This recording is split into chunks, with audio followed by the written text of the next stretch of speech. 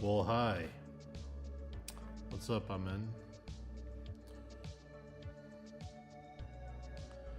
All right.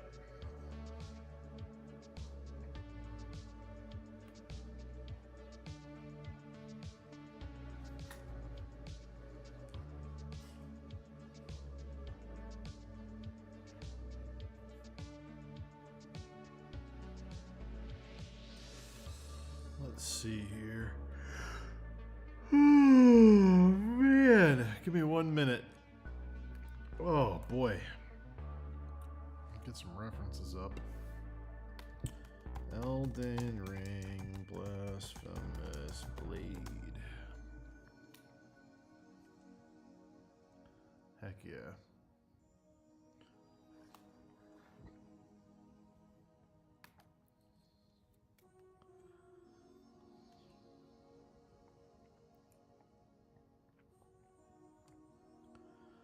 Oh! Oh! How's everybody doing?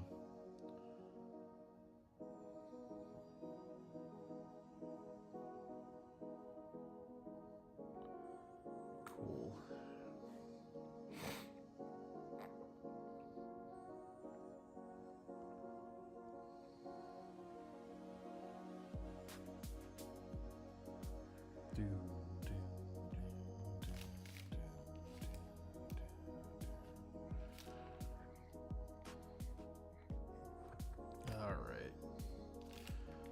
All right.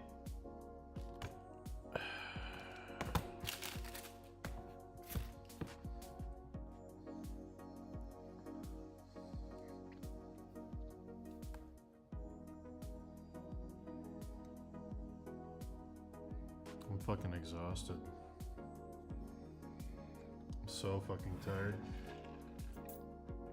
That's why this is full of cold brew.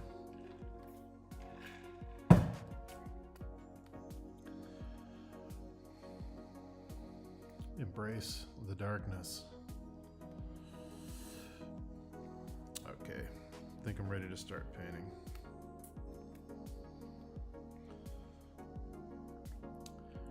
I think I have decided on a side project for the stream for the summer. I haven't fully committed to it yet, but I think I know what we're gonna do.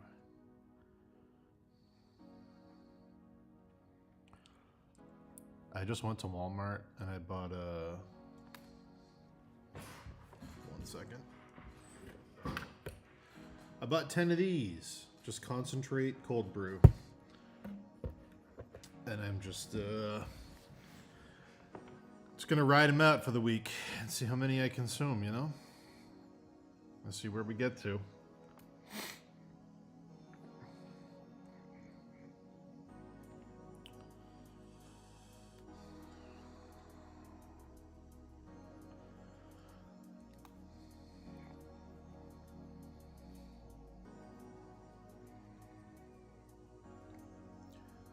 Remember, chat.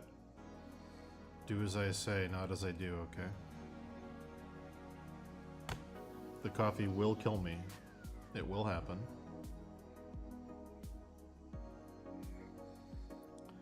It's just a matter of when.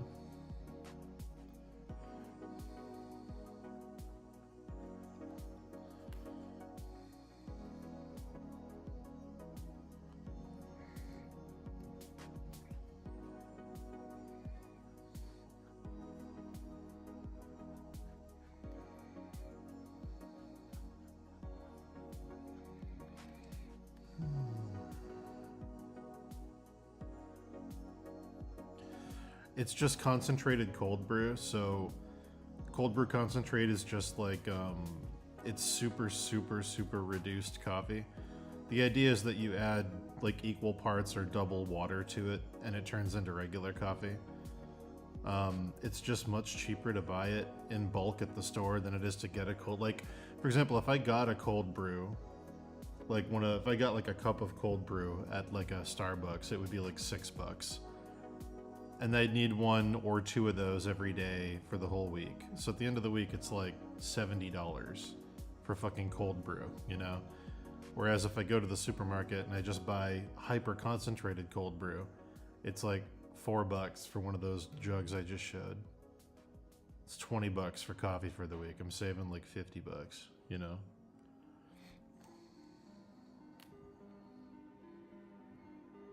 No, it's just coffee. It's not an energy drink. Well, I mean, I guess coffee's the OG energy drink, but...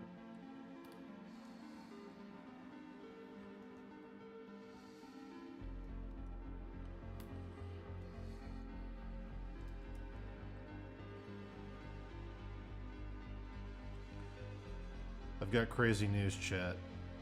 It's unbelievable. I think I'm actually getting a haircut this week. I think I have an appointment on the books. I'm not gonna look homeless anymore, chat. Just in time for summer. Oh my goodness.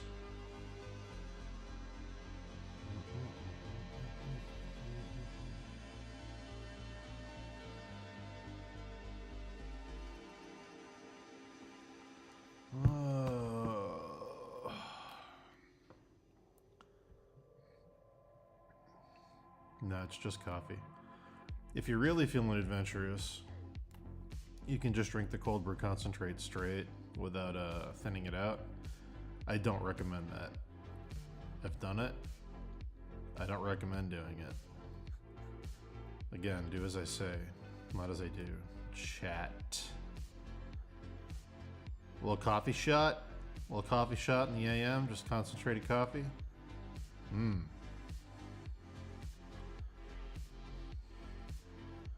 Start your day with heart palpitations. What could be better?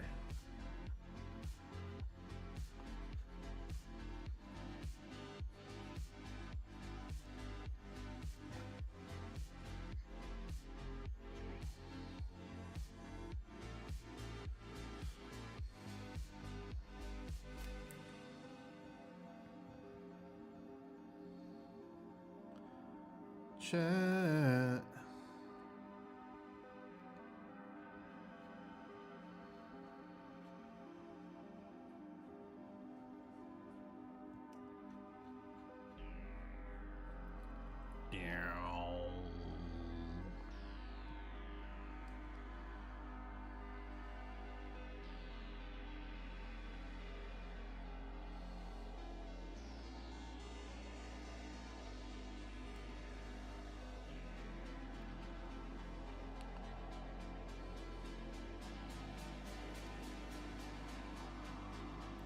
Chat.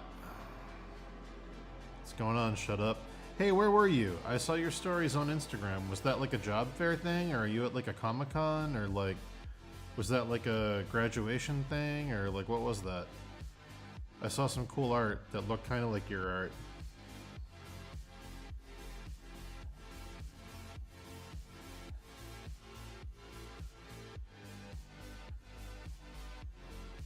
I liked that pink one. That was pretty cool.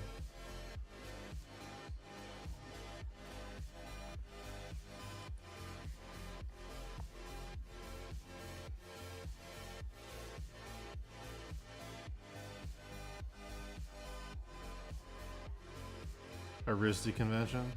Cool. Yeah, that looked cool. Unbound? Nice.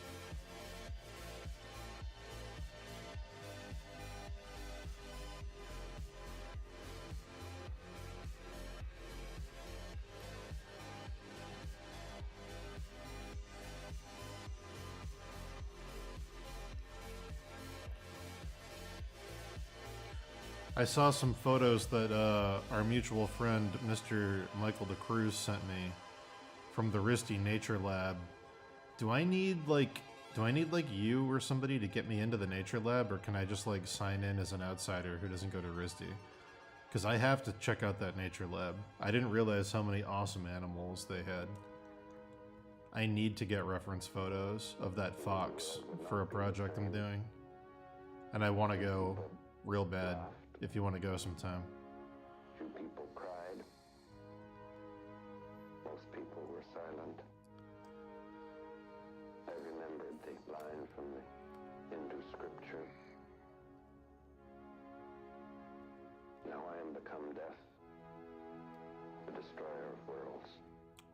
So deep. I suppose we all thought that So deep, much Oppenheimer. one way or another.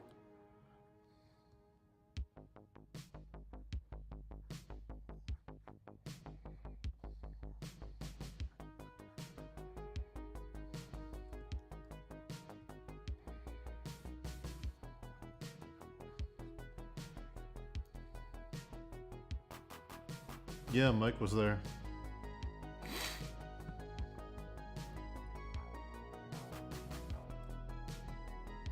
I have to go.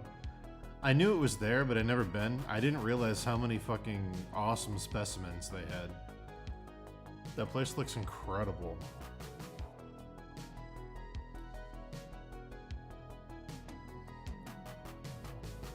But yeah, I'm gonna try and go if you want to come.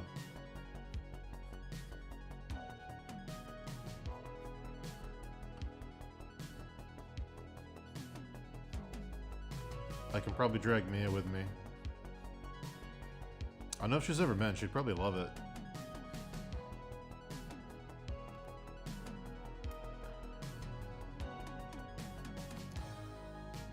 Sick.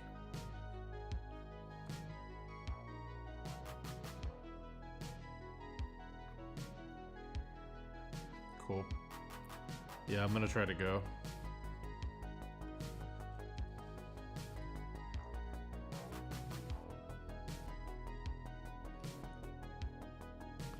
Charcoal swan. That poor thing.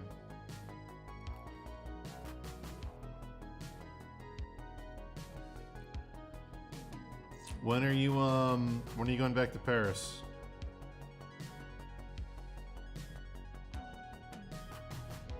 We gotta do something before you leave.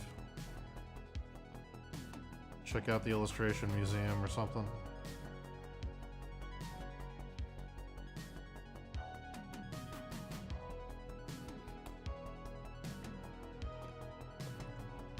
Axolotls.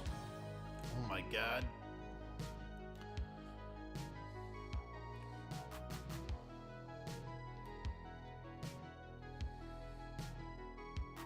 You're not going anymore.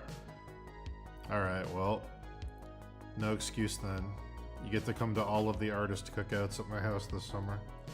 Get to meet all the tattoo people, all the illustration people that come up from New York. Bring your mom. It'll be great. We'll have a great time.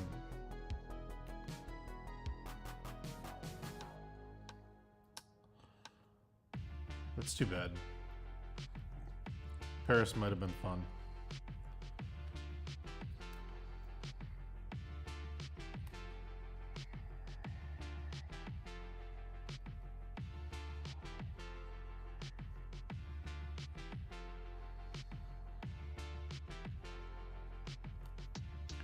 I can finally introduce you to the people at Hasbro. See if we can get you some kind of work.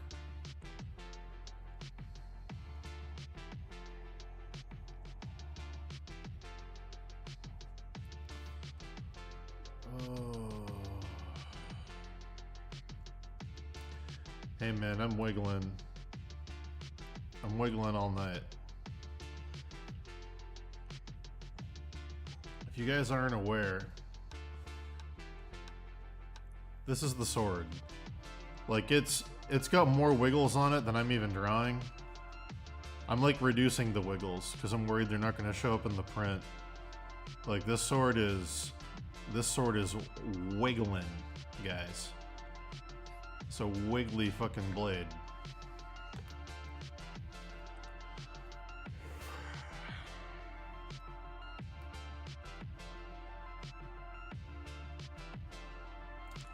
Depends on the job, shut up. People are good for some things, other people are good for others. You never know. But it wouldn't hurt to know the people, because they get offers on stuff that they can't do all the time. Always good to have a network.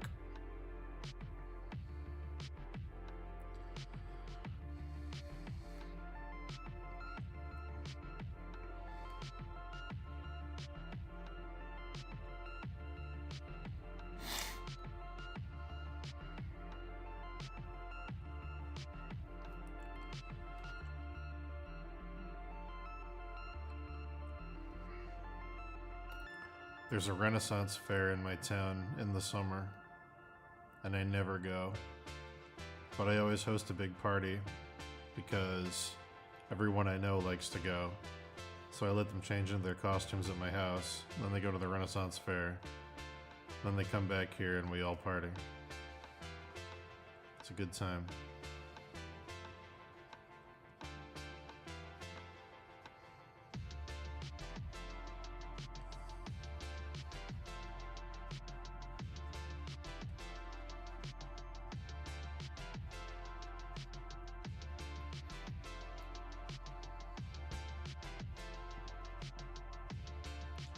By appointment? Sick. I'm absolutely gonna do it then.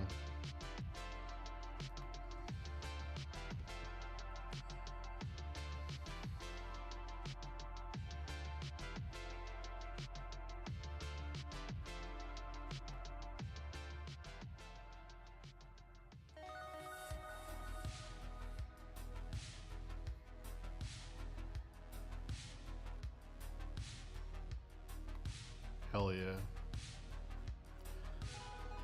Sarah, you should try to make it out for one of the cookouts this summer too. Cookouts is scheduled for 1 p.m. to 2 p.m. I didn't tomorrow. talk to Siri. Stop. Come on. I said Sarah.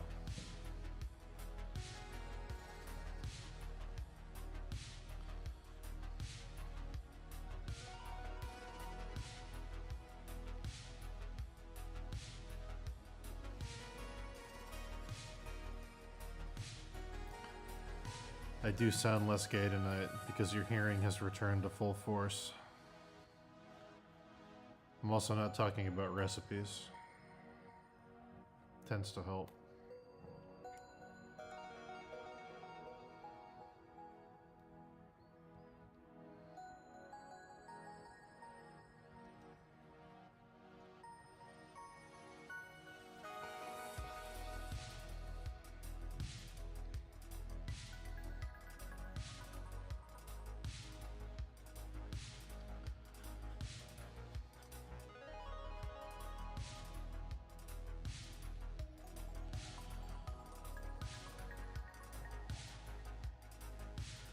Streams this week are going to be regular, but they're going to be interrupted.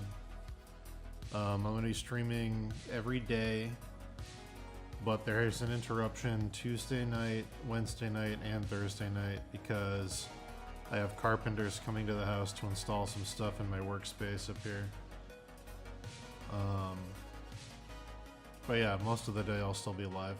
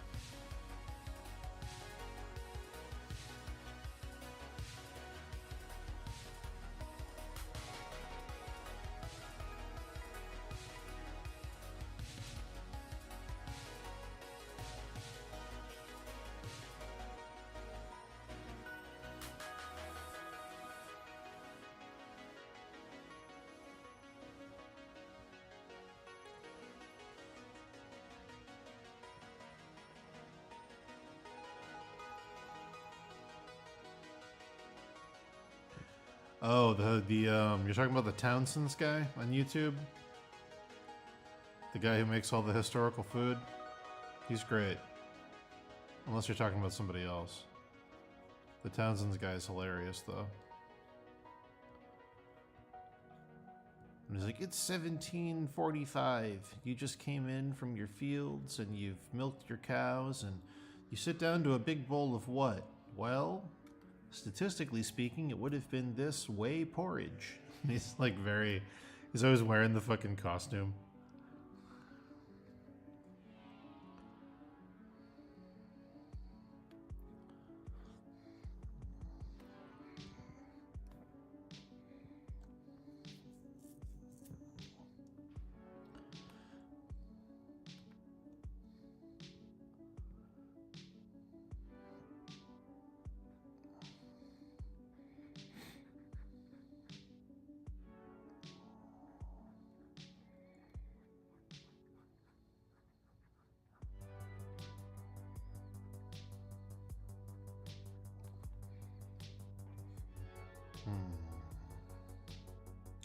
Tasting history. Oh, I got it wrong. I thought you were talking about Townsend's.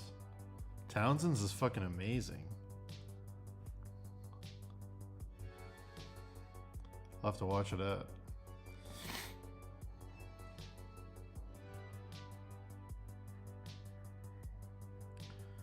Tasting history. Does he have a mince pie video?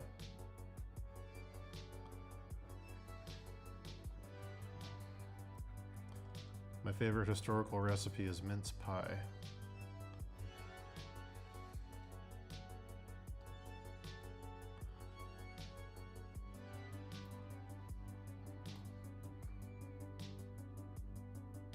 Yeah, the way Townsend talks is very, very funny.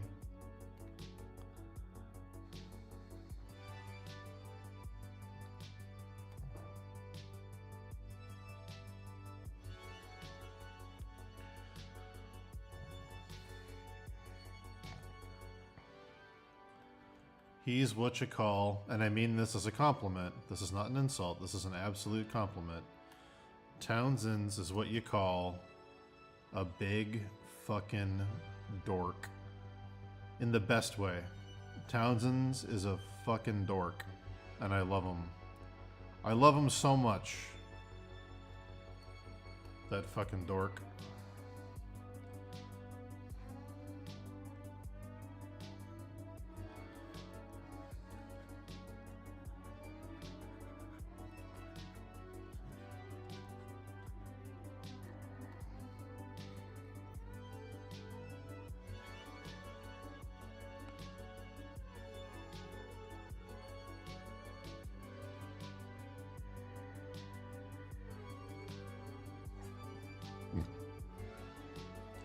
It's been fun watching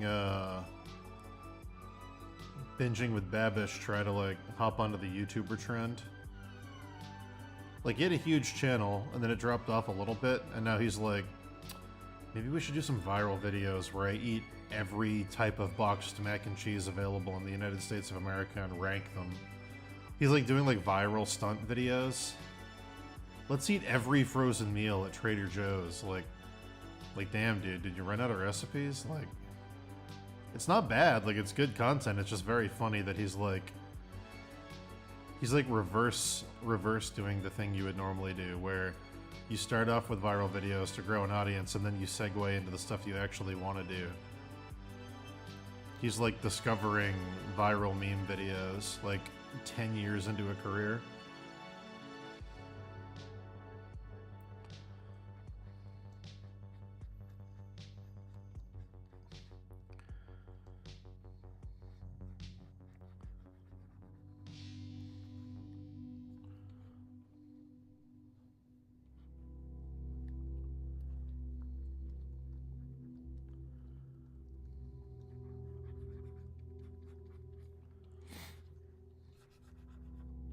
That being said, I do agree with Binging with Babish's ranking. Annie's White Shells and Cheese is the superior mac and cheese available.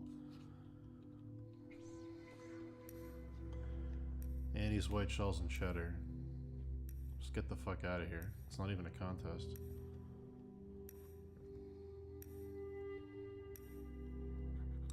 Can I eat it without getting sick? No. Will I get sick? Yes.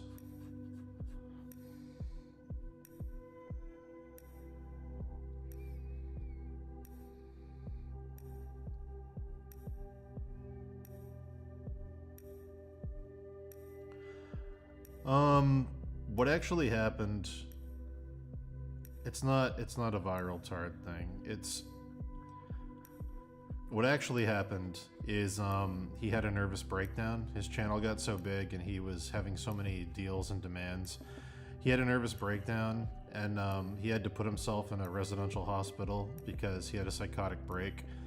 And during his psychotic break, his fiance left him. They broke up amicably because he was basically breaking from reality and he was showing some addictive tendencies because he has a history with substance abuse. And they decided to break off the engagement, and that made his psychosis worse. And then when he went into the resident home to get better, the roommate that they put him with in his, I'm not going to call it a cell, but the roommate they put him in there with sexually assaulted him. And that made him go from bad to worse. And yeah, he took a big break. He took a big break, and he hired a team to manage stuff because, you know, there was like a 50-50 shot he was just not gonna be with us anymore. But yeah, he had a very extremely bad set of events happen. Yeah.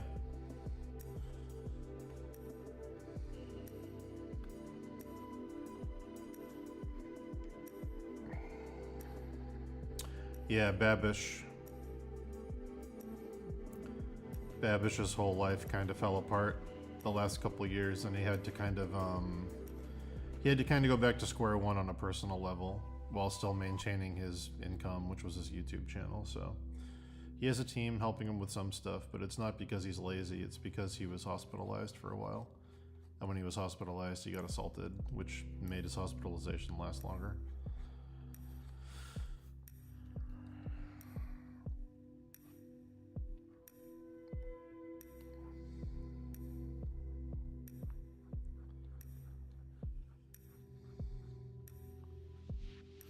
He only talks about it in one video, and it's that fucking channel I can never remember the name of, where they cook people their favorite meal and they sit down and do like a podcast style interview. I can never remember the name of that channel, but there's some really good conversations on that channel. That's the only time I've seen him open up about what actually happened.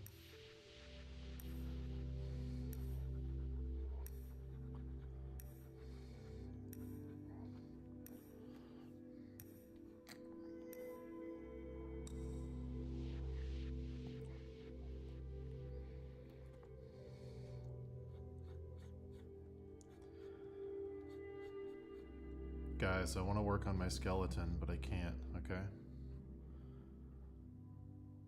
I can't do it. But look at him. Ah, come on, look at him. Look at his little smile.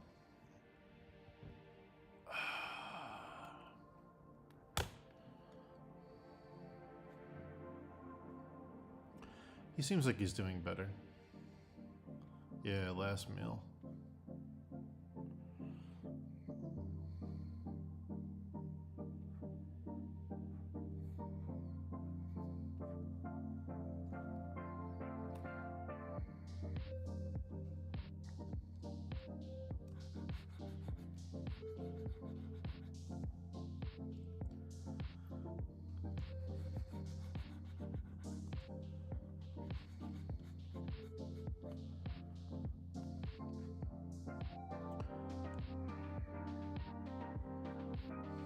Skella boy.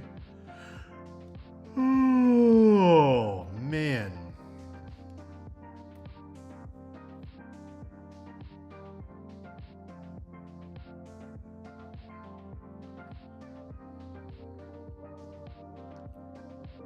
All right.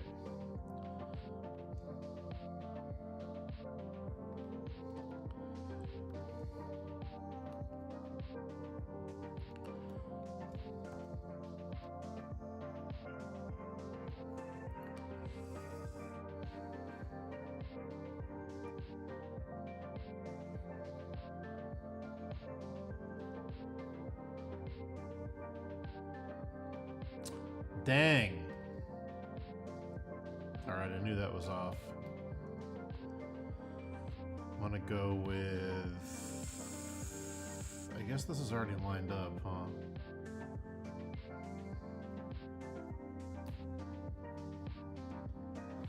Yeah, it's already lined up.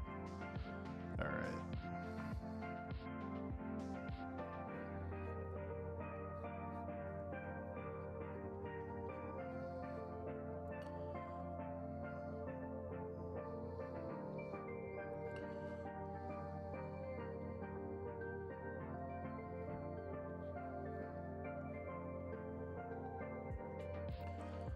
What if I told you that I started my next Skeleboy secretly off stream?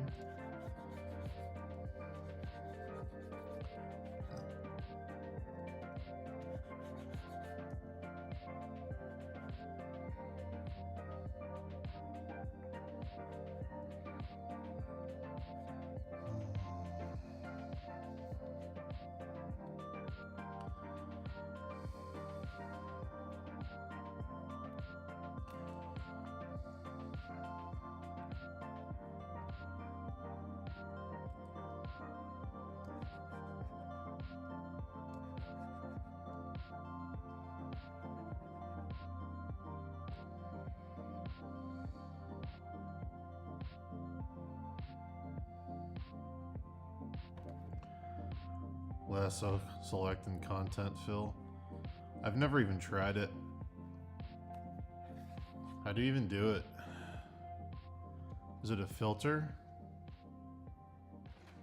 Is it a what do you do?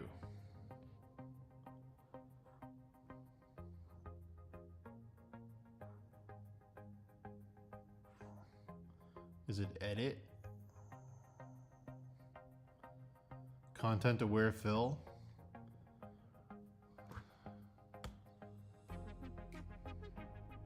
Wow.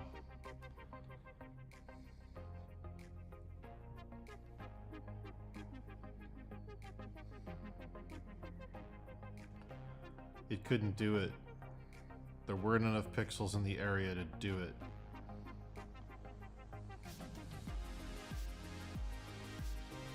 I've never even tried it. I don't even know how to do it.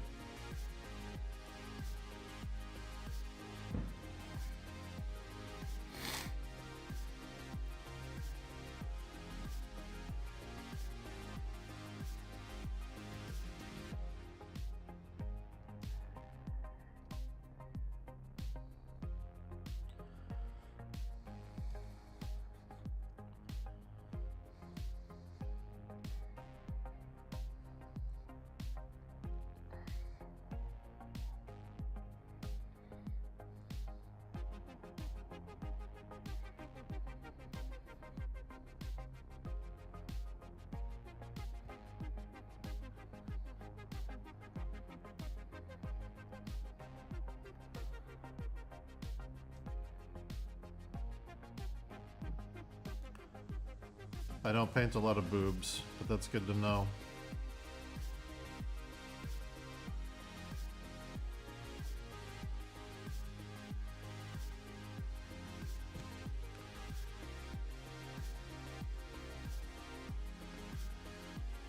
I guess the next piece I'm doing has boobs in it though, right? Does Melania in Elden Ring, she's like kinda naked, right?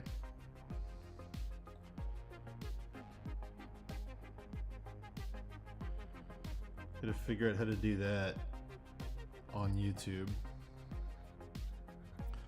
I'll do a creative pose so it's not too risque.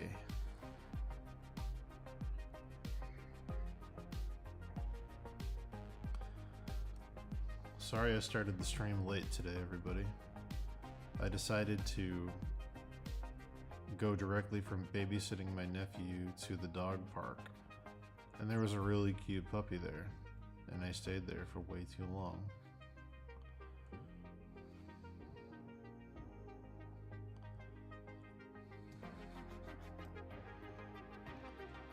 Eye of the beholder, am I right, Dead Man's Pixels? I know it when I see it.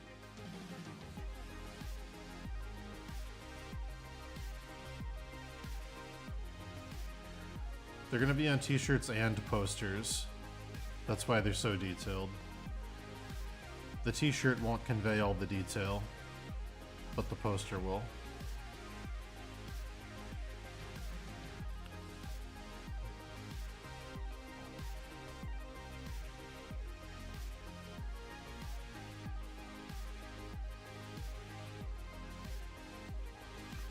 Sometime in the summer, whenever all three of the main ones are done, we're going to be doing special edition, limited edition posters that are gold foiled. Hopefully with metallic ink, but I gotta find a printer that can do it. We're probably only going to do like 100 of each, maybe 250 at the most. And then they're going to be gone forever. So when those go up, grab one if you want one.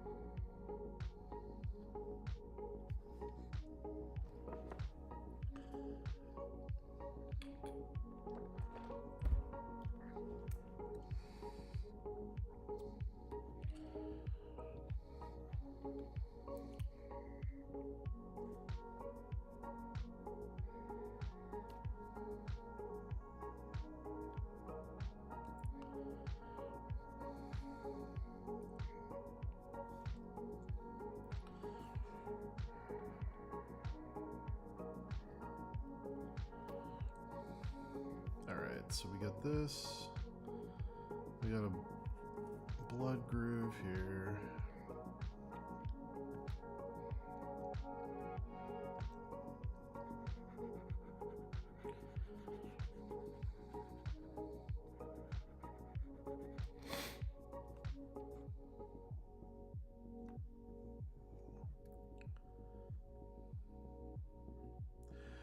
Yeah, in the summer. I'm not sure when, but I'll announce it on here and on my Instagram whenever it goes up. It'll probably be through Meadbun. They told me I could sell them on my own, but without my Twitter, it makes more sense probably to do it through Meadbun because they'll have more of a reach. But yeah, we'll figure that out. I'll definitely be posting about it.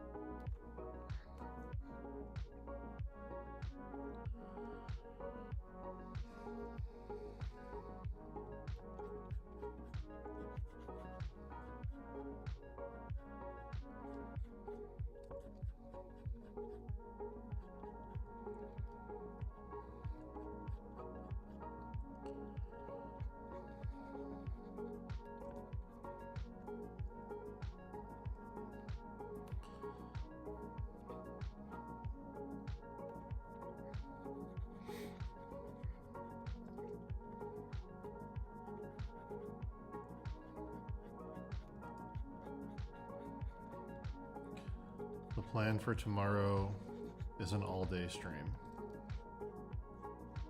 It's the plan. I'd like to go for an 8 to 10 hour stream tomorrow.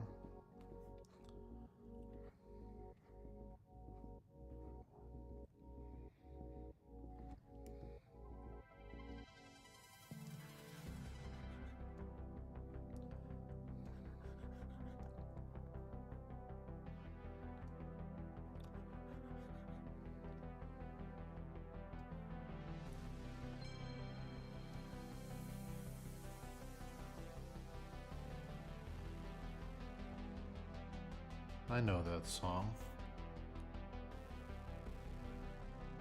That's Stringy Things.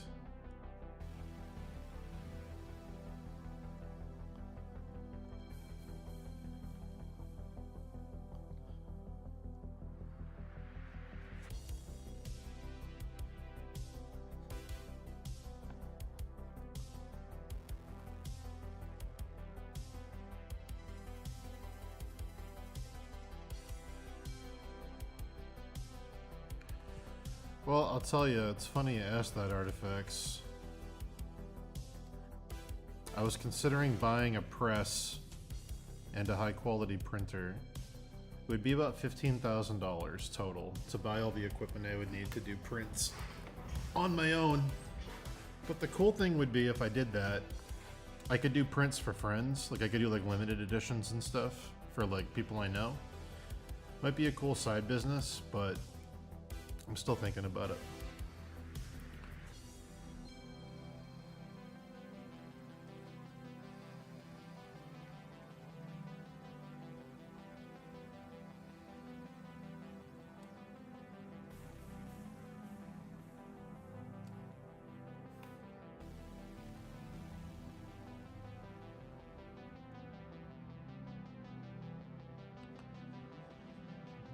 I've got too many things I want to do in the recent, well, not recent, in the soon to come, in the coming months. There's too many things I want to do, so I'm trying not to get too carried away with new ideas. I'd like to get most of our third Steve book done this summer, which I think is doable. I'd like to get most of the work done on a personal Kickstarter done by the end of the fall, which I think is doable unless work picks up like crazy. And I'd like to obviously keep streaming every day.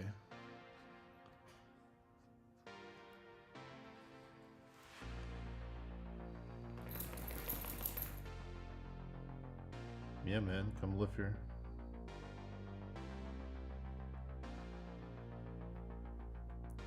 Nice.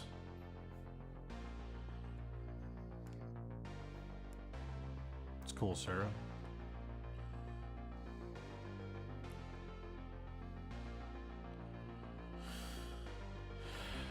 So unsurprisingly, it looks like the pattern on this is a wiggly.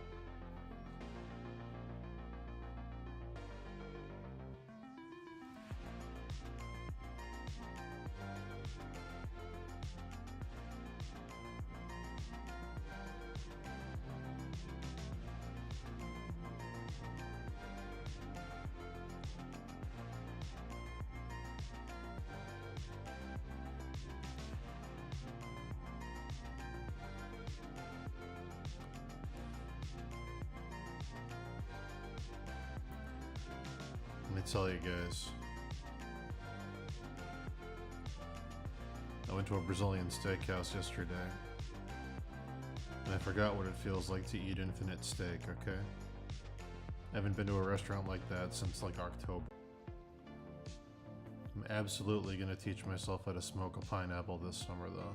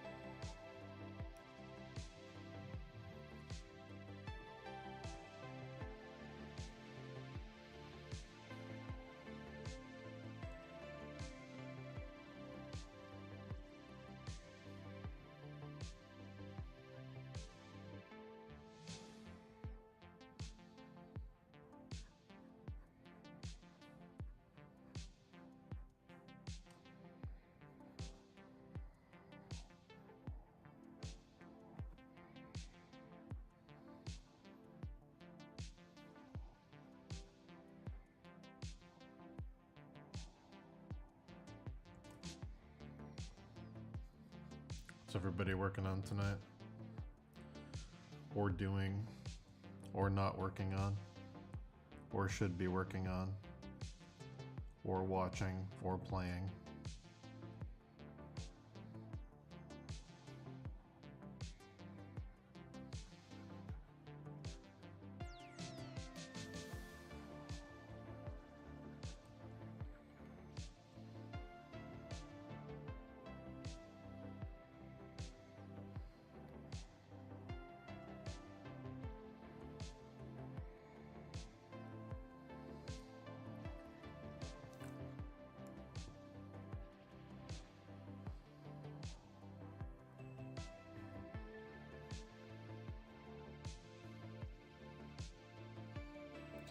New piece is a stress reliever? Man, I wish I was doing that.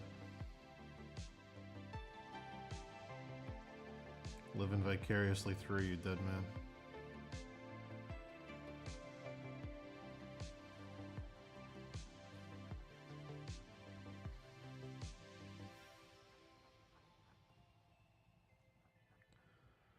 So what's the verdict on Avatar: The Last Airbender? Do I watch the Nickelodeon cartoon for the first time and spend a ton of time watching all of it? Or do I dive into the Netflix show? Can I watch the Nickelodeon version as a grown adult man who didn't grow up with it and still enjoy it? Because let me tell you, I tried doing that with One Piece. It's hard to get into as a grown adult man if you didn't grow up with it, okay? It's great and I respect it. Couldn't get into the cartoon. The Netflix show, I thought was fine.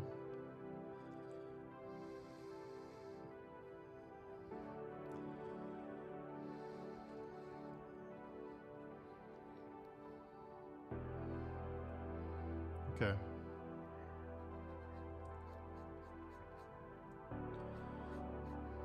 Avatar is a big cultural blind spot for me that everybody seems to love.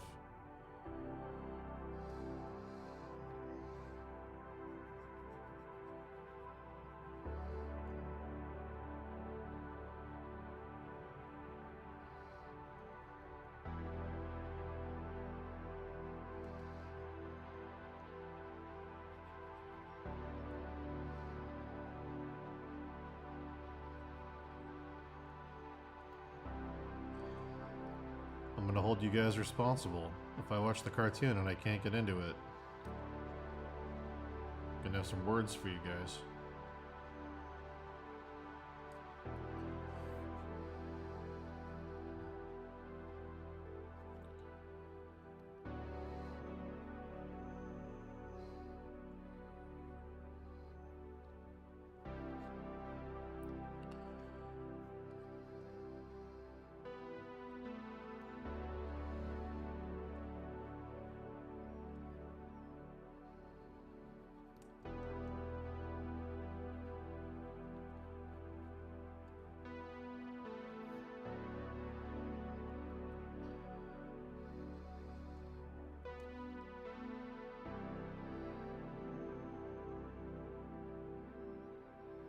Okay.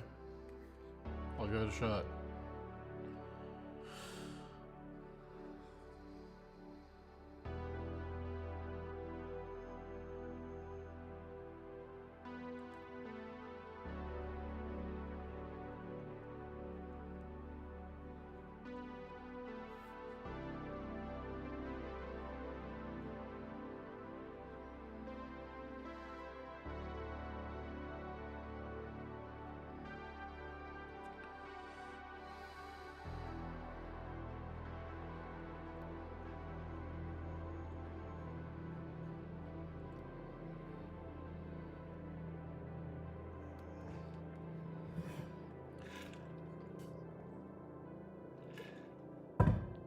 Oh.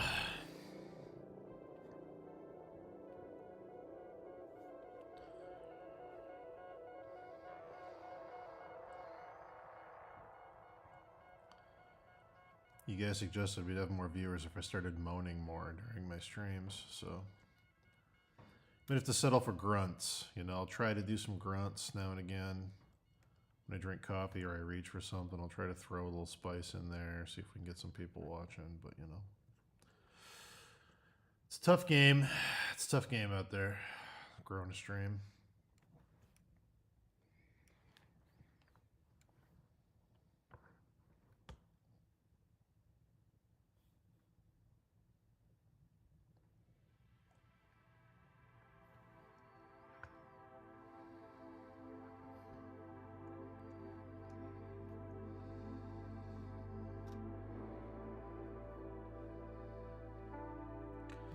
I really want to work on my new skeleton.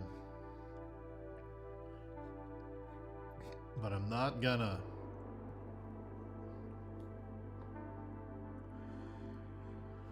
Really? Fuck. It's not the first 30 seconds though. God damn it. I missed it.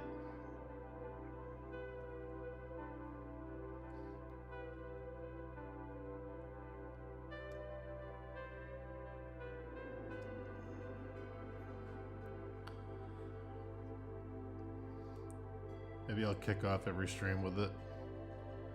Be extra funny for the people that leave the window open waiting for me to go live.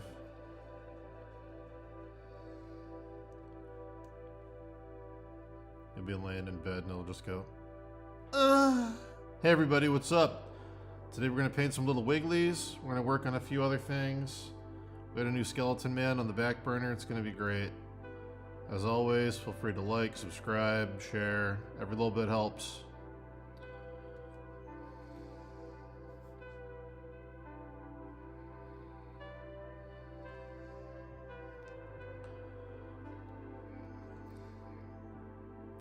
Moan for the bone. Artifacts. Has anyone given that tagline to fucking Justin Bailey? Bailey Illustration over on Instagram? We gotta send that to him. That should be the name of his fucking brand. Moan for the bone.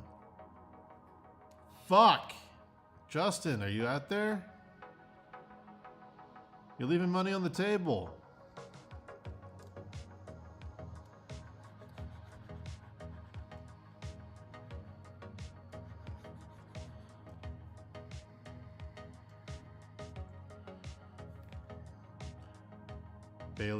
Bailey draws. Bailey Illustration is a guy who, charming man, lovely individual, who only paints skeletons, very horny skeletons, having sex with Rubenesque women.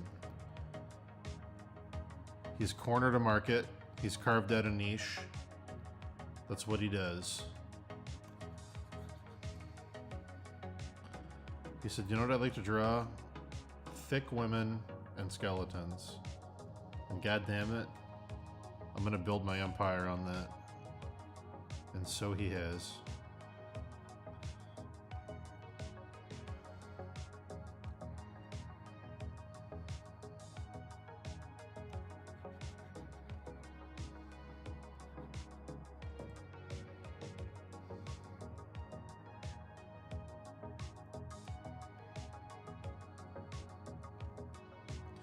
Bailey Illustration on Instagram. Also known as Bailey Draws.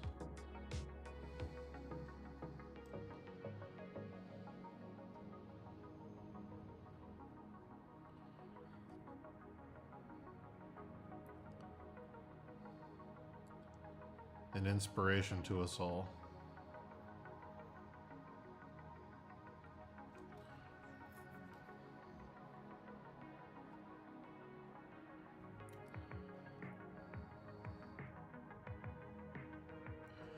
What if YouTube blows up and becomes my main job? I mean, if I'm drawing, then cool.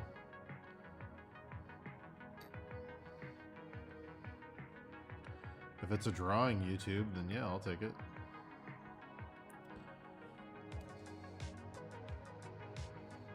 Thanks, Deadman's Pixels. Knew I could count on you.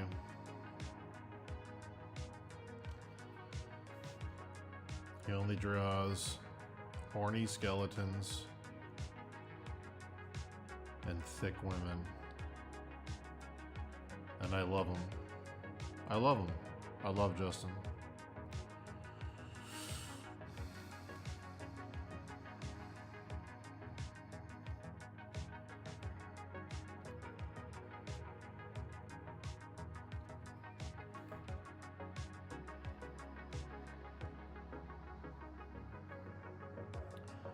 creator of the viral sensation, Spooky Skeleton Hand shorts.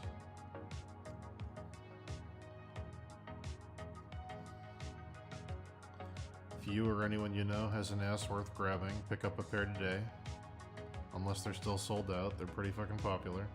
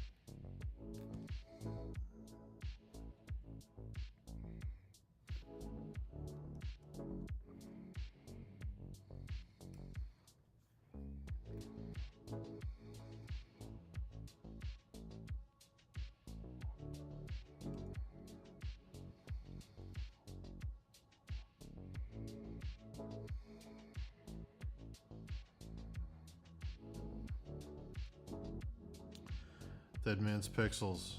I got to the volcano last night. What a beautiful environment.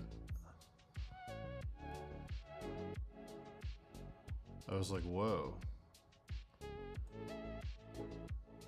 The art team had fun here.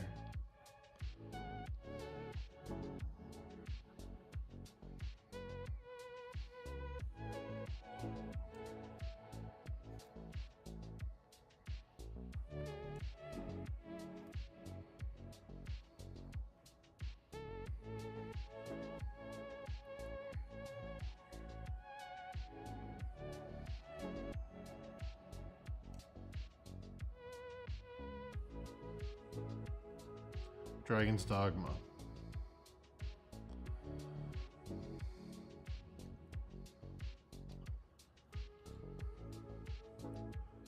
I was like, who rendered all this moss? The moss is so beautiful. I was like, whoa.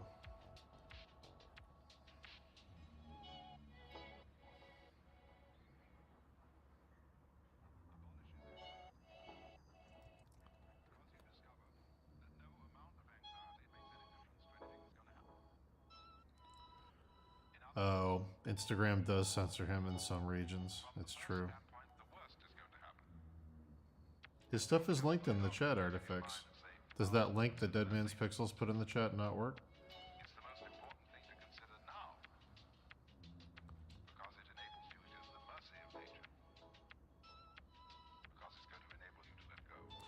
Sphere Hunter's playing? That makes sense. She's a Capcom girl. Man. I didn't know that. I gotta put those streams on. I fucking love Susie.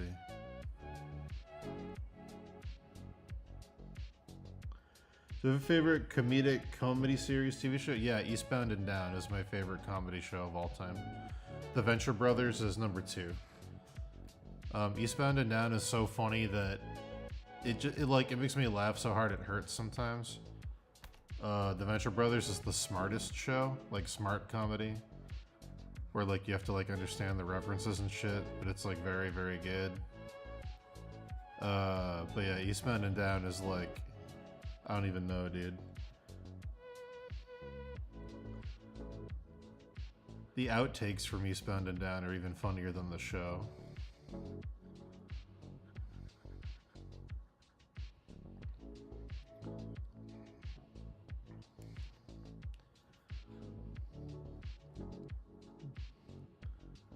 I think if you grew up anywhere in rural, small-town America, Eastbound and Down is probably the most relatable show.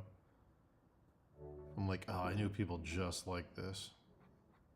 This is like insanely accurate to how these fucking dummies think. This is great.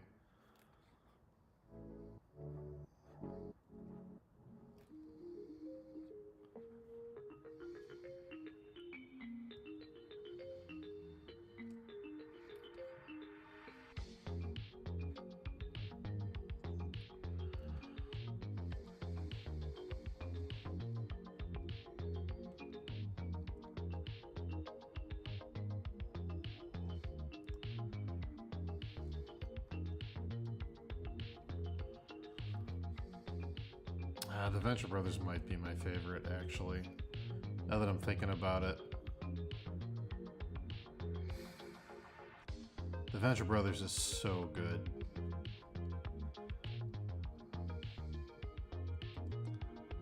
Yeah, I think The Venture Brothers is my favorite comedy show. Eastbound and Down is a very close number 2.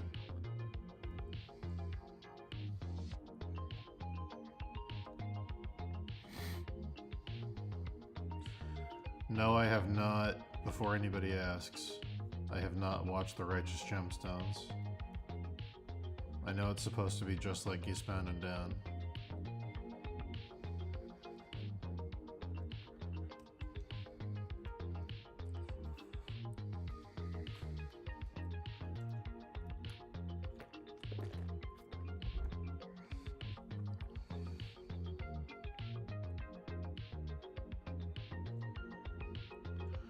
Venture Brothers was way ahead of its time. The Venture Brothers came out today instead of in like 2006. Man. If it came out after the Marvel thing exploded, I think it would have been extremely popular.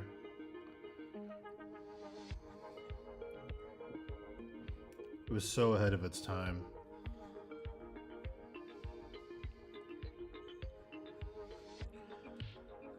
It's like an Venture Brothers is like an anti-Rick and Morty, where it's like Rick and Morty, or like I guess that's not fair. It is true, but a better example would be like Family Guy. It's like an anti-Family Guy, where it's like you can watch any episode of Family Guy without any continuity in any order, and they all make sense. It's just like every episode kind of exists in its own little universe with some references here and there. The Venture Brothers, you have to watch every episode in order to understand the world and the universe, but the jokes they build inside that universe are so fucking good.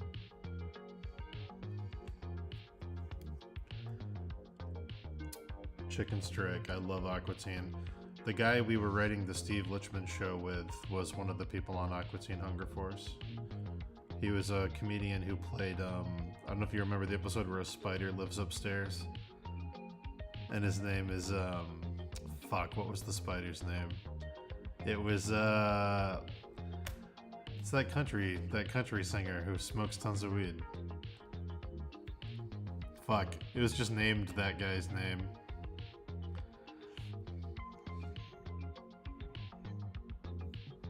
Yeah, he was one of the people writing the show with us. Willie Nelson, yeah. The guy who voiced Willie Nelson was working with us on the Steve show.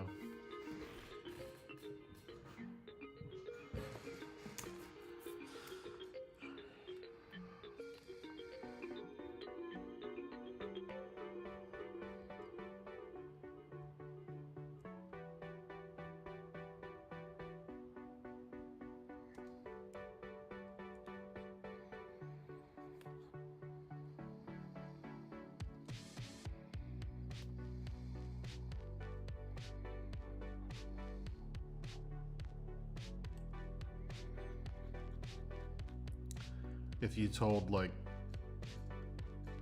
14-year-old me watching Aqua Teen Hunger Force for the first time, laughing so hard I was crying at the Willie Nelson episode, that I'd work with that guy on a TV show for 5 years, I would not have believed you. But life is funny.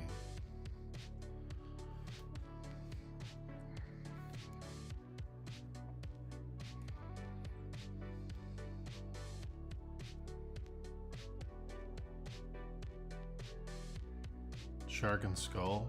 Not familiar with that one. Sounds cool though.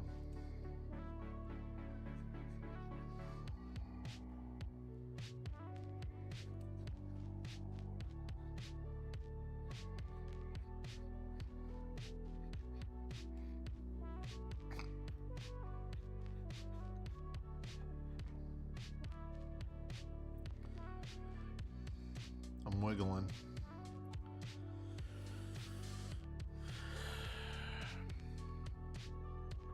Guys, we're wiggling. We are wiggling. Did you guys hear the news that I might be getting my hair cut this week? I found someone to do it.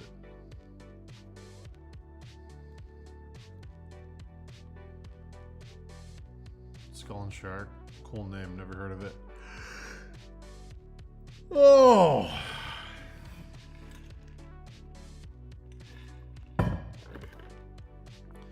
As funny as it would be to let my hair go down past my shoulders like it used to, I don't think I can handle it.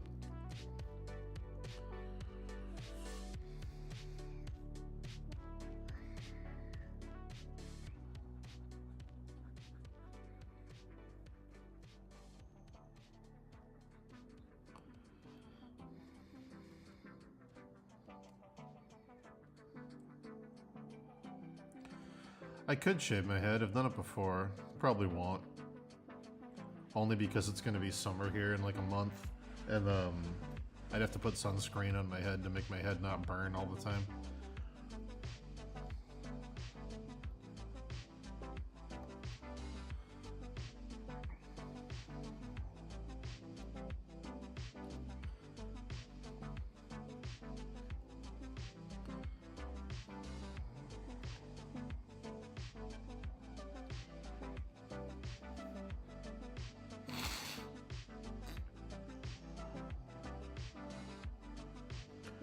Dave said his comic's about to be finished. Is he working on Skull and Shark next? No, next we're finishing our third Steve book, which is like over halfway done. We just gotta wrap it up. His next personal comic, I believe, is gonna be Star Vale. There's no plans for Skull and Shark right now.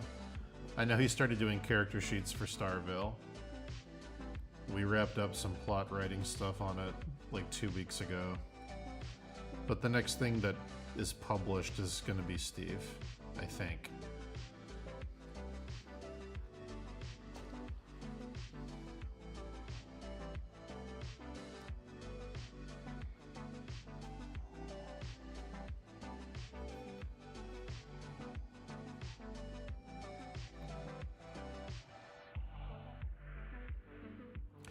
No, the one at the moment isn't Star Vale. It's an offshoot of Star Vale, just called Vale. No star. It's in a similar universe, but it's not the same thing.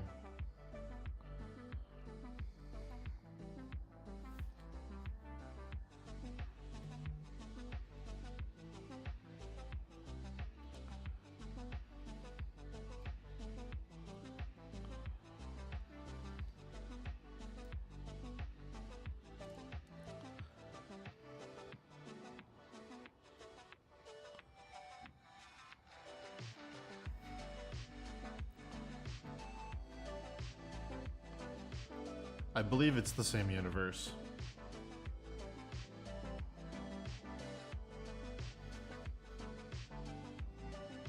Hey Morgan, what's going on, dude?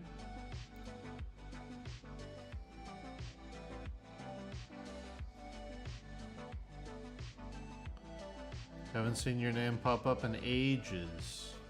Lovely to see you.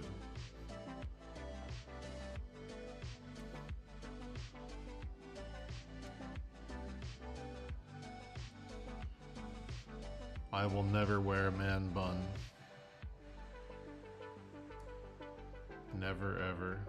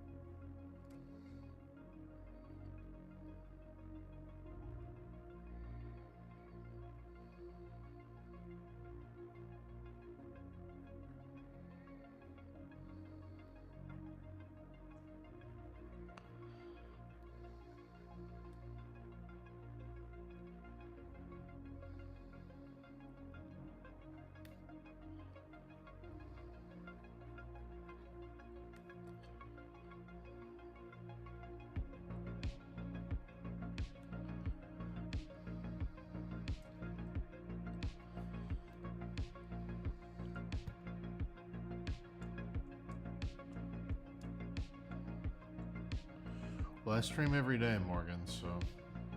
Or I try to. Almost every day.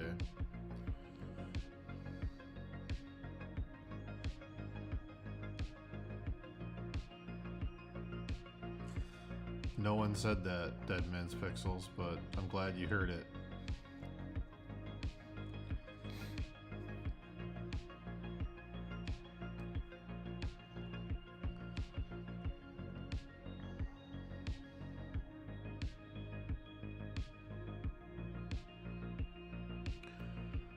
That's awesome, Morgan.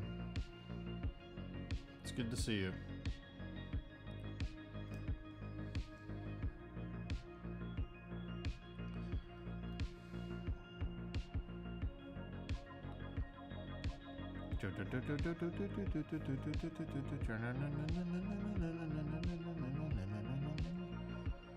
I don't know what to do, guys. I have so many paintings I want to do that are all like half done.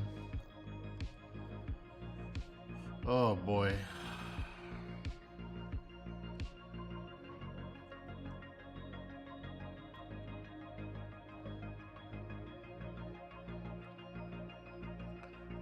And now I have to like dive right into the next Elden Ring piece right after this one, but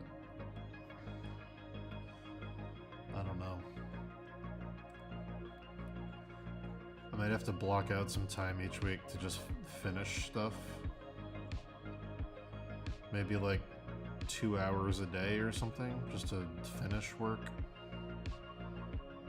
Maybe I'll do like 2 and 8, like an 8-hour day on the Elden Ring piece and 2 hours of like personal time to finish shit.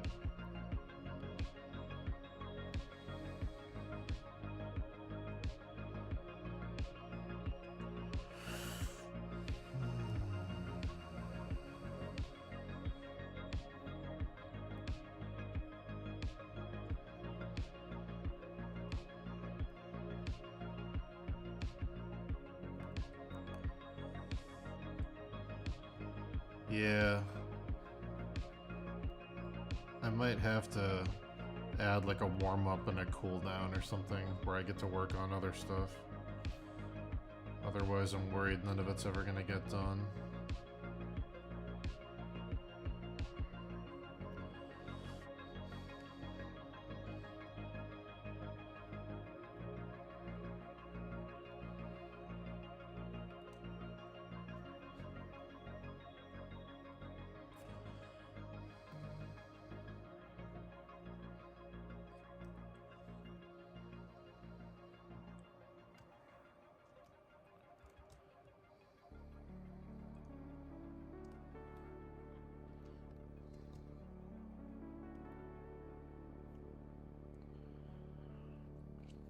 Today, been streaming for like an hour and 15 minutes. I've probably got like another 3 or 4 hours before I start thinking about going to bed so I can get up early and stream again tomorrow.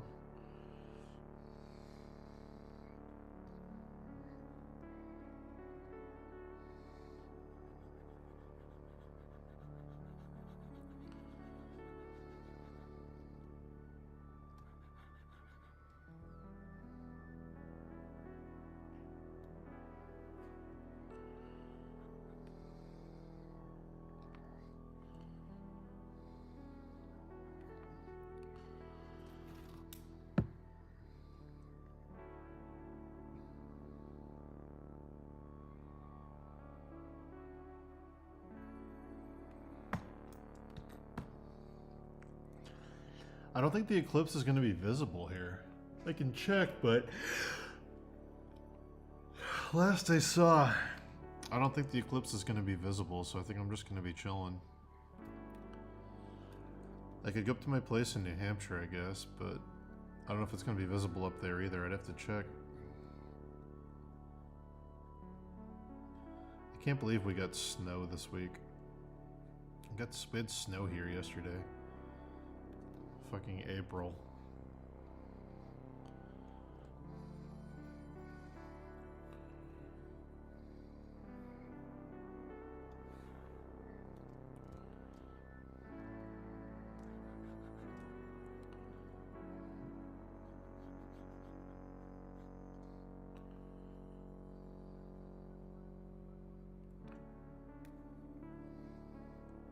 Yeah, I do my OnlyFans early in the morning.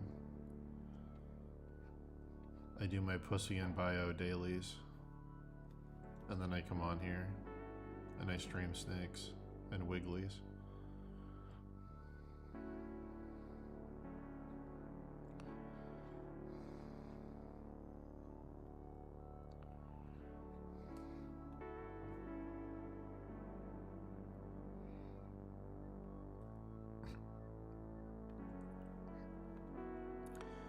If I can see it, maybe I'll do something.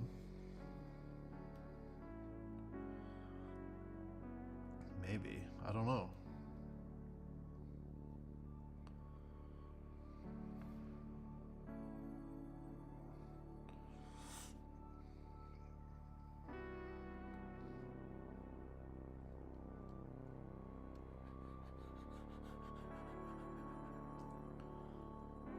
Music's putting me to sleep, dude.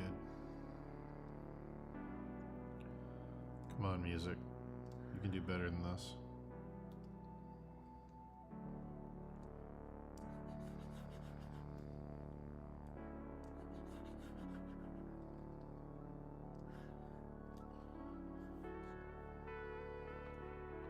Wow.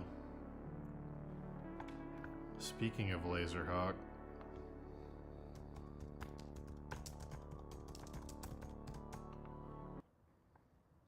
Speaking of Laserhawk. This is the soundtrack Laserhawk made for our Skull and Shark book, back when we were making it. And then we never made the book, because we thought we weren't good enough at making books. So now there's just a soundtrack. If anything, you could almost say that Skull and Shark is more of a Laserhawk thing than an Us thing. We gave him the entire script outline, all the character bios, all the chapter breakdowns, and said, do whatever you want, dude. And he wrote this whole album.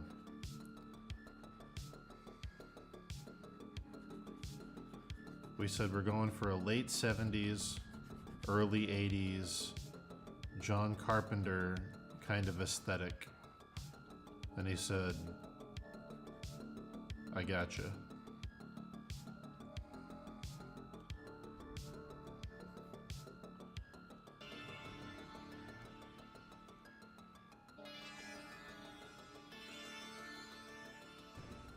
That's true.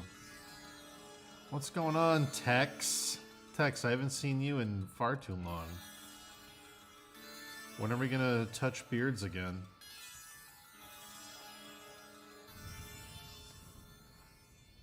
Where are you? Are you in Singapore?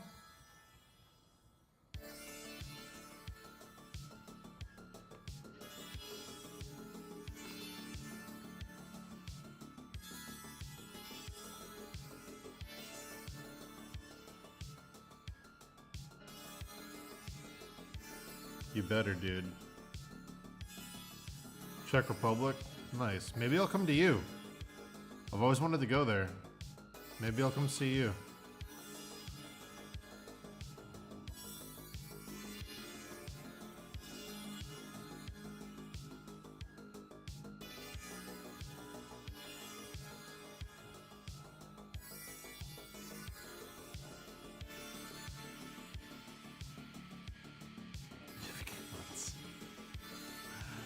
Well, if you got goats, I gotta come.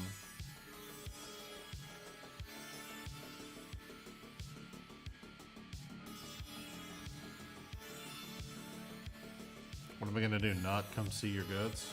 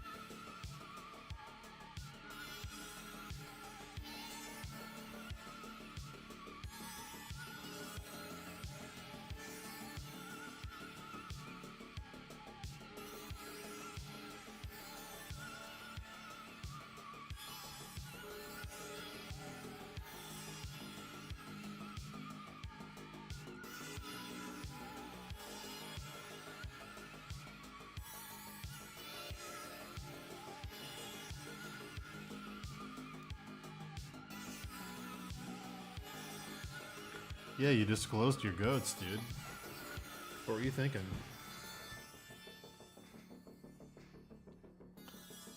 I'd never cook a goat. I'd only cook a sheep. Or a lamb. And even then, only one I've never met. Can't be personally attached to the food.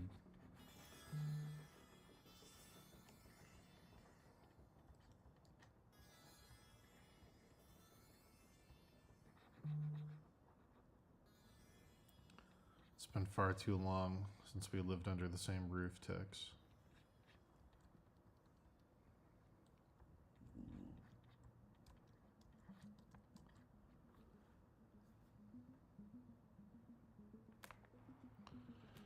Oh boy.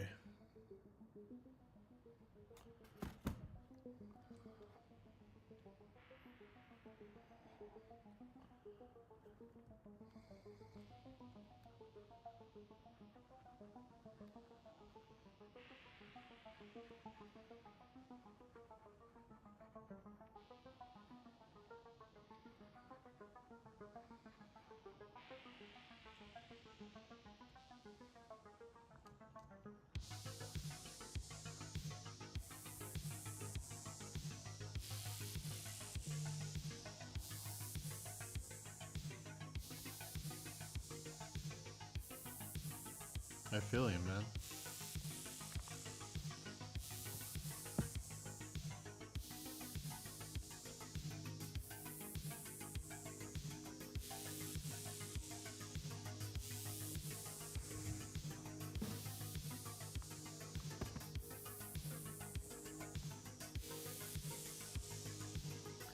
Oh no. You ate the lamb. That's heartbreaking.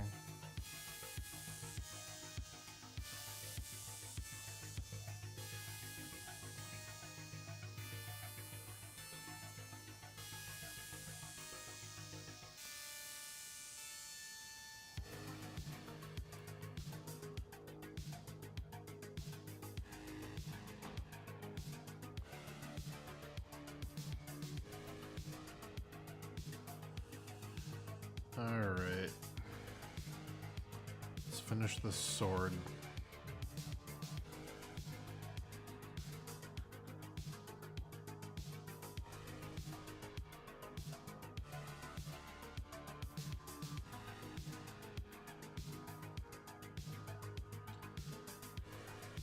Hiking goats.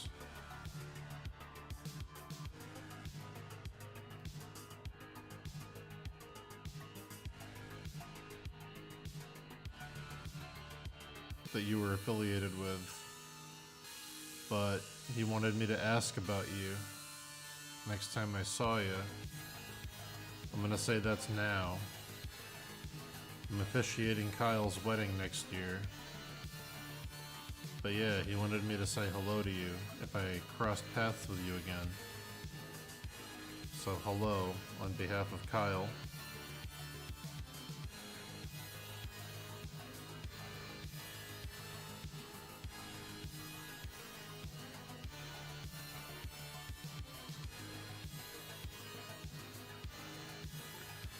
I'm not doing a Patreon. I feel personally that I'm fast enough to justify asking for money for like a Patreon. I don't think I'd be returning enough to feel comfortable doing that. But I am just gonna stream every day. That's the only plan right now.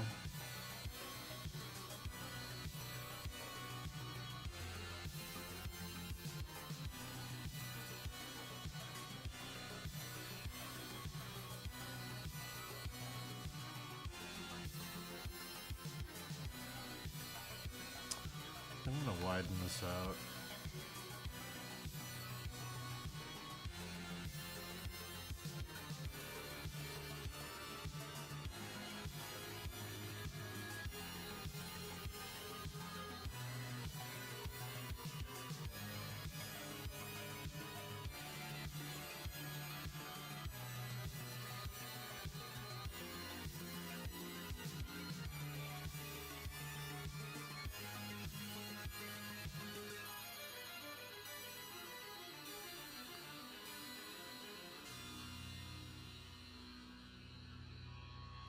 I've got too many things going on already, and I'm getting like, I don't know what you call it. It's not analysis paralysis, but it's similar. I've got too many things going on already, and it's already making me slow down with my productivity. So adding a Patreon would just be a bad idea. It would just be another thing to stress about.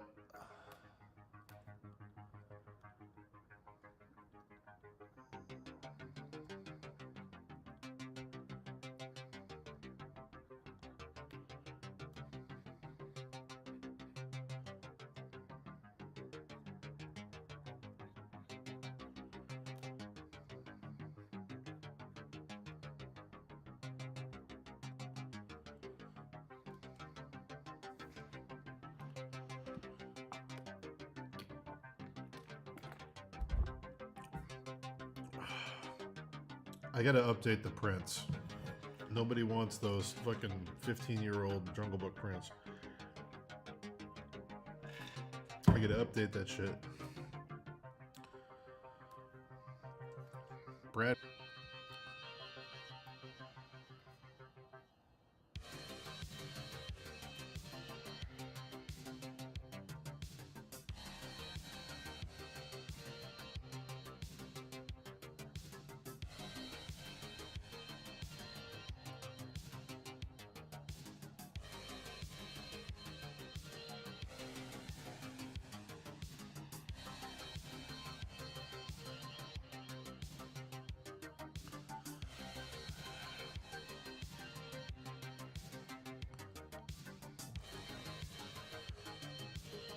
Let's grab these details and flip them to save time.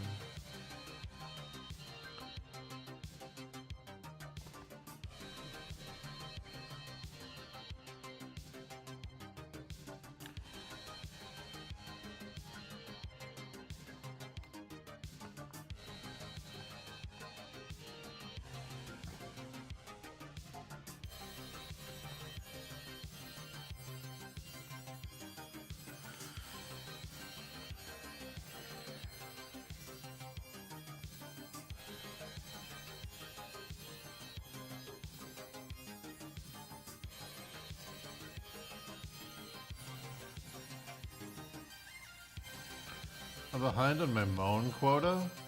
Alright, hold on. There you go. Wanted to go for the kind of a painful one. Like a, ooh, what's happening to him kind of, you know.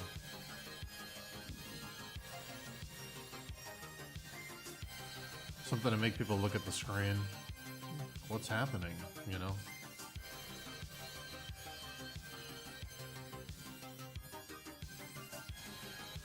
Also, Mon Quota sounds like a really cool Star Wars character that works for like Jabba the Hutt. You've been trading spice to Mon Quota down at the dunes? I heard Mon Quota hired Boba Fett to track us down. Nobody crosses Mon Quota and lives to tell about it. Well, well, well. Mon Quota. I should have known.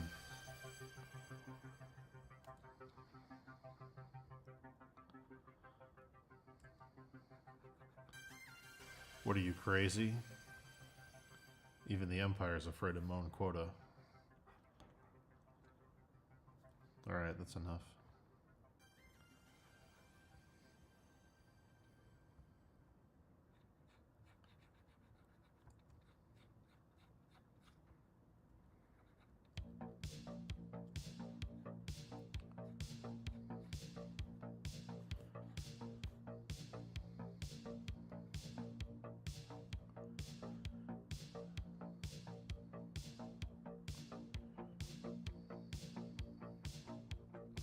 Yeah, the novels, Mon Quota, is actually pretty fucked up. You just see like the Jim Henson version of Mon Quota on screen, but like if you read the books, like Mon Quota's like pretty fucked up, dude.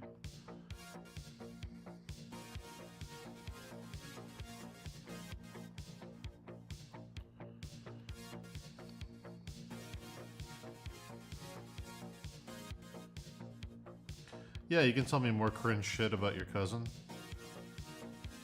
Always down for cringe.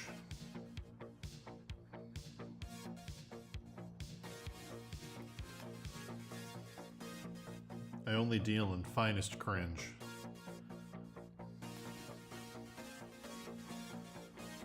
We found this cringe in the outer systems.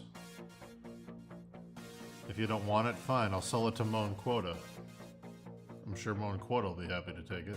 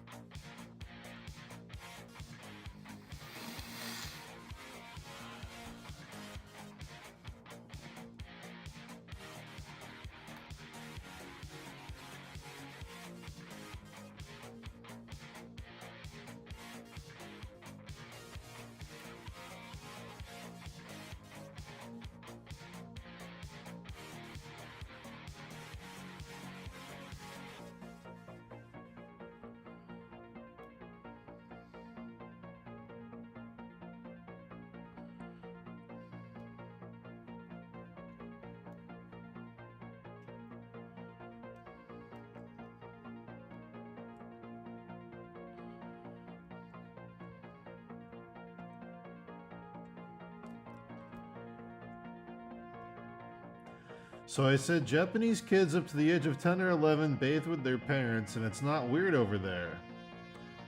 Also, men and women sometimes go to hot springs naked, they just don't stare at each other there. And his first response was, "Don't turn me on, I'm trying to sleep."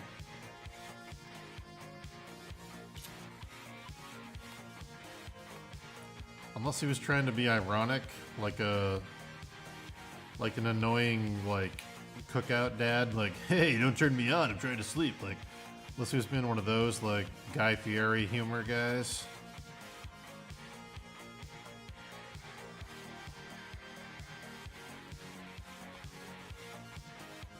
Can we classify all the dads who dress like Guy Fieri as the Guys Fieri? Can we make it like an order? Like the Order of the Garter? The Guys Fieri. Laurel.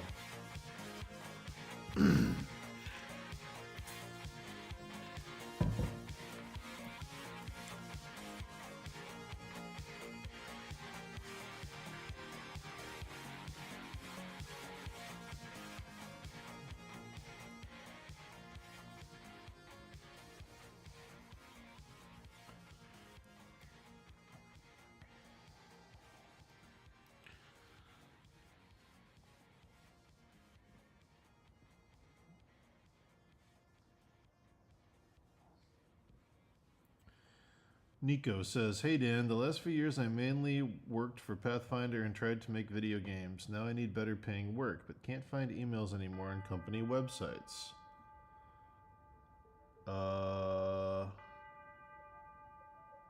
LinkedIn? Well, the best way to do it is Twitter. The best way to get your work seen by people is Twitter, because you can find the art directors and just tweet at them directly. Go at so-and-so who works at company. I'd love to work for you guys. Here you go. Or reach out in DMs or whatever. Like, most art directors have a social media presence, so that's like typically going to be the best way to do it.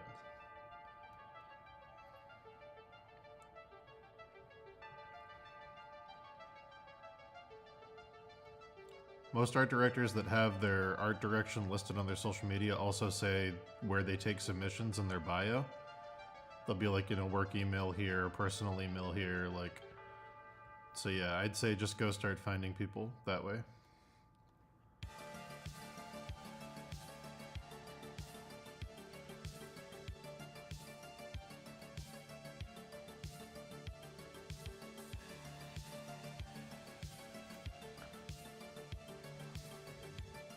Or just reach out to other artists who are doing the kind of work you want to do and say, hey, how do I get in touch with people where you are? That helps too.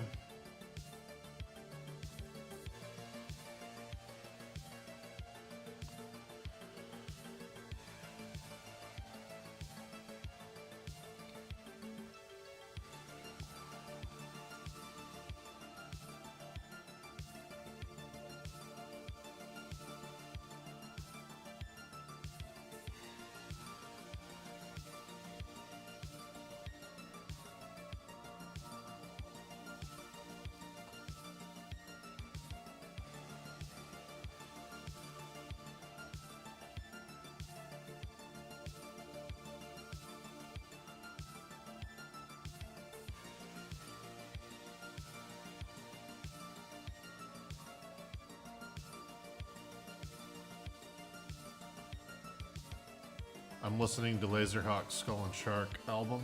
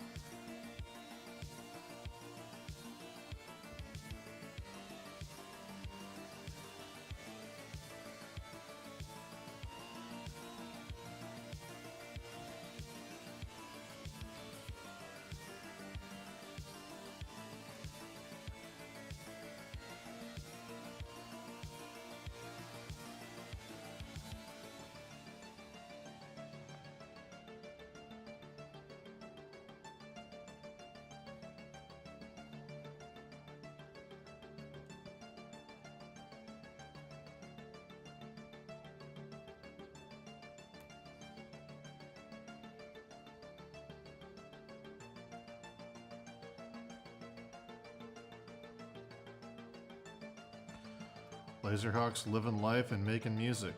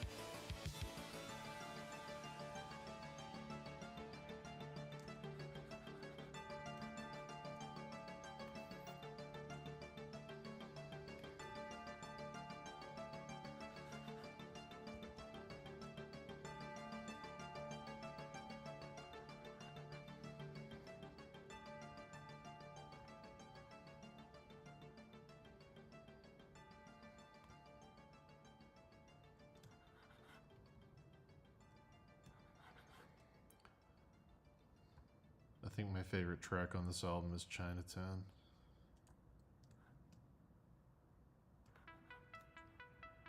It's also my favorite part of the book, even though we haven't written all of the new rewrite yet.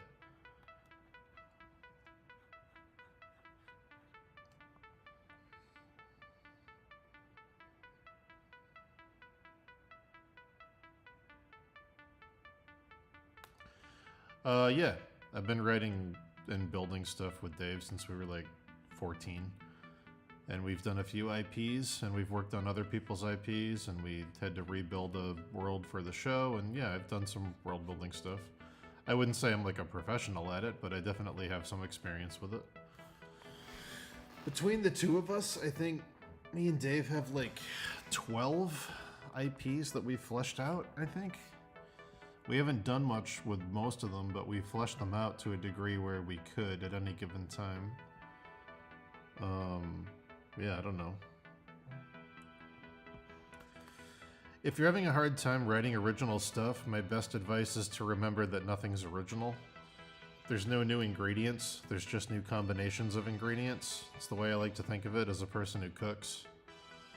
Like, you're not gonna find a new ingredient. Everything's always gonna be the same spices, the same proteins, the same whatever.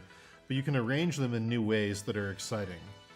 You can make new mixes. Like, Star Wars wasn't an original idea. It was like, you know, 1/3 Flash Gordon, 1/3 King Arthur stories, like some Dune, a little bit of sprinkle of Dune mixed in there. You know, like it was a whole bunch of things that were just combined and recycled and twisted. So like, think of a bunch of stuff that you like and try to figure out why you like it, and then do your version of those things, like mix them together. Most popular ideas are 3 things. It's usually 2 main things that are mixed together and a little bit of spice or a little bit of sprinkle of a 3rd thing. Most popular IPs follow that rule. Not all, but most.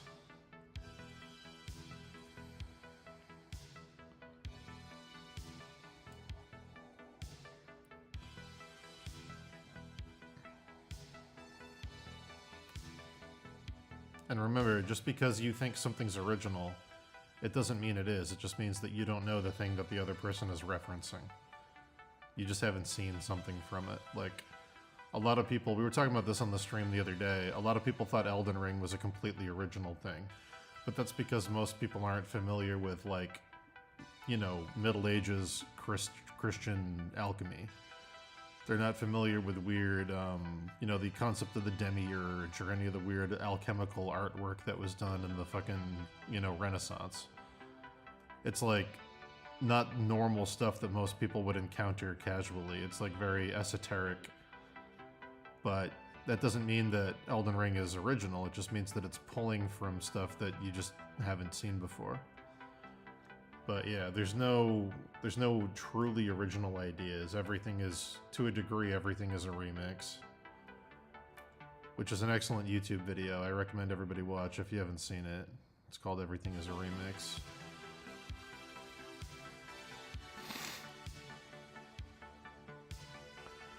Yeah, your first, you know, start writing now, because the sooner you get your early stuff out of the way, the better. Your early stuff is not going to be as good as your later stuff, so might as well get it out of the way.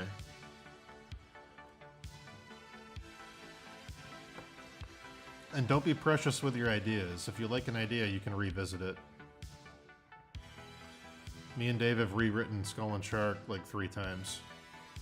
And we rewrote Steve twice, and then we had to rewrite it completely from the ground up for the TV show. So, you know, don't be super precious with your stuff. If you like something, don't be afraid of fucking it up. You can always come back to it later.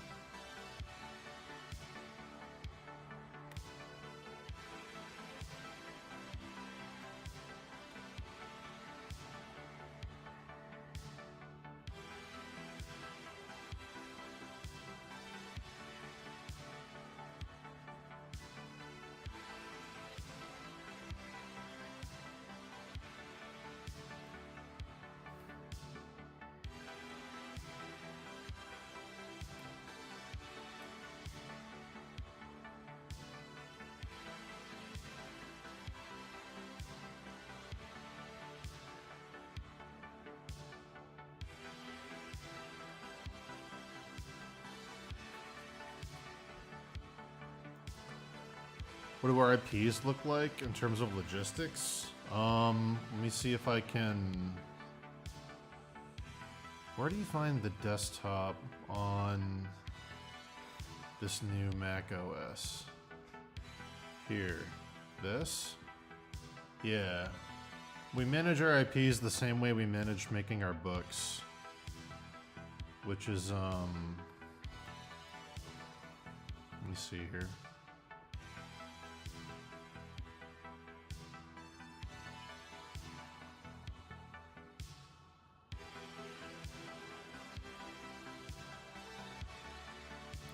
I just had it and I lost it. That's too bad. Oh, there it is. So, this is how we manage projects, and this is also how we manage IPs. So if you're going to tell a story, first column, column A is the chapters. One is the first chapter, this is the last chapter. But then we would also do this for character arcs. So like, figuring out a character arc, how many beats are in the arc, it's usually around 6. Standard Hero's Journey is typically like 6 beats.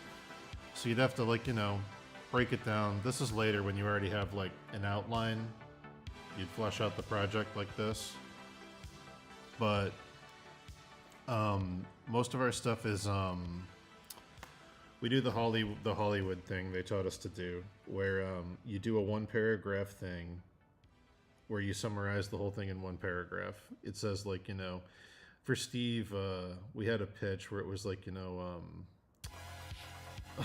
life's crazy when you're a lich and Steve's is no different, trapped in a dungeon, blah, blah, blah. Just like a paragraph of flavor that sums up the universe and feels like the thing you're trying to make. And then from there, you would do what's called a 1-page. So you do a more detailed, typically 3-paragraph thing of like, Steve Lichman is a show set in a dungeon, blah, blah, blah, parodying the tropes of Dungeons & Dragons. It's a all-age, like a fleshed out thing. Then after that, you would want to do what's called an outline.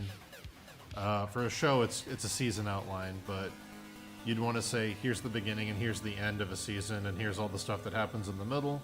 So it's a season-long arc of a character, and you'd hit all the beats in the 10 episodes of what happens for all of them, what arcs they go through. For the very rudimentary stuff of building an IP, it's basically just like, have your general idea, what's it gonna be? So for Skull and Shark, it started off as just cool paintings. So it was just an aesthetic of like, you know, Dave was really into this aesthetic at the time, and it was like, I think this could be a cool comic. And it was sort of just collecting references of other things in that genre and recycling them and boiling them down into new takes on them. You know, getting a feel for the world, and then it turned into like, okay, so we've got this skull and we've got this shark. Why do they exist in this world? What is this world? You know, why would a world like this exist? And then we developed it into a bunch of stuff for the story of like, you know, for an evil guy who's the bad guy in Skull and Shark to take over, here's what would have to happen. So we made a series of events and back history of like, here's the city, here's what happened in the city to make it so that it's basically reverse engineering your plot. You come up with an idea for a villain, or you come up with an idea for a hero, and then you reverse engineer the scenario of how did they get to where they are. But yeah.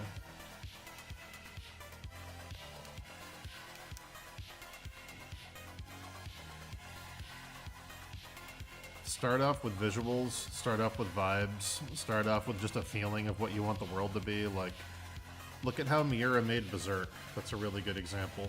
Like, his first issue of Berserk, like his test issue, is not what Berserk ended up being. But everything that's in Berserk is there.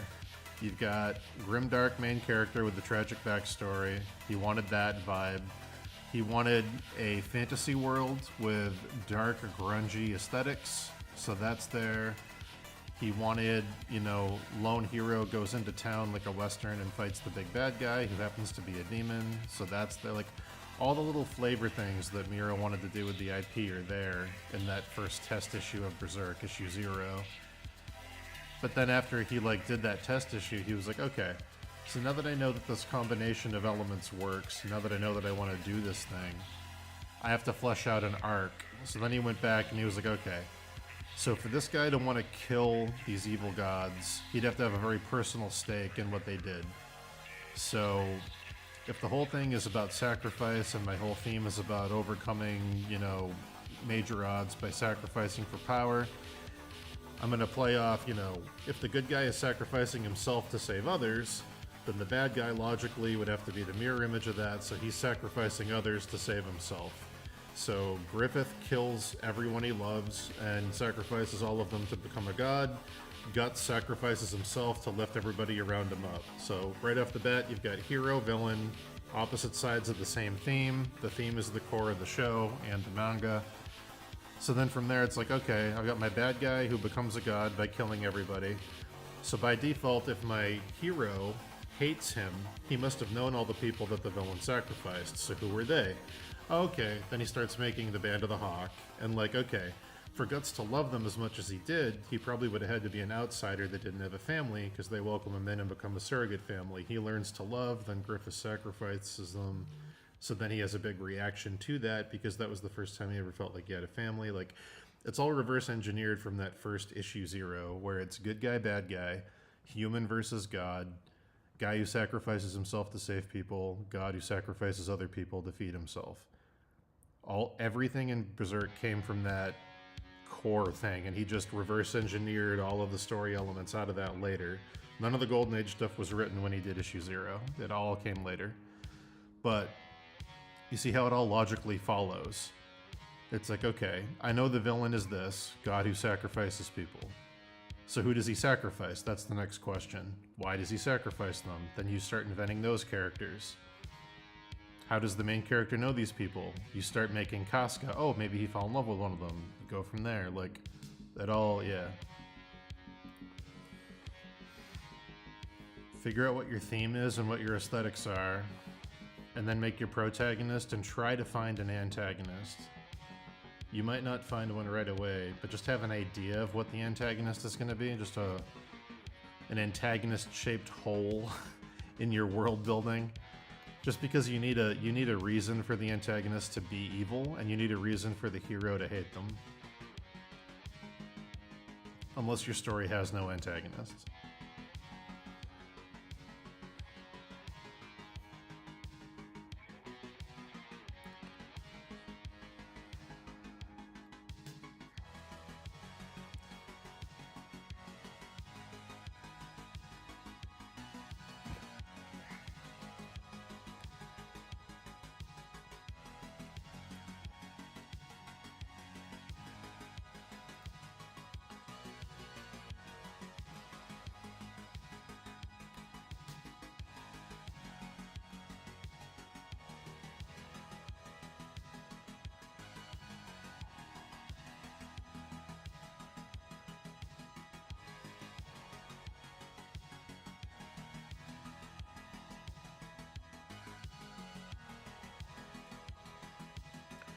What do you think of the opposite approach? Build a bunch of characters who are detailed and let them cross paths in the world, fight over something. Is that how Martin wrote Game of Thrones? It's not entirely how Martin wrote Game of Thrones, because Martin likes to find the characters in the writing. He made archetypes, but he changed the characters a lot. Like, originally Arya and Jon Snow were the same character, and they ended up being split up later. Originally Daenerys was extremely different. He likes to basically write archetypes. Like, Jon Snow was a bastard son and blah blah blah, and that's how it started out. And then he everything that came after he went to the wall, he figured out while he was writing the books. He didn't have like a whole arc planned for him. He had a general idea of where he was going to go, but he likes to write the characters from their POV and then figure out what they would do while he's inhabiting their mind. So like, part of the reason his final book is taking so long, he said publicly, is because when he's writing the characters in the final book, with all the knowledge of what they've done in the previous 6 books, or 5 books, or whatever it is, he started to realize that when he's occupying those characters in their minds, when he's writing them, the decisions they would actually make were different than the decisions he had planned out. And he realized that it made a lot more sense to follow the characters instead of following the script that he had written. So he had to go back and revisit a bunch of stuff and go, okay, well, Tyrion wouldn't do this, because now that I'm thinking as Tyrion, he would actually do this instead. And then that made a bunch of problems he had to go fix. So Martin's style of writing is basically like role-playing a bunch of different characters in rotation and having all the other characters react to what those other characters do. It's interesting. He's got like a general big picture thrust of where the plot's going to go, but he's constantly changing how the characters get there based on what feels like the thing that they would individually do. He's constantly updating how his stuff ends up where it ends up, because he's constantly occupying different characters.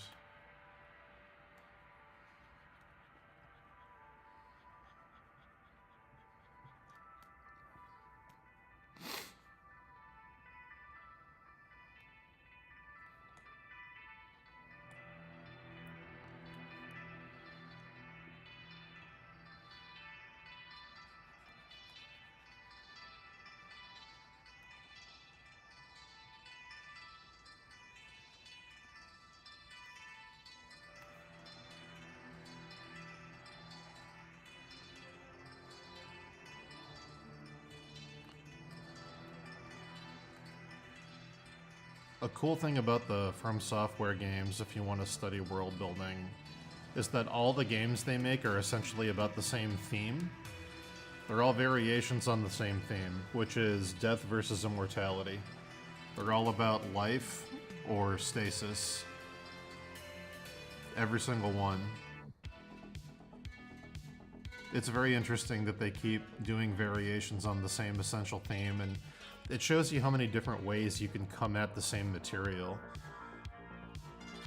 Which is cool. Because, like, Bloodborne and Dark Souls are essentially about the same thing. It's about, you know, do you want to keep existing the way you are in a sort of stasis, or do you want to, you know, change the world and evolve past it? Sekiro is also about that.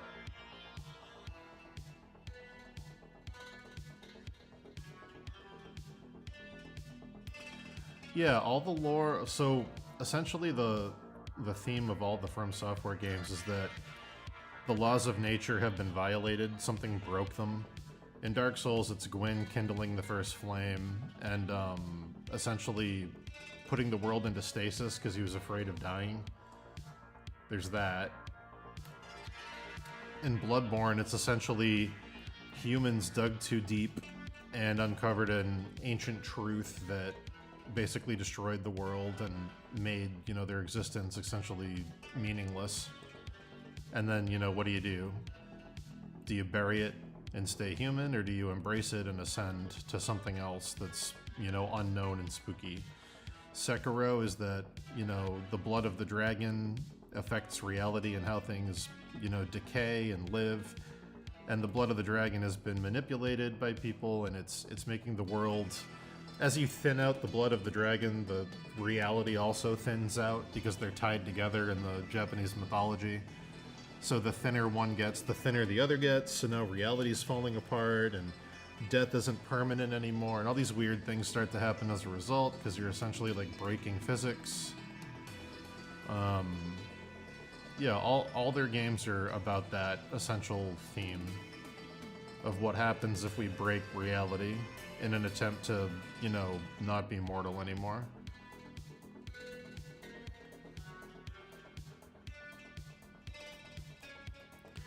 Elden Ring does the same thing with Destined Death. It leans on alchemy and ideas of immortality and the Philosopher's Stone. And it's, you know, we broke the Rune of Death and pulled it out of the Elden Ring. The Elden Ring's like an equation for life, basically. And then the whole world goes into a weird stasis, and things can't live or die, and everything kind of becomes meaningless, and it's, yeah, it's a big nightmare.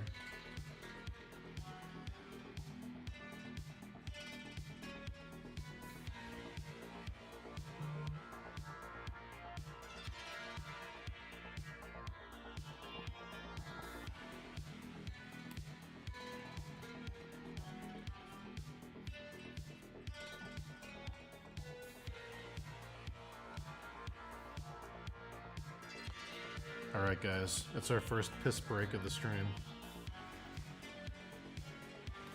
Be right back.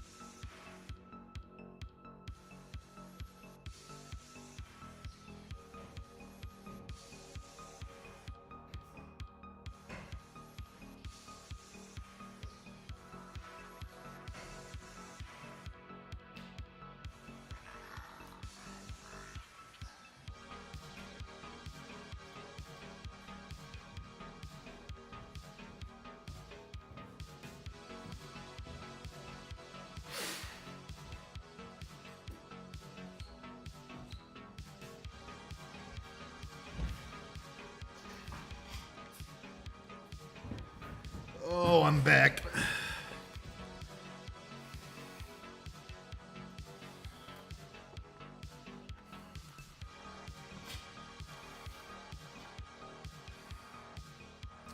Is it all told visually or through dialogue? Some of it's told through dialogue, but most of it's told visually and through item descriptions and things you can find in the world. Like, it doesn't throw the lore in your face. It lets you, if you're interested in just the gameplay, it lets you focus on the gameplay. And if you're interested in the storytelling, you can choose to engage in the storytelling. There's also a lot of stuff that's left vague because Miura was influenced when he was, fuck.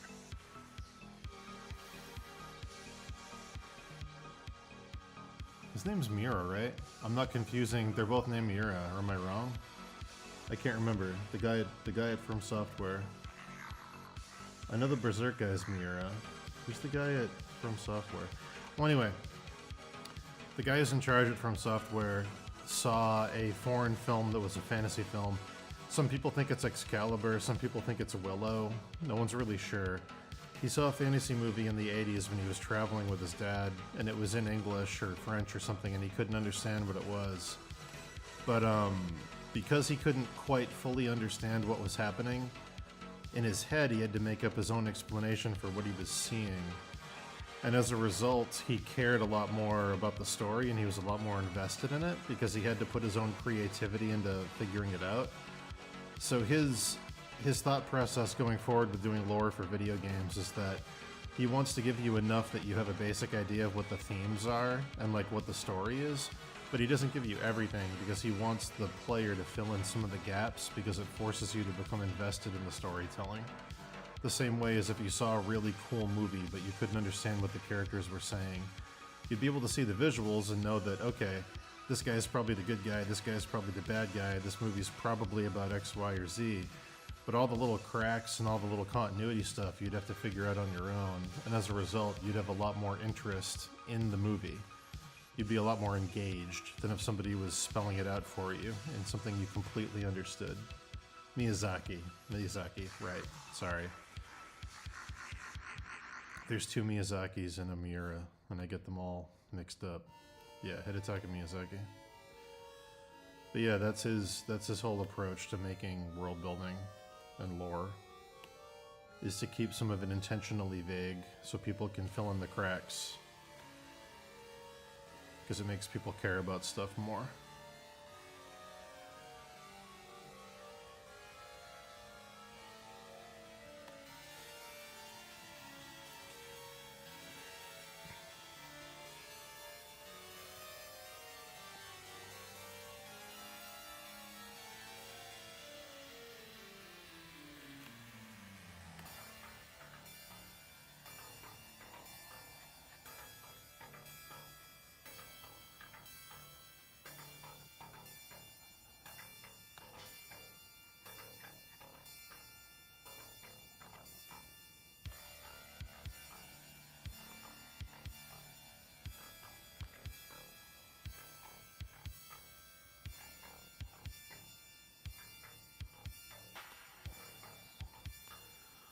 Yeah, I mean, it just goes to show you that sometimes outsiders can understand a medium better than the people inside the industry. Because they can be objective. When you live in a bubble, even if it's a bubble you're passionate about, you're still very, very biased towards the status quo of the bubble. And sometimes the best thing you can do is bring in someone from the outside to really look at it objectively, because if you're inside the bubble, you can't. You can think you're being objective, but you're not.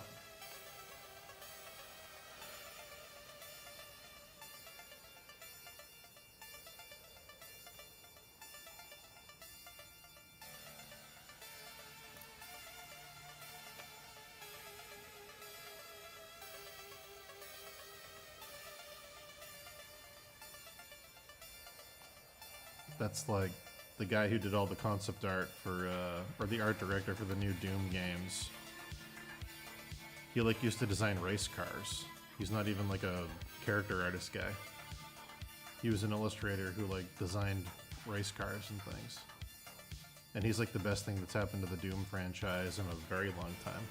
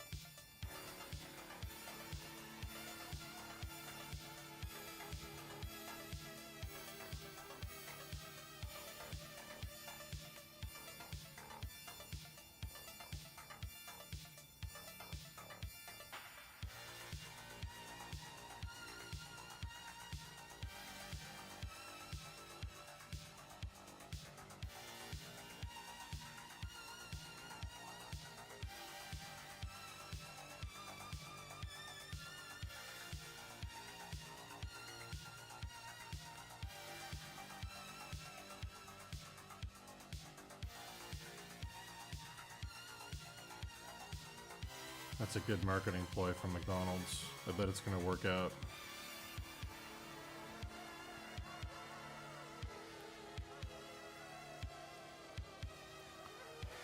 Sneak King should have been an anime.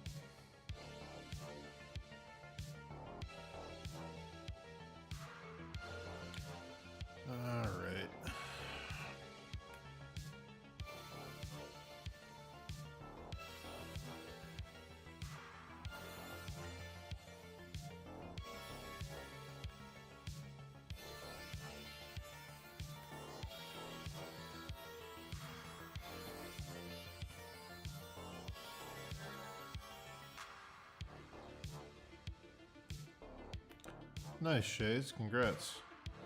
Unless there's a part 2 to that story that I haven't heard yet.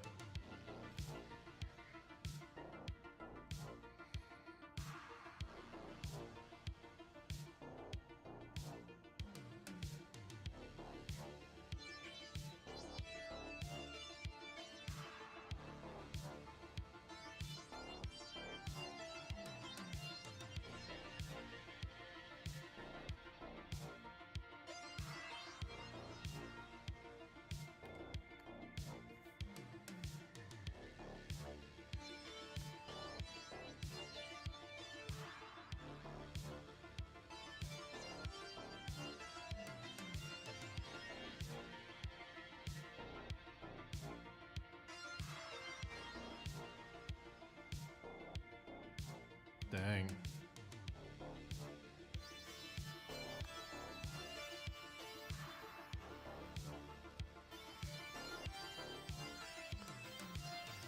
What are pastel colors? Jeez, that's not good.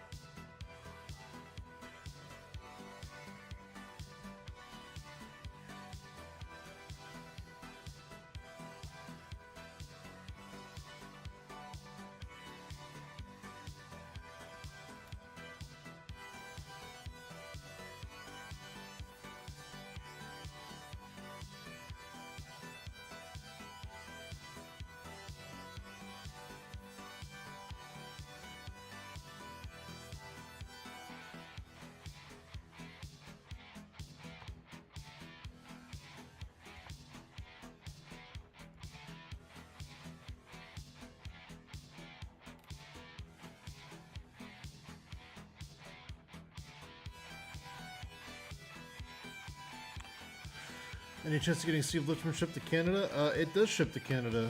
We've shipped the first two, and I believe the people that are shipping it for us now, called Quartermaster, will ship to Canada. I might have to do it as a special order. You might need to send me your information so I can give it to them. But as far as I know, they do ship to Canada. I think it's like 15 bucks. Rates might have gone up since last time I checked, though. So, but if you want to send me your information on Instagram, I can put in an order or see what it would cost. But yeah, the first two Kickstarters both ship to Canada.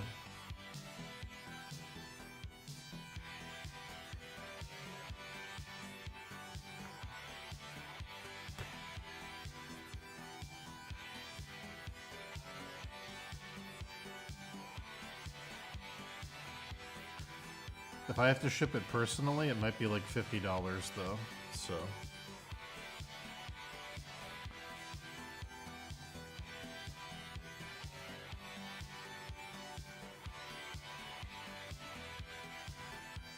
Yeah, it might say US only for now because shipping has been kind of crazy. Ever since COVID, the rates have been nuts. But yeah, if you want to send me your info, I can take a look.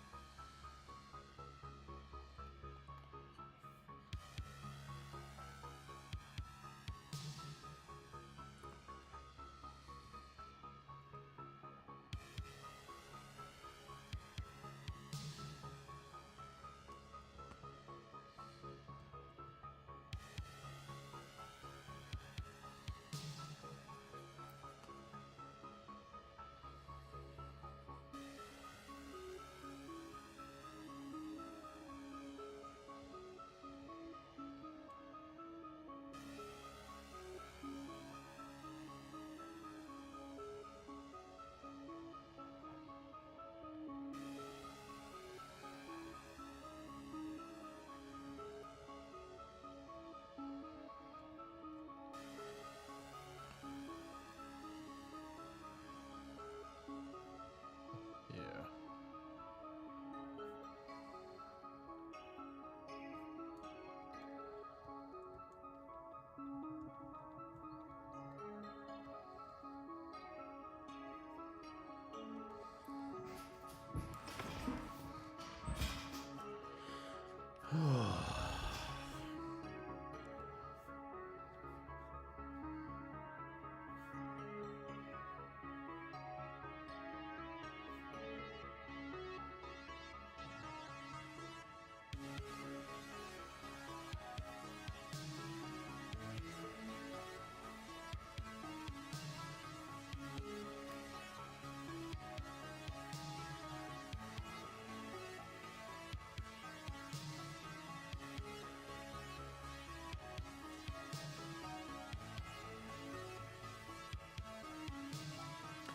Hey, there you are.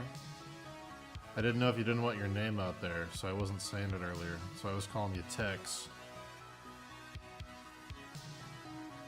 Yeah, it's time to be a cam girl, dude. Hell yeah.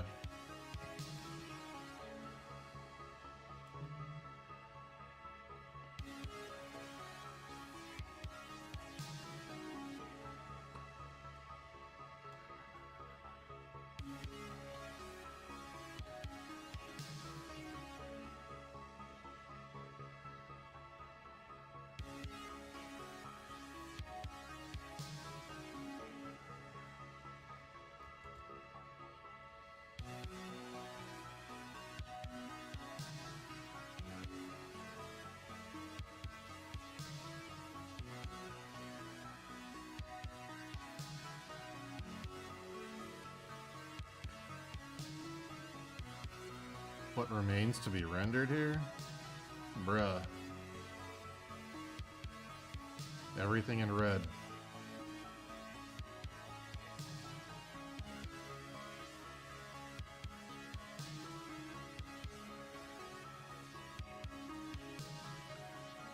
It's mostly just cleaning at this point.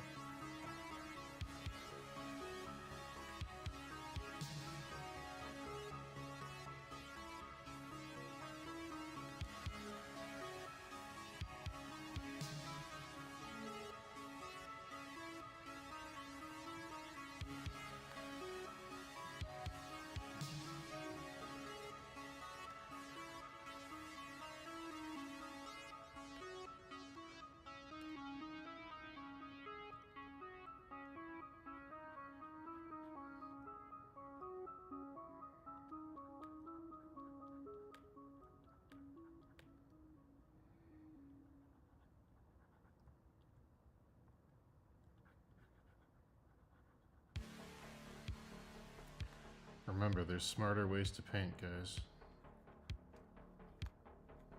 Don't copy me.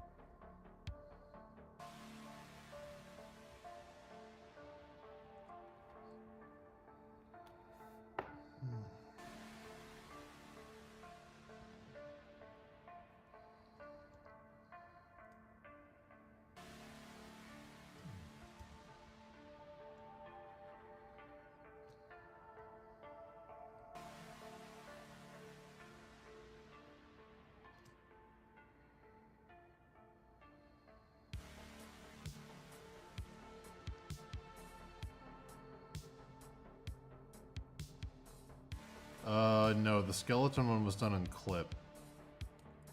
The skeleton guy... This was done in clip, which is why you can see like the pencil textures in here. This was done in... This is a different method. The Don Quixote piece was done in this style, which is why it took so long. This is what I call manual texturing. It's where you go in without any tooth on the brush and you actually paint your textures in. It has a cool effect, but it takes fucking forever. So, it's hard to recommend it.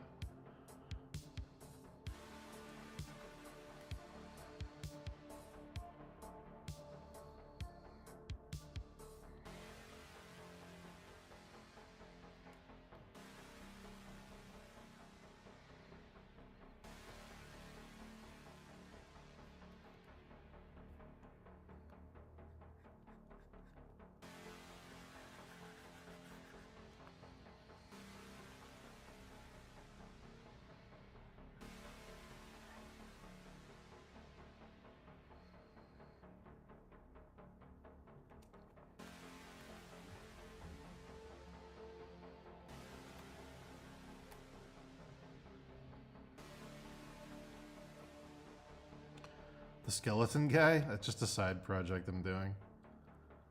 He's just for fun. He's just for fun. There's a bunch of unfinished paintings I have on here that I'm going to be trying to finish probably in clip. Because clip tends to be faster for me.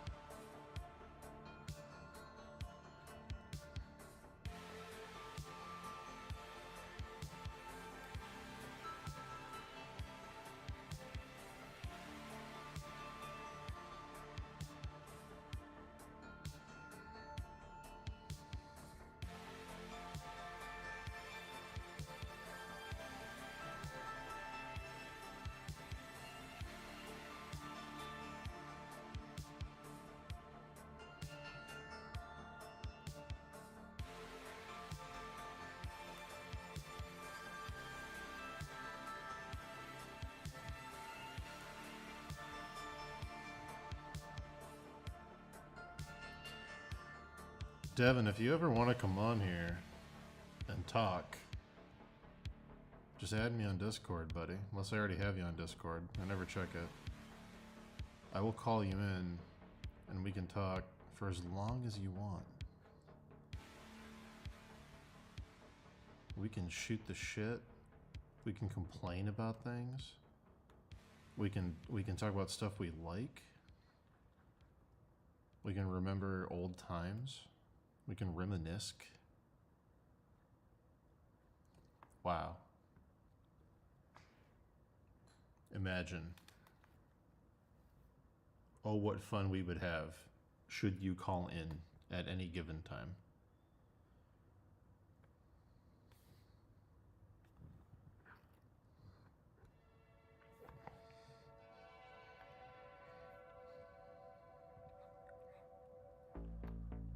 I'll be here almost every day, so you just get on there whenever you feel like it, or not. No pressure. I love you.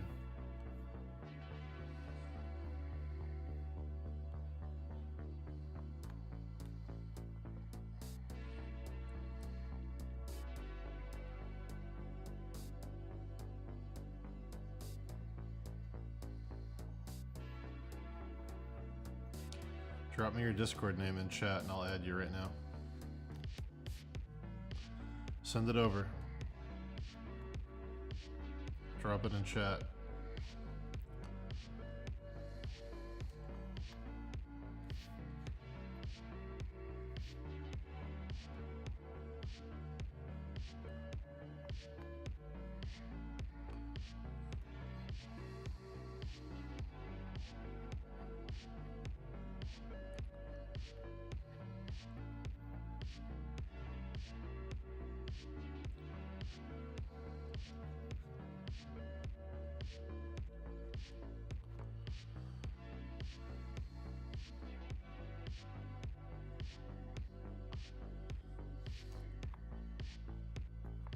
Oh. Well, I mean, I should have known that was the name. I guess I should have known.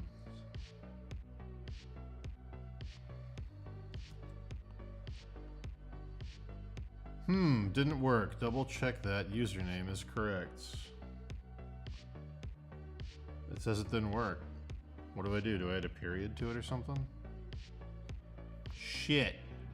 That didn't work either. Devin, it's not working, buddy.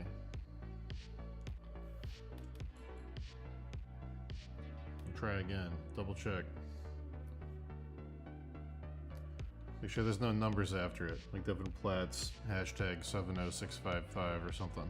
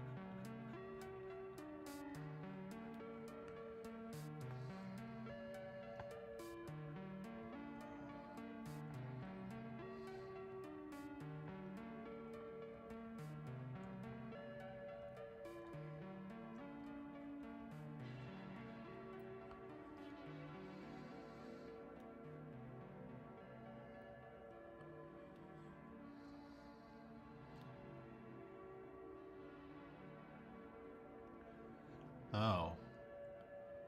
Well, it's not, it's saying it can't find you, so something's wrong.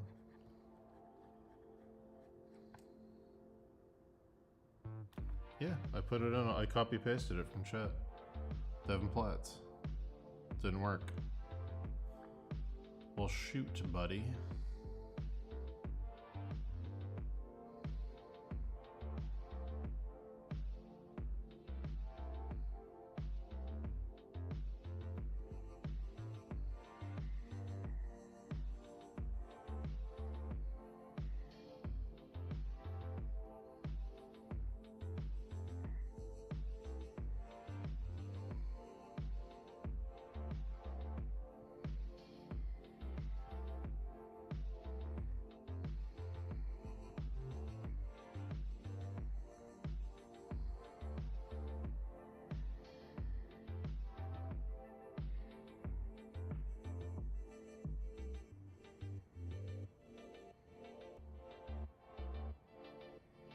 Heck yeah.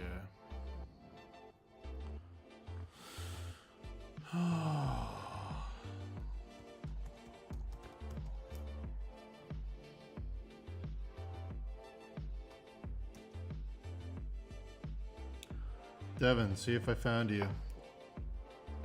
I had to try something else. I think I found you. Yeah, there we go. Found you.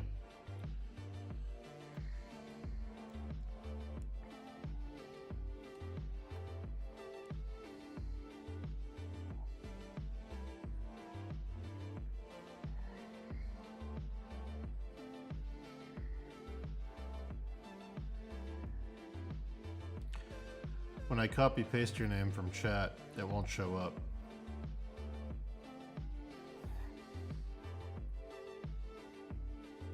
Buddy. Holy shit. Whoa, hold on. Let me turn this music way down. What's going on, pal? It's like you're inside my head. I know. Surprised I ever left the inside of your head. How you been? Yeah, I'm good. You're out in where? What are you doing? I'm just living my life, man. I'm living in the Czech Republic. Czech Republic. Tell me about these goats. So I've got two goats. One's name is Talk, and the other one's name is Ghost. Hold on, I'm gonna turn this music off completely. We're talking. I'm focusing on you. All right. It's like there's pressure. It is. It is. Would you like to plug your work and talk about who you are and what you do? Maybe another day. Oh, okay, gotcha. How's the Czech Republic? When did you end up there? Yeah, I ended up moving here in right before the pandemic, and like. Awesome. Yeah, so got like all the visa stuff sorted, and then boom, straight into lockdown. What was that like, being in the Czech Republic for the first time locked down? Yeah, it was great. Nothing better than like moving to a brand new country where you don't know anybody and just stuck inside your apartment for like a couple of years. Yeah. It feels like something that would happen to you. Yeah, it checks out, yeah. Oh my god, dude. So what did you do the whole time? I actually, for the first couple of months, I was just learning 3D actually. Like I couldn't work technically because I was waiting for like called a trade license to get processed so that I could like legally work in Czech Republic. Okay, how long did that take? A couple of months. Couple of months. Yeah, and then I started working again. Like I was working for Smite. The team there was like pretty happy to take me on as a freelancer after I left as a full-time employee. So I saw some of that stuff. Yeah. Yeah, that stuff looked cool. How many pieces did you end up doing for them? I worked for them for about 7 years. Damn, dude. At least 7 pieces, you know? Yeah, I was gonna say it's about the speed I'm working at right now. Getting about 1 a year done if I'm lucky, you know. Yeah, but like when I first started there was like 2-week deadline, and like there was like these more small crops, stuff like that. And then as the higher ups were like, we need to compete with the big boys. We need big splash. And then we got like 3 weeks, and then we got 4 weeks. So like towards the tail end of stuff, yeah, like 3 to 4 weeks is pretty standard working thing, which it's pretty good. It's about enough to get a thing done.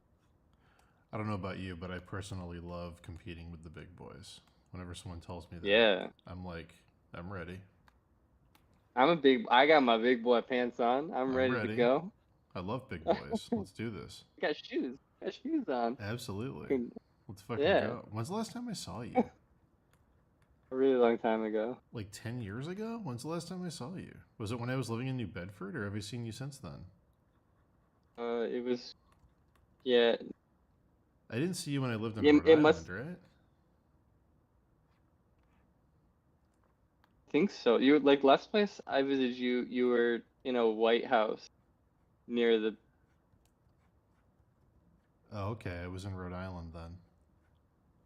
Yeah, maybe. I don't Yeah. really remember. Okay, sure, sure. Yeah, wow. Okay. So less than 10 years, but close. Not much less. Yeah, no, I kind of Yeah. fell off the while. I just Oh, you lost contact visited with me everybody. Winthrop. That was in Winthrop in Boston. Winter. Yeah, yeah. I lived in that little tiny fucking place in Winthrop right on the beach behind a boatyard. Maybe. Yeah, it had to be that because the house in Rhode Island was yellow. Yeah, okay, then no, it wasn't that one. It was a White House, and it was like there was the bedroom, the living room, and I think Yep. the living room was like attached with the, and then Mm-hmm. that was the whole apartment. That's the one. Eh, Winthrop. Was that for PAX? Were you in town for PAX? I have no idea. I think I just came down to visit. Yeah, that might have been it. That was right before I remember Evan and Munson couldn't get a Cintiq because they wouldn't ship them to Canada, and then when that was right before. I remember you came right before he had me drive one up to Quebec for him. You know what's hilarious is that What? same Cintiq. Yeah, I ended up flying to like he ended up like shipping it to get it repaired, and yeah. then he sent it to my house. And then I flew it over to. So me and you and Evan and Munson are all connected with this one same Cintiq. Yeah, yeah, That's really funny, yeah. actually. I didn't know that. That's very funny. Yeah, but this fucking Cintiq companion like broke on him twice or three times. Hmm. One of these times was like during this move. So Hmm. like yeah, crazy. Remember, that was the longest drive I'd ever done in my life up to that point because I tried to go to That's Quebec and it took me to Quebec Avenue in Montreal. My GPS fucked up, and then I had to go from Montreal to Quebec. well, it's honestly not that far out of the way aside from the fact that like roads in Montreal and overall getting back out of Montreal is like the hard part. Yeah, and then as soon as I got to Evan's house, we had dinner, and then Dave called me from Germany. He was staying at Marco Derjevic's, and he said, "Hey, my dad died. Can you pick me up at the airport in 7 hours?" And I said, "Bye, Evan." I drove to Boston. Yeah, that was a huge round trip. That was such a long fucking 2 days. Really, Oh, really inconsiderate of Dave's dad. I know. I was like, "What the fuck, Rob? The fuck, Robert?" Scammed his last scam. Was that really the last time I saw it? I guess it was. Jeez, It must have been, dude. Like, cause it had to have been. I moved down to Alpharetta. Um, So my whole life fell apart when me and Dave started publishing books, and the time became a time warp when that happened. My every sense of everything fell apart when the first Kickstarter launched, and that was the year after I moved out of that apartment, and I was only in that apartment for a year, so that had to be the last time I saw you because I have not seen you yeah, since the books. yeah, it must have been. I remember you were sitting there doing um the colors for the Steve Lickman. Oh, okay, yeah. Then I guess that must have been it. Yep. You were cooking. You and Dave were both just like, Mm-hmm. It was book. and yeah, you were Go ahead. no, you were doing like art direction on top of that, then doing the flats colors for the comic book. Mm-hmm. I don't know, dude. You just had a lot on your plate already at that point. And then That's when I I'm was assuming it only got more I was complicated. I was Mr. Six Job. That was right before the first time I ever experienced burnout in my entire life. The only time I've had burnout was after that. I was doing Transformers marketing for Hasbro, which was my 9 to 5. I was doing the Steve Lichman books. I was doing Mears miniatures, and I had to do 10 fully rendered miniatures a week. I was doing character portraits for Pathfinder and Starfinder, items for Starfinder. I was doing an independent RPG licensed portraits thing on top of that, and I was doing Noah Bradley's classes before that whole thing fell apart. Nice. Yeah, dude, that was that was a fucking grind. Holy shit. I kind of miss it in a weird way. Yeah. Yeah, and you were like working That's your ass off in like Singapore, I think, right? yeah, it might have been. I moved to China I worked in Shanghai for like a year. Then the whole studio moved to Singapore for like a year and a half. Mm. I pieced out. I couldn't. I was like poor, and so like I actually pieced out, and I went to the Safe House Atelier in Cisco Oh, I didn't know you went to the safe for house. like 3 months before like I realized that my savings was completely inadequate to.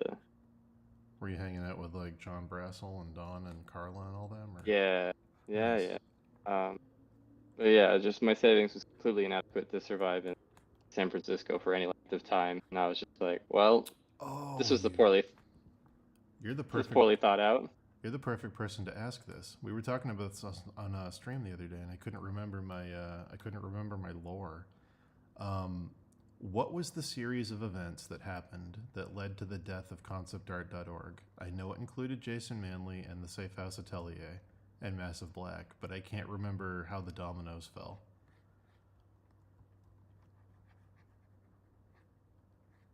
Basically, like it's kind of convoluted and takes a while to Sure. explain everything, but the TLDR is that Jason Manley was like embezzling money, Yes. and yeah, so after he basically got kicked out of Massive Black for just corporate embezzlement, Mm-hmm. he went full tilt with like the the, the art department. He was using his ownership of conceptart.org Yeah. to like boost this like new class.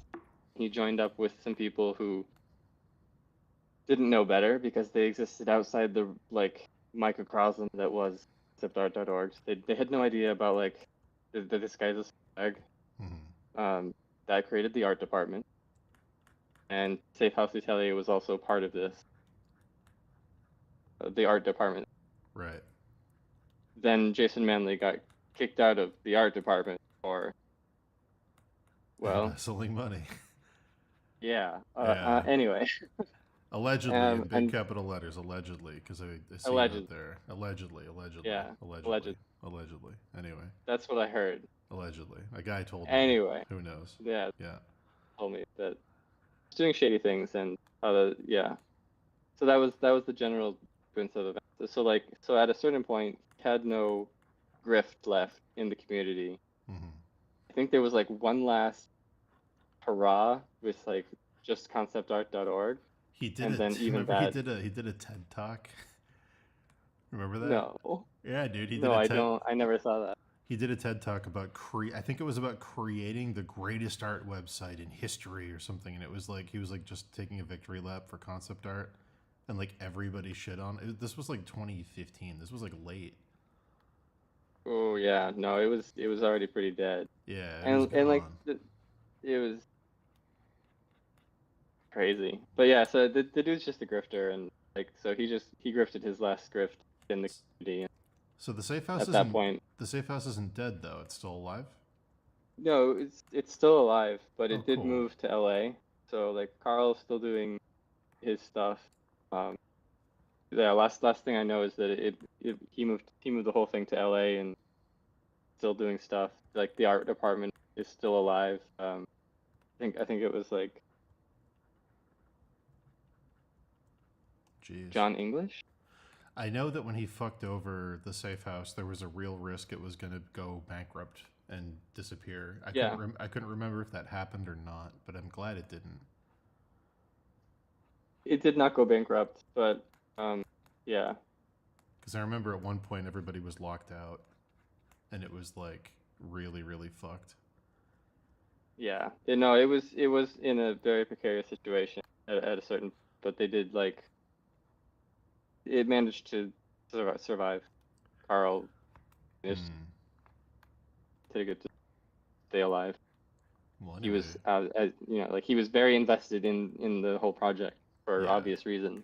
Carl got burnt bad. Yeah. Oh yeah. I think Yeah. He will tell you some stories if you ever ask. Oh, I know. Trust me. I've heard stories from Carl I will not repeat on stream because I don't know if they were in the court documents that leaked publicly or not. But I've heard all of them. I know the ones you're talking about, and I wish I could tell them because they're fucking amazing. But Yeah, I have no clue if those are public, and I will not leak it. But yeah, that's better like hear that kind of stuff directly from him. Right? 'Cause it's yeah, hilarious to listen to him tell a story. yeah, fucking unreal, dude. He's a very entertaining man. Yeah, I think but that yeah, was the how I, two. The one two was Carl because everybody loved Carl. Carl getting fucked over, and then Brad getting fucked over on the downloads. That was like yep, within like the same month, and then that was when it really fell apart. Was Carl and Brad? yeah. Carl never saw a dime Yeah, of his terrible. it's fucking unreal, dude. Well, anyway, tell me about the Czech Republic post lockdown. How do you like it? Oh yeah, so it's so like what happened with the lockdown. So like during this lockdown, we were looking for like some kind of activity that we could do outdoors. Hmm. Found um, this community farm that needed goat volunteers, like goat caretaker volunteers, and so we like joined this project, learned how to take care of goats. And then like a year or 2 years after that, then we decided to like get one of our own personal goats within this like uh, goat herd. Nice. So yeah, and then that project moved on to somewhere else, and then we started up a new project in the same location Cool. with another couple of people. So now we own two goats, and then they have like four goats. So together Nice. they're all in this little herd on the community. My neighbor has like 25 alpacas, Holy shit! and they hang out with my dog all the time, and it's really cute because they think my dog is just a short-necked alpaca, basically. It's very I bet, funny. They just stare yeah. like, "What's wrong with your neck, bro?" It's like really cute. They have like one billy goat and 25 alpacas, and supposedly they just bought a bull, but I haven't seen it. I keep looking out the window to see if I'm gonna see it.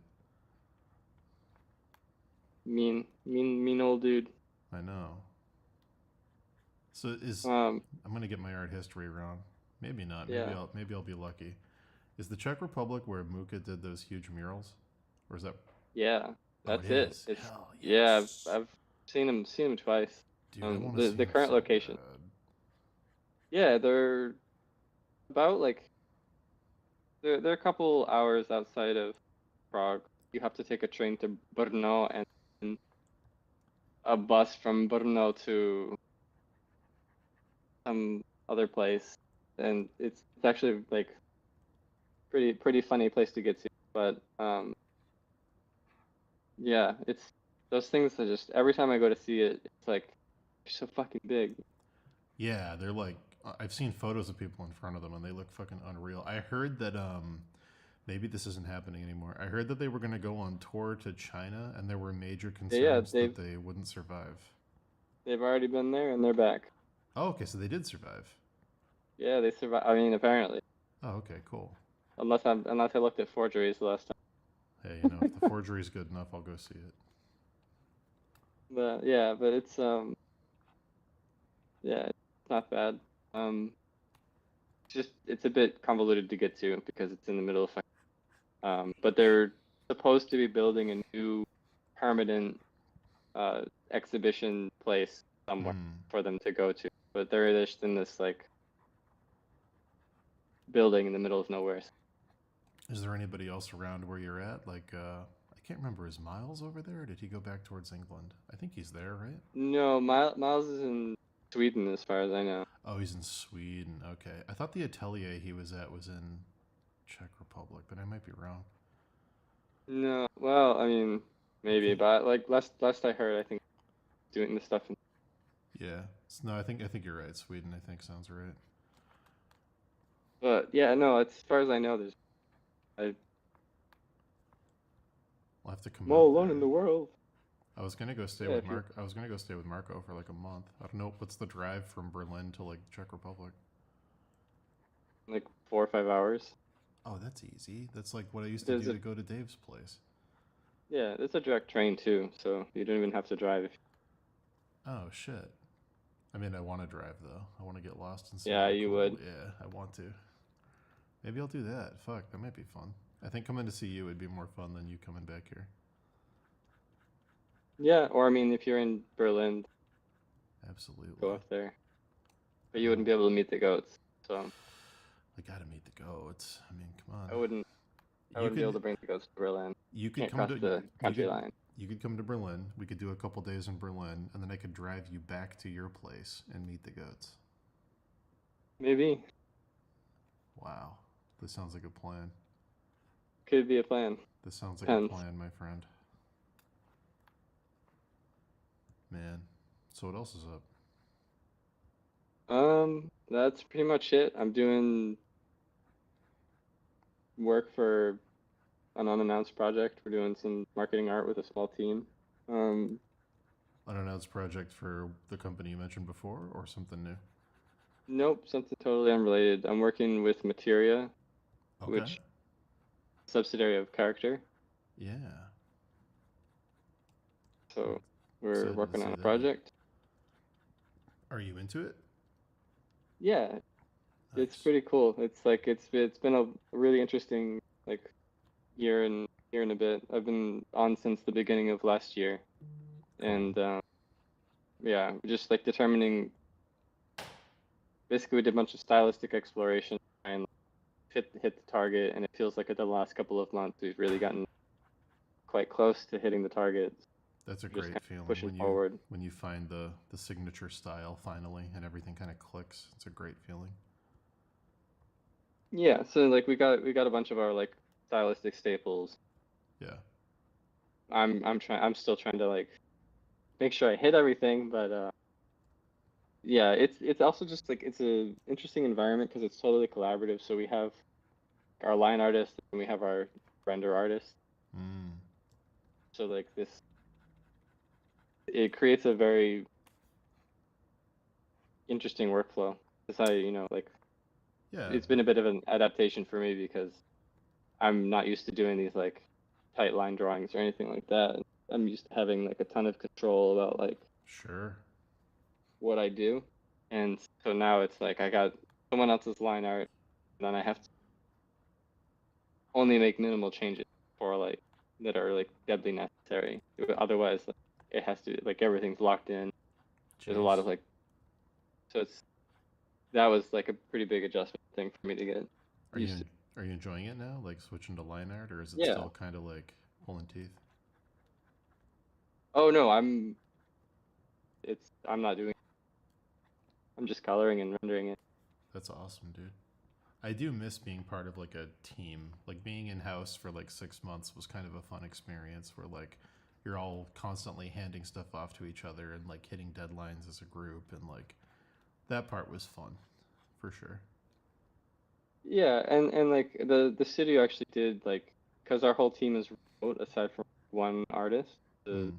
full time like on site. A couple of months ago, they flew us all into Berlin to like work collaboratively in the office, Oh, that's which was awesome. really cool. That's really cool. It's a really really good studio. I'm excited to see the project whenever it comes out. Yeah, hopefully soonish, but Nice. realistically, probably another 2 years. Yeah, it's Who knows? everything's always 2 years away. Yeah, yeah. It Been feels two like years, everything's been always two two years, years. 2 years away for the last 5 years. Yeah, Yeah. I know that feeling. Our third Steve book's been 2 years away for almost 5 years straight. By that I mean 10 years. So You I don't guys know. still like publishing your own stuff, or do Oh yeah. you still like? Oh Do you even know about the TV show drama? no, I actually I asked a bit in the chat. Like, is that something that's happening? Like, you rewrote it for the TV show that's happening, or you rewrote it for a pitch? A studio who I will type to you in Discord, but not say out loud because I do not want to break my NDA. Bought it from us sight unseen. They said, we love these books, we want to turn it into a TV show. They bought it. We were developing it with some people that were doing the TDV adaptation of. You ever see the movie What We Do in the Shadows? Yeah. Yeah, they were developing it with some people that had worked on a TV adaptation for that, and we worked on it for 2 years. We got a pilot pilot script, and some famous comedians working on it, and then a third party, who I can say, Disney, bought the company that we were working on the TV show for, and everything that was in development got put into turnaround, which I'm sure you're familiar with Ooh. from video game work. So we got put in a vault, and per our contract, no matter who owned the thing, every 6 months that we were in a vault, we had to get paid our principal again. So me and Dave just collected money for a couple years. Are you fucking kidding me? And no, that's exactly what happened. And then a third party that I can't mention, who I will type on Discord here, bought it from Disney and started to develop it again with two big directors that had an Oscar for a movie I can't say out here. I'll type it in Discord. And they attached a famous actor to it who signed the contract to play our main character, who I can't say, but I will type. And all of that was contracted out, and it was done, and it was ready to go. And then COVID hit. And then when COVID happened, everybody started canceling their live action shows because nobody could film on set because of the restrictions. So all the major networks started investing heavily in adult animation. And basically they flooded the market with it. And for every hit, there were 10 flops. And by the time COVID ended, nobody wants to touch animation for at least another 3 years. So Naomi and Dave are waiting on a shelf for the current climate to pass, and then we will take it to market a second time and see what happens. So how did you like navigate that whole thing? Like for like I know that you usually take the point with like negotiating like stuff. Me and Dave, we split it fairly 50. I mean, honestly, if I'm going to be real with you, me and Dave agreed in the very beginning that the main thing we wanted a chunk of was merchandising. We were like, Yeah. this is so merchandisable, and the companies we're working with have so many hands in so many video game things and apparel things. We were like, we hired a really good lawyer to negotiate our contract. We got the guy who did the Walking Dead's contract with the guy who made that and turned it into a TV show. So his name's Shep. We were like, you're like the guy for like comic adaptation stuff. So he did our contract. It was a very good. We were very, very happy with the terms. We did like a shared pot thing where if they made stuff based on our characters, we got a percent, and if we made stuff based on the show, they got a percent. But anything we did based on the books, we kept 100% of. So legally, the books and the show were separate entities. Mm-hmm. So it was very good. It was like if they made something, we would get 30 and they would get 70. And if we made something, we'd get 70 and they'd get 30. But if it was based on the books, we'd get 100%. And so for instance, like you've got this new book coming out, and does that like No, it's 100% ours. you're still Yeah, okay. it's 100% ours. So, yeah, it was a really good You contract. guys are always out there, man. Crazy. I I'm mean, just a little dude working for a little company. that found us. We didn't go looking for that. An agent called us and said, "Do you guys have an agent?" And we were like, "No, why?" And he was like, "Because this company's trying to buy the rights to your book and they don't know who to call." And we were like, "Oh." And we were like, "Really?" And yeah, it was interesting. It was very interesting.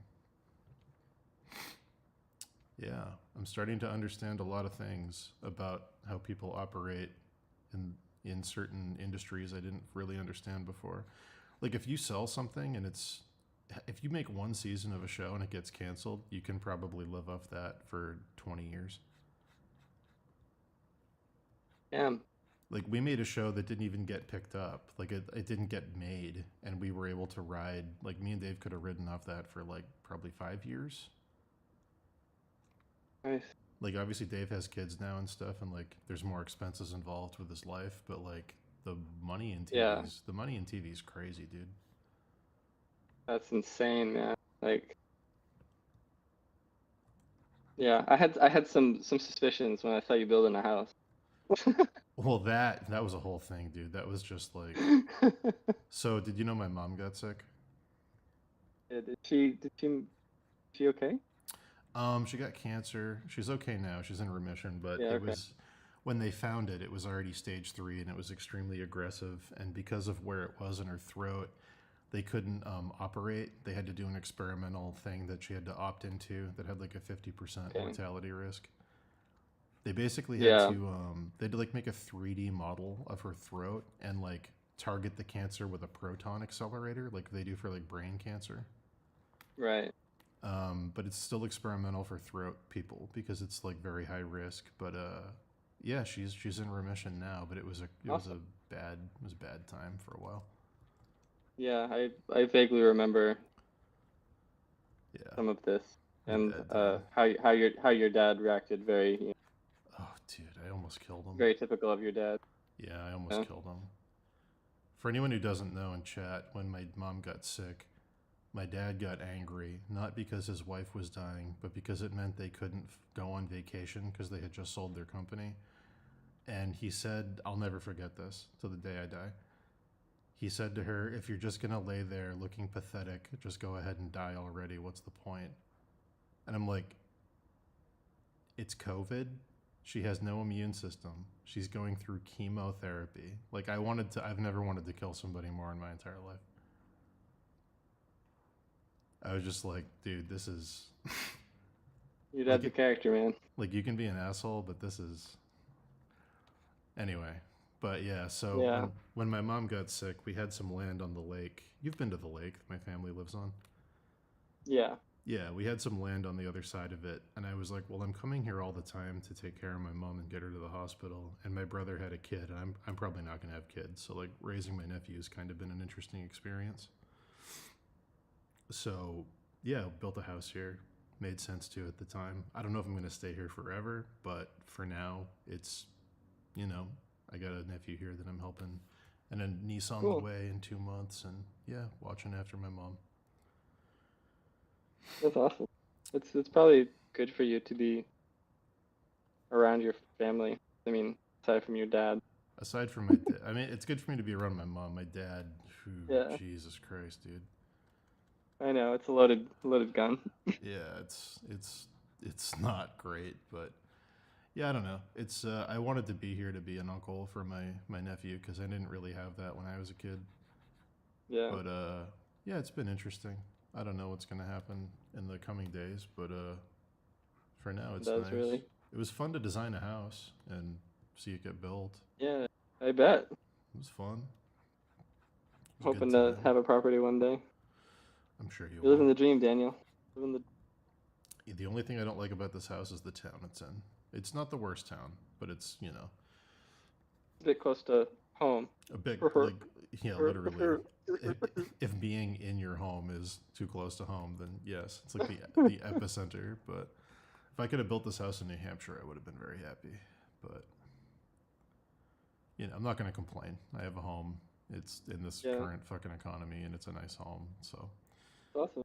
yeah, worst case, I'll Be move proud. someday, rent it out to you. You can come live here. Okay. Can Yeah. afford a Huh? can afford rent of a month. Sounds good. Bring the goats. You gotta bring the goats and let them hang out with the alpacas. I wonder how if they'd be friends or not. They would. There's a billy goat over there. Oh yeah?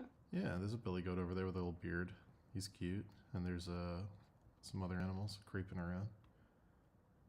It's awesome. Yeah, I know, Morgan, in chat. Protonic, when they said the same thing to me, they were like, we have a proton accelerator in the basement. I was like Ghostbusters? And they were like, no, like a hadron collider particle beam thing to like destroy cancer. And I was like, you can't say proton accelerator in the basement and not make me think you have a ghost trap down there. Like They have a ghost trap down there. they The literally ghost is do. what got rid of your mouse. It's ghost. actually it's kind of spooky. It's like a nuclear reactor, like under Mass General. It's like a huge radioactive thing that like hyper accelerates like a laser of like it's just really creepy that it's down there. If that thing blew up, it would wipe out like the whole block.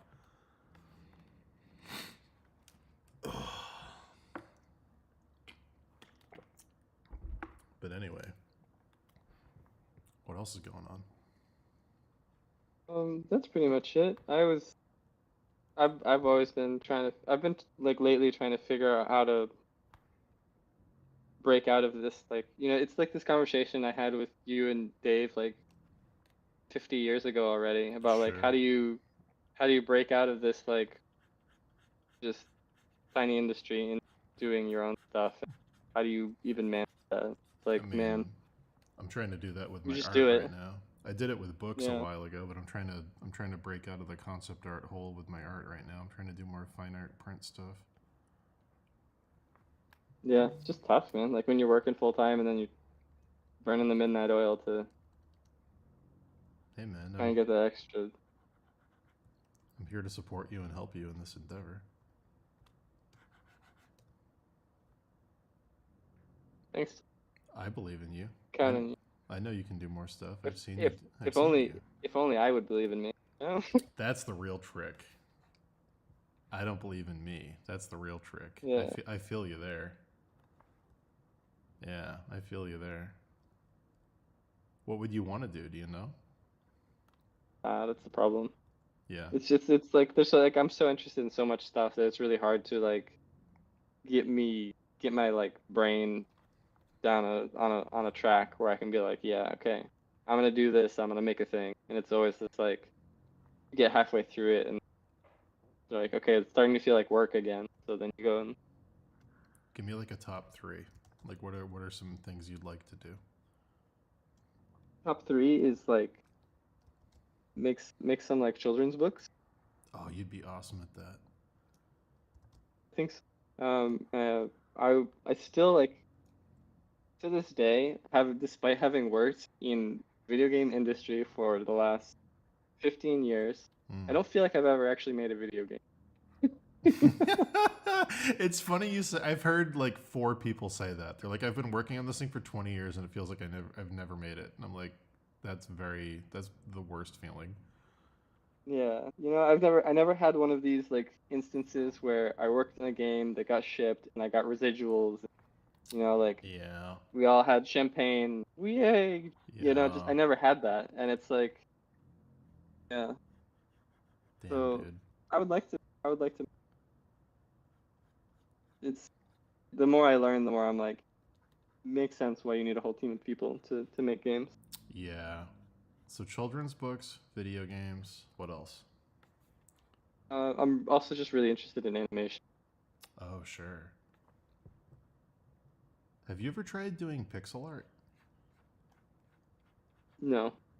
I wonder, because that's like a really good way to learn animation without spending a ton of time drawing. Oh yeah. Well, yeah, because you're just doing pixel animations. You're like doing like walk cycles and shit, but you're doing it at such a low resolution that you can do it relatively quickly. And then you can like scale it up and stuff if it looks cool and draw and things. But I yeah, never thought about doing it that way. yeah, it's like the even more of a stick figure version of doing it with stick figures. Problem is that like I fucking love these smear frames, stuff like that. You love the what? I love the smears, man. Like just doing this like Mm. in betweens and smears. Like I'm easily amused by this. We were talking about doing really sloppy animations as like a group thing the other day, and I like that idea. Maybe you should do something like that. We had this idea that I think some people have done this before, but I think someone did it with Our Flag Means Death. But we had this idea that if you had 90 people and each person took 1 minute of a movie, and every second of that minute, the 60 seconds, you time yourself, you give yourself 5 minutes. You do 60 drawings. Each drawing is 5 minutes. You'll have 1 minute of animation at the end. If we get 90 people to do that, we could remake a whole movie in like a week.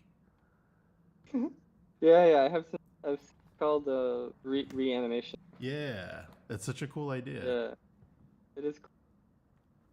But I feel like if you started doing that, like you'd get super fast if you just set a timer and stuck to it. If you were like, each thing's only 2 minutes, I can draw this character for 2 minutes, then I got to go to the next frame. Because what's Yeah, I animation? think 2024? it's either 12 or it's Yeah. usually, but Yeah, you could totally yeah, do that. yeah, sure. It's just like it's this kind of thing where like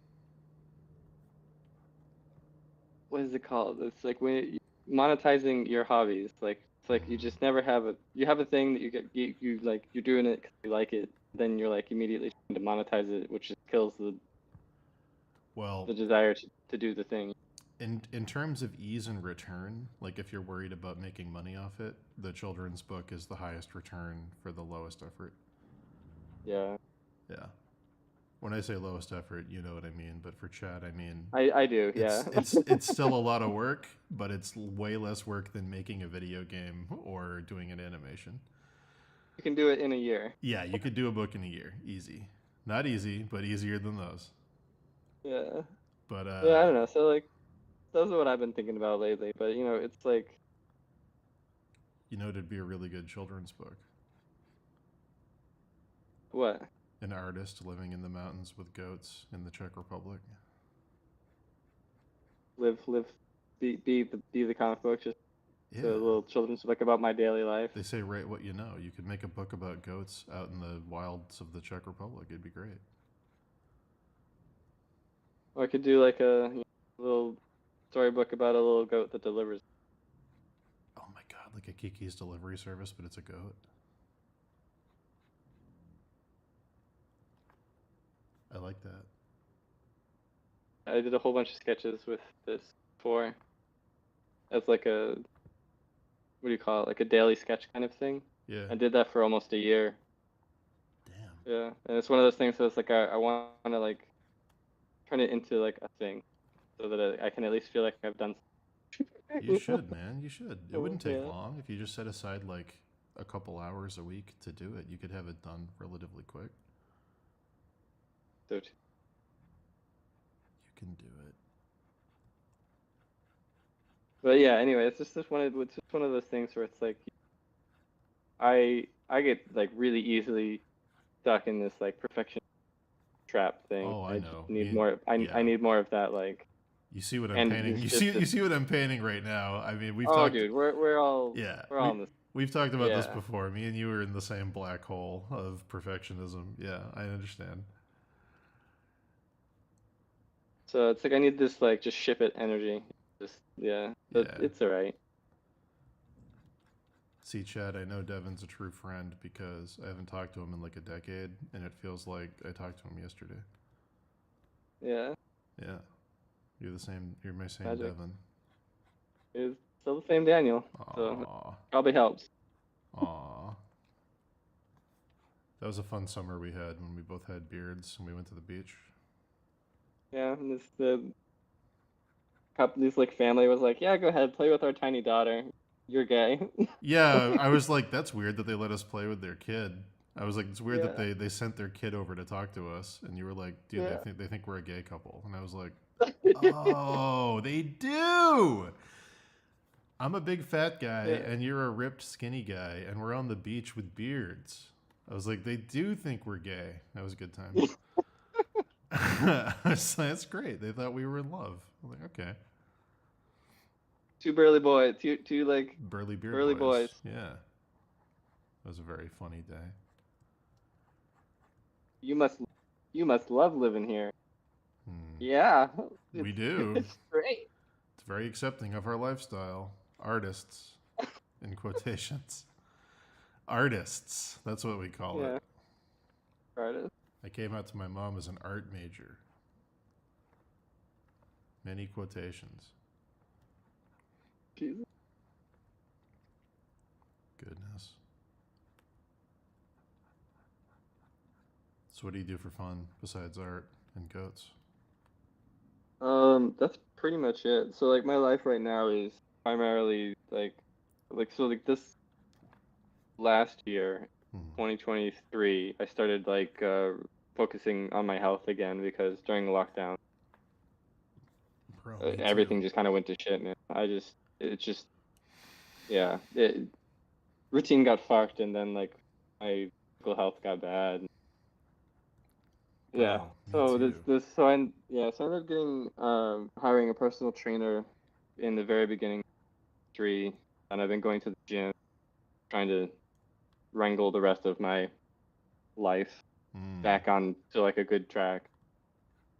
So like for me, it's kind of like I have work, I have the goats, pretty much it. It's funny. I started doing that too. I lost a bunch of weight this year. I'm still trying to lose more. I lost like 60 pounds in 3 months. Damn, that's a lot. I know. And then it all stopped because I lost too much too quick. And I was like, ah, fuck. Yeah, God damn it. So now I'm just trying to, you gotta be careful. I know, I'm trying to get But the back thing on is, track. it's steady progress. You Problem, like remember, go ahead. it's your body wants you. My You buddy have to wants my fight against. buddy wants me to stay fat because it thinks an ice age is coming and I need to live off of it. Yeah. My body's Okay. equipped for hunting mastodons in the tundra, and it wants me to stay fat for my own safety. Don't let it trick you. Do you remember when I used to bring you to class with me in college for bring your Devon to work? Yeah, I did. I actually was thinking about that the other day. Like, It was very can funny. UMass Dartmouth? It was very, very funny when I would just bring you to class and they'd be like, "Who is this?" And I'd be like, "It's my Devon. He's an industry professional. he's done Was he's done more was work I in the even field than any of you." including your teacher? Yes, 100%. Yeah, I had the I'll one. I The, didn't. hmm? I was just like, I don't even remember. Was I actually working by then? I was. Oh yeah, no, we were all were. I was doing jobs off concept art. Dave had just started doing book covers. He hadn't gotten Magic yet, but he was doing Pathfinder. And you were working on some video game stuff. Was he already living on a Loon Mountain by then, or? Yes, Dave was at Loon Mountain Yeah. Okay. at the time, and you'd stay with me, and then on weekends we'd drive up to New Hampshire and see David. Yeah. I think about that sometimes. About like every once in a while, I'll be talking to my girlfriend, and then just like some like mysterious fact comes out, and she's like, "What? What are you fucking talking?" I'm like, man, like this reaction that you're having about like my general life, you need to hear the stories of like Dan, because Oh my it's like God, everything. there's a lot of Yeah, stories. You were there for some of the stories. yeah, it's crazy, man. I know we had some good Just times up like there. I miss going up to Dave's place. I miss when he lived on Loon Mountain. Those were fun times. yeah, it was nice, you know. That was a It's cozy also this town. kind of thing. Well, I guess. I mean, for New England, it was pretty cozy. It was like you get flapjacks at the flapjack restaurant in the morning. You walk around mountain trails, go to the state park. Like there was nothing to do if you didn't like nature and working. But I mean, if you like working in nature, it was pretty cool. I just miss Dude, it waking was up in the morning and doing swimming in that mountain lake. That water was like so fucking refreshing. no. Mm, yeah, Hmm. I still remember going swimming, uh, ice cold water. Yeah, it was amazing. So, It was for it was cold. context, for people in the chat, back in the day when none of us had any money because we were all like just starting out with freelance, I was in college. Devin was visiting a lot. I think you were living in Maine technically, but you were like floating around, Yeah, couch surfing a lot. And right. Dave had just moved out on his own like a couple years prior, and Dave had found out that there's these resort ski towns in New Hampshire, and one of them is called Loon Mountain, and they had such a drop in business around this time that they were like, yeah, we rent out these ski lodges in the winter for like high prices, but if you're willing to pay us a year's rent to live here year round, you can just live in these like ski condos in this like resort town. And so that's what Dave did to save money. So he moved up to New Hampshire and lived in this like ski condo for like a couple, I want to say like 2 or 3 years. And Yeah, I was in Massachusetts, which was like 4 hours south, and I would just do school all week, and then on weekends, me and Devin would, when Devin was around, we'd drive up there, or sometimes I'd meet Devin there if he came down from Maine, and yeah, we just like live in the mountains for a few days, and then come back down to Massachusetts. It was good times though. Go live on Dave's couch. Yeah, Well, that's not even true because he had like he had guest like rooms. The four bed. place was Yeah, he had huge. like It was a ski condo. The place was fucking massive, and it was cheap because nobody wanted to be up there in the off season. So it was like a fucking 3 bedroom wow. condo. Yeah, it wasn't so cheap. I mean, it was like 1,400 a month. Dude, that's nothing for a 3 bedroom condo. Yeah, yeah.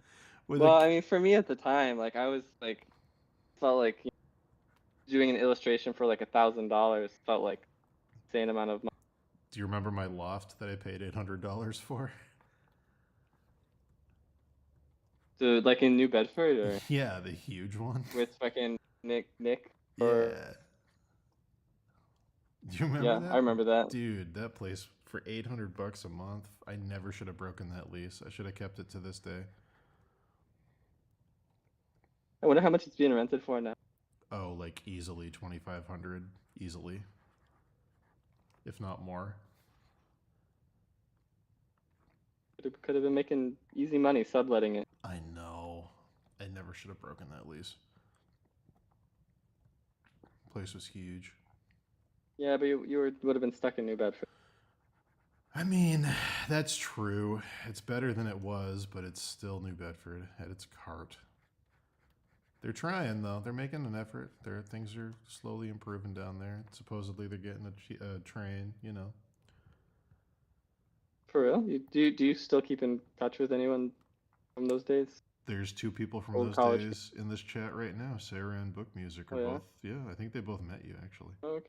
I know Book Music has Probably. met you. So I don't know if Sarah did. But yeah. Yeah, I keep touch with a couple people. Like I was saying earlier, like I'm officiating Kyle's wedding coming up. Yeah, that's pretty crazy. Yeah. He's gonna look very handsome in a tuxedo. I'm gonna get up there and I'm gonna say this woman's not good enough for my Kyle. Everyone's gonna get mad. It's gonna be my whole speech. Oh no. Nobody deserves Kyle. Nobody. No, she's great. Much love to her. She's wonderful. She's the best thing that's happened to Kyle.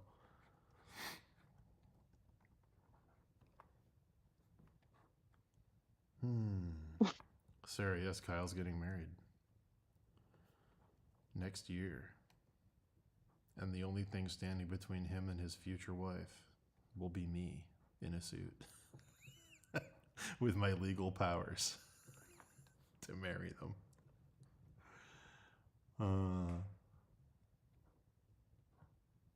Yeah. You excited? You excited to do that? How many people have you married so far? I think Kyle's my 7th officiation. I think. Good. I think. The first was my friend Nicole. Dave was my second, and then there's been a handful. My friends Leah and Tony. That was a big one recently. But yeah.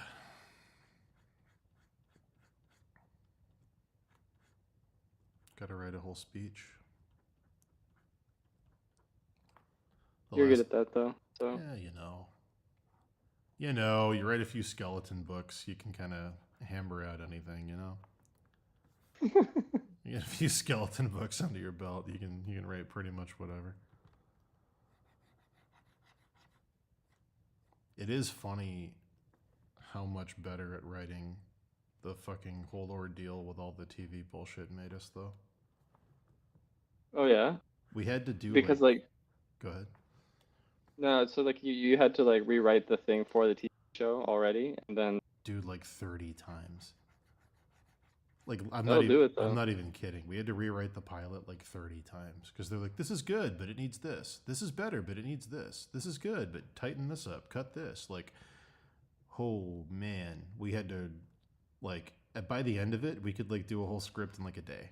Like we could sit down, ideate in the morning, hammer out the structure, and then plug in all the scenes once the skeleton was done. And it was just like like so fast. At the beginning, we That's were a so slow. Yeah, that's a really valuable feedback though, that you could get something that's like actionable and concise. So even as like I'm sure it was extremely frustrating. Like Oh it yeah. just seems like an insanely valuable opportunity and overall. Oh, it was great. We were working with like industry vets that had done like, you know, what like Aqua Teen Hunger Force, What We Do in the Shadows, Monk, like all these TV shows. And like they were looking at our scripts and being like, this is all really funny. Change this, restructure this, cut this. Like this doesn't need to be here. This is redundant. Like really, really good feedback. And like I think because we had already been working in art and we had dealt with all the clients that you always get as an artist that are like, Yeah, yeah. this is shit. Like this, like, you know, redo it. I'm not paying you. Like we were like, This is great. Change everything. yeah, we were like primed to accept feedback because we'd been doing it for like 20 years at that point. So like at first they were like very careful about what they were saying, and then we had to have we had to have a conversation. We were like, guys, like this is, I don't know if you understand what we do for a living, but like you can be brutal and tell us what sucks and what doesn't suck, and then Fellas, after we're that it from was, Massachusetts. yeah, it was great. After that it was great because they were just like, this is bad and here's why it's bad, and we were like, oh, that is bad. And then like, Yeah. and now we can Speaking of being from yeah, we can like self edit now because like we have their voices in our head basically from doing it for 5 years with them. So like when we're writing our stuff for our third book, we're like, wait, this is bad because of that thing that we learned doing the show. And they're like, oh, okay, and then we don't even waste time on it. seriously, that's such a cool continuation opportunity Yeah, to be able to have. and then we wrote a That was 180-page graphic novel for a big company to do as a promotion, and then they never released it. And supposedly it's still coming out eventually, so I can't share it. But it's been over 3 years, whole book, 180-page book, fully illustrated graphic novel that has not come out yet, that no one has seen. crazy. Yep. They literally said, we want you to build a fictional comedy universe and create a bunch of characters for us based on our company. And we want you to tell a hero's journey story that's funny, and you can't use any swear words or blue humor. It has to be kid friendly. And we were like, this is the best challenge of our lives.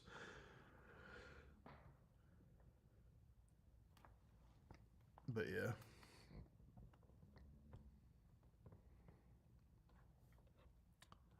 Yeah, Sarah Leah from school. I officiated their wedding last summer. And I'm going to Greg's wedding in the fall. But Highly sought after individual for wedding. hey man, listen. You get it done. It's like writing. Once you do a few, you just fly Gotta put through them. yourself out there. Oh my god. If I was smart, I would turn this property into like a wedding Airbnb and just use these stained glass windows and just do the fucking service up here for photos. No, you gotta get like extra stained glass. You can have this stained glass, 50 bucks. This stained glass, $75. Oh, that's true. That's it. Put them all in sliders and take them out and slide Yeah. them in. Take them. Yeah, that'd be great. It's a very good idea. Then you'd also just have a ton of cool stained glass. It's a win-win situation. That's true. I can't believe I found these. I'd never seen stained glass this big for sale anywhere. Did someone just like dismantle a church or? Yeah, literally. They tore down a church called St. Mary's, and these were in the library, and they ended up in a antique refurbishing place. And I was like, yes, please. I'm building a house. I'll take them. I mean, that's if I remember correctly, those are just like in a light box, or are those actual windows? I was going to install them as windows, and then I was like, wait a minute, I grew up in this town, and I had flashbacks to me and Dave throwing rocks through people's windows, and I was like, Yeah. I'm going to Maybe close not. off the wall, and I'm going to put lights behind it so I can turn them on at night and not let kids throw rocks through them. Because, man, that would, Yeah. in a town like this, that's just a target for a bored kid. The worst part is I wouldn't I mean, even be able to blame them. I'd be like, I grew up here too, dude. I get it. Do they even still go outside? What? The children? I mean, nowadays there's always kids on dirt bikes, but that's about it. Oh yeah, okay. No one's like walking down the street, but this town is like a dirt bike town. Fair. Yeah. Or my neighbor's kid, who this is how I met him. I was having a cookout, and I was getting some food out of the fridge, and I turned around, and there was just a 10-year-old boy standing behind me, and I was like, "Hello?" And he was like, "Hi, I live across the lake, and every time you have a cookout, I see the big group of people over here, and I assumed you'd have some really good food, so I just hopped in my dad's canoe and came over here." And I'm like, "Did you tell your dad you were coming over?" And he was like, "Well, let's just say he doesn't not know where I am." And I was like, "All right, kid, you're great. You have to call your dad and tell him you're here, because I'm not going to jail for you." Like, you have to call your dad. So that's how I met my neighbors. Amazing. Yeah. So did he get some free food? He did. He got some meatballs, and now every time he comes over, I make him meatballs. Anytime there's any kind of cookout or anything, they always show up, and I have some meatballs. Paired. You know the drill. They're his favorite food. He literally was like, "No way, you made meatballs for a cookout? It's my favorite food." And I was like, "Well, I'm congratulations, making meatballs kid. every time. You're getting meatballs every time now, kid." Keep doing it until it's no longer his favorite food. See Yeah, when he I cracks. know. I'll make you hate these. Smoke the whole pack of cigarettes. Yeah. That's very funny.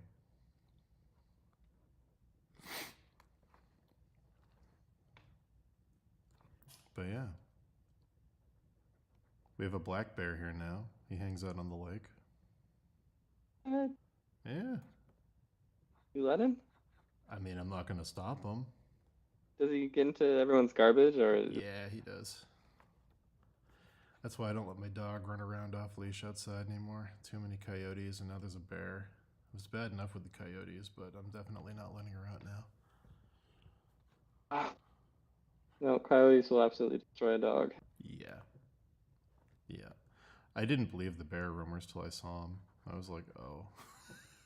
Oh, I thought it was just made up. Whoops. So that's definitely a bear.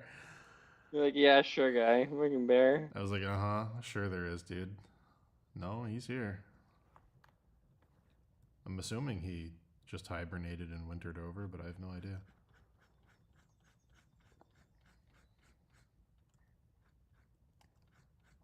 What time is it over there? Favorite. It's like 1:30. I'm gonna go soon, but I'm just trying to, like I got like a million fucking layers, and there's some like stray mark somewhere. I don't know where it is. So I'm like turning off Can't tons of you, layers. what's the command? Isn't it something and then you click on it and it tells you what layers are Yeah, where? but I understand. yeah, but like 50 layers are so. Yeah, I understand. I'm giving you advice that I also wouldn't follow, so don't listen to me. I would click all the layers on enough too.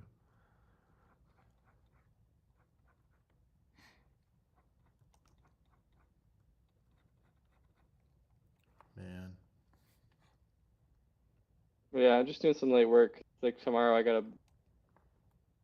I'm doing some, because like I'm on contract, so I have some Sure. like I have to work X amount of hours. Then tomorrow my day is like all fucked up. Hmm. Get like half of my day's work done today so that I can work half of the day tomorrow. I gotcha. Yeah, I used to do those. I'd be like, I'm going to do 20 of my hours in one day so I can go somewhere this weekend. Yeah. Yeah. I'm just going to stay up and destroy my health and cram all these hours in. Easy. Yeah, 100%. Nothing better.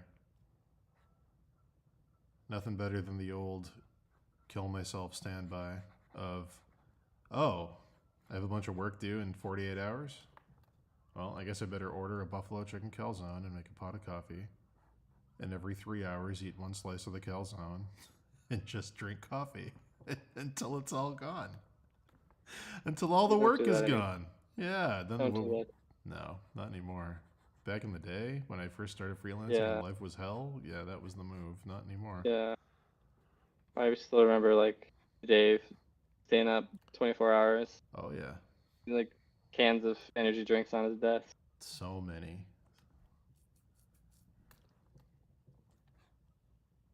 Yeah, I used to remember going to Dave's place when he was in Boston, and I'd walk in, and it was such a small apartment that whatever was in the garbage was what the apartment smelled like.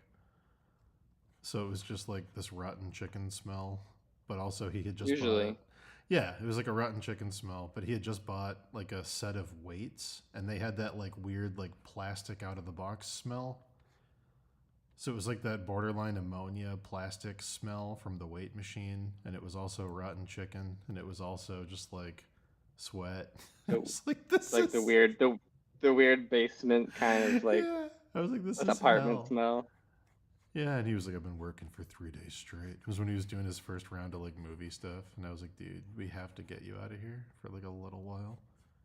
Yeah, I'm pretty honestly, sure. the only time I went there once. I didn't even remember what I was doing. I think I was like coming back from New York or something because I was getting the sorted Yeah, going back to Shanghai. But like we just got absolutely lambasted drunk I remember out this. somewhere. Yeah, you guys called me. Yeah. I remember this. Uh, so it's, yeah, that was my one time at the Boston apartment. That was, but like we didn't even end up in his apartment. So we woke up at some random person's apartment. Oh, I know whose apartment that was. Those are Dave was, the girls. yeah, that's the one. Yeah, yeah, yeah. I know who you're talking about. So crazy.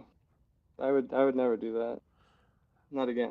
I mean, I would, but nobody wants to anymore. That's the problem. I guess it's not a problem. I guess it's a good thing that everybody grew up and isn't doing dumb shit. But I absolutely like if you were in town and you're like, let's just go get destroyed. I'd be like, all right, man, Yes. 100%, Yes. 100%, buddy. I'm in.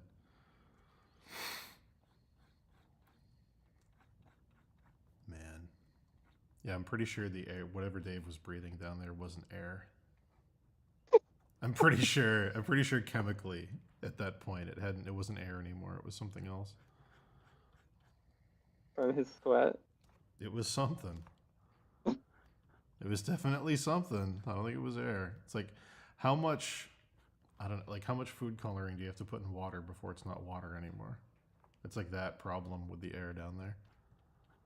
Yeah. I mean, it was also just like this weird kind of basement Yeah. apartment, which doesn't help. No. There was probably like one window or two windows in the whole place. And they were like those up top basement windows that are like Yeah. maybe 10 inches tall that are like up in your ceiling. Yeah. The problem with basement apartments in Boston, chat, is that Boston is humid as fuck. So it gets wet. I'll put it that way. It gets it gets musty. It gets musty down there. Yeah, like the build when the building was built, they were not thinking about, No. no, this is going to be somewhere someone's gonna live. No. That was not on their mind. Absolutely not. Man. So you've never met Kim, huh? No, never met Kim. Dang. Yeah, if you're ever out Yep. here, we gotta maybe we'll meet up in Colorado sometime. Yeah. I mean, it would be cool, like for me to be able to be an old man. Be an old man. Be an old man, dude. Fucking. Um. So this. Yeah. How do I explain it? So the studio that I'm currently working for Uh-huh. had like a 15-year birthday of the studio. Mm-hmm. You know who else had worked for the studio in the past? Who? Fucking Trevor. Oh. And he's living in Germany. He And like, is. He went there. I, I should reach it's out to the him. same. Good, because like, dude, it's so crazy to me to like. Again, it's like I haven't seen him. Yeah. I think the last time I saw him was like 2013 in The San Francisco. last time I saw Trevor was before he got on the plane to go to move to Germany because he flew out of Boston and I went up and had dinner with his family. Yeah, but Yeah. speaking of Matt, but yeah, like just being able to like get to shoot the shit with these people who knew you from before time, Mm, crazy. that's cool. So Yeah, I it's should reach out to Trevor and see how he's doing. I hope his arm's better. yeah, he's doing all right. He's got some problem with his hip, but Shit. he's still alive. I Just love Trevor. everything's popsicle sticks, rubber band. Yeah. Damn, if I go to Germany, I should find him too. I wonder how close to Berlin he is. Yeah, I think it's only like 2 hours from Berlin. Oh, nice. We're talking about Trevor Claxton, who's a lovely man and artist who goes way back with us. Yeah, I mean I've known Trevor since 2005. Yeah, he's one of the first people I met on the forums. I think probably around that same time. Crazy shit, man. Yeah. Yeah, it's like I think Tom it's. Scholes is the person I've known the longest off the forums, other than Dave. Do you still talk to Tom at all? No, I talked to Miles. Miles was the second person on the forums I met, but he was like 13 when I met him.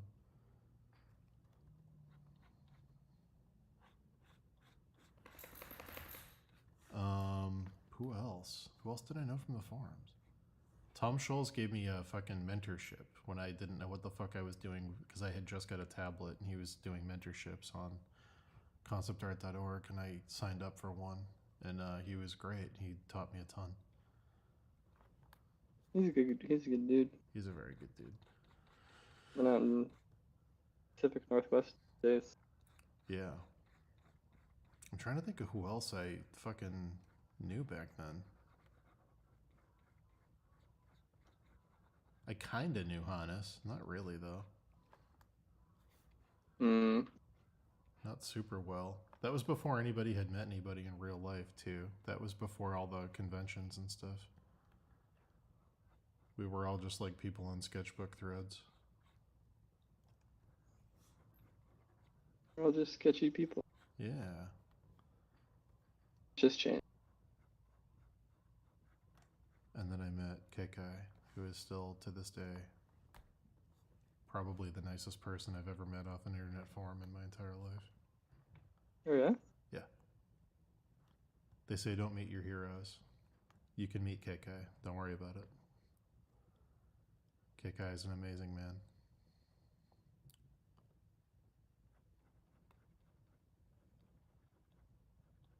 I wonder what he's doing. Just working, dude. Yeah, but he's just doing that freelance what? lifestyle. Yeah, but what's he doing? Probably Like I've been living under a rock. probably a ton of video game art and a ton of card art. That's my guess. Did you see the fucking the shot heard around the world from Dave and fucking Wizards? No? Did he just Oh like say fuck man. you? Hey, No. Wizards did a big marketing push that said, yeah. we're powered by humans, we're never going to use AI. And then Womp. the week after, like, I want to say like 2 weeks after they did that, they released a marketing campaign where the art for the magic cards wasn't done by AI, but the marketing campaign featuring the art was done by AI. Oh, sick. And Dave put out a tweet that I think it literally said, nope, fuck you guys, I'm done. It was like literally just Yeah. like, this is hypocritical. You can't. He was like, if you're going to use AI, I don't care, but you can't get brownie points and score internet good boy points by saying we're never going to use it. And then 2 weeks later, show it to us and say it's not AI. And they tripled down and they were like, it's not AI. Everybody was like, it is. And then after like a month of tripling down, they were like, all right, we looked into it. Turns out it's AI. We were like, yeah, dudes. No shit. But then, like, the New York Times and, like, the Wall Street Journal reached out to Dave and they were like, we're going to do an article on you and what Hasbro's doing with AI and the future of art. It became, like, a huge fucking thing. Typical. There's all these Of course, YouTube this happens to essays. you guys. There's all these YouTube essays like why Dave proposes leaving Magic the Gathering and why this matters to you. And it's just like, what the fuck? Like, I know Dave wasn't intending it to be a big thing, but it was like a spark at the right time when there was enough gasoline on the issue. Yeah, that was very funny. Yeah, of course, you guys. So anyway, Dave's not working on Magic anymore. Is the moral of the story, I guess. I mean, yeah, I've only done a couple of cards for them, but yeah. The Hasbro layoffs have been fucking. I have a ton of friends at Hasbro because of the stuff I used to do, and just because I live in New England and they're down in Providence, the Hasbro layoffs have been fucking wild. brutal. Yeah, dude, they're fucking hemorrhaging.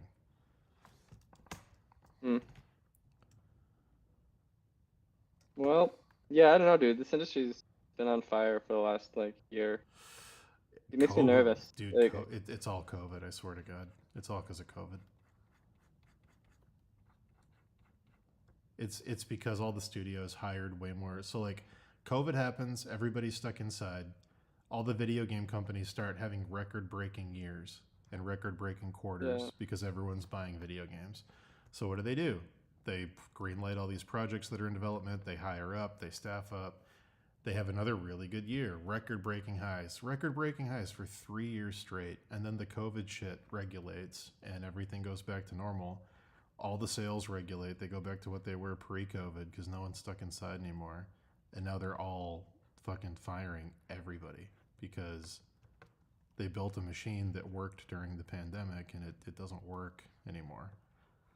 It sucks, but like, I don't know.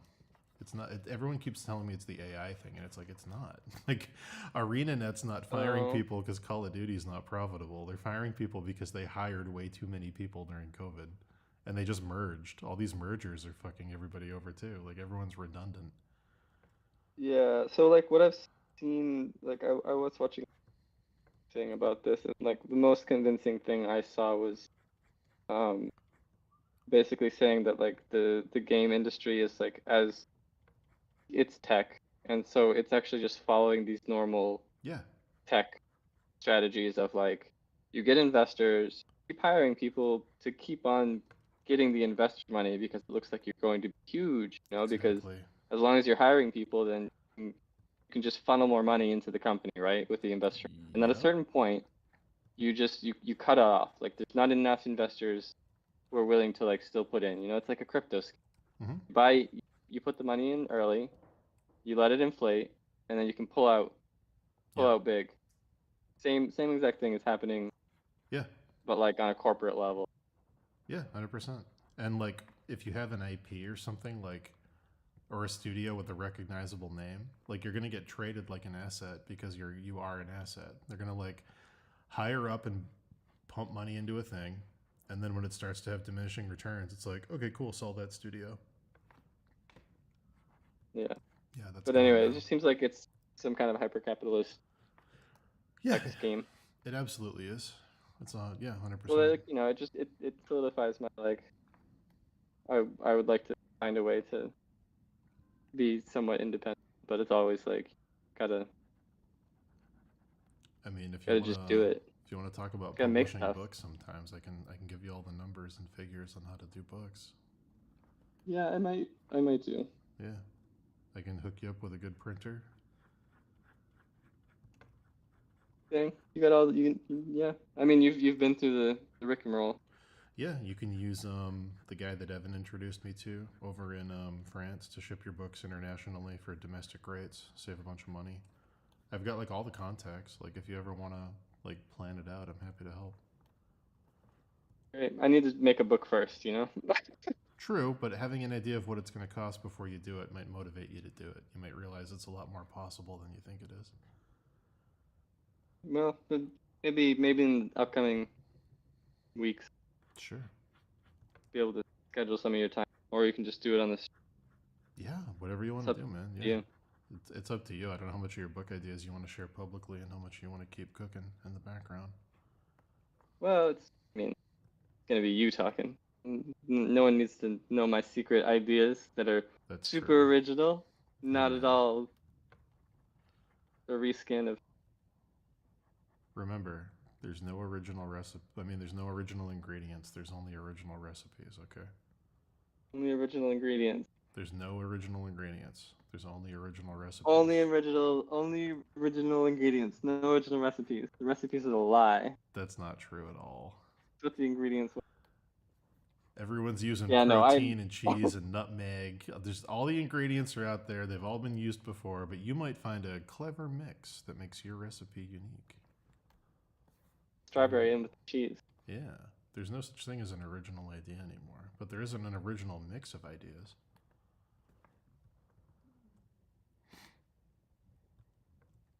Yeah, I don't know.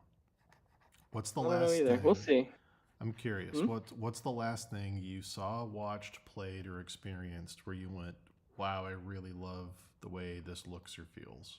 Like, what's the last thing that really inspired you that you saw, or played, or witnessed? Yeah. So like, the last thing that like gave me that like adrenaline boost was actually that last Spider-Verse movie, Oh, the dude, it's multiverse one. so good. It's so good. The second Like one? that. Yeah. Yeah, dude.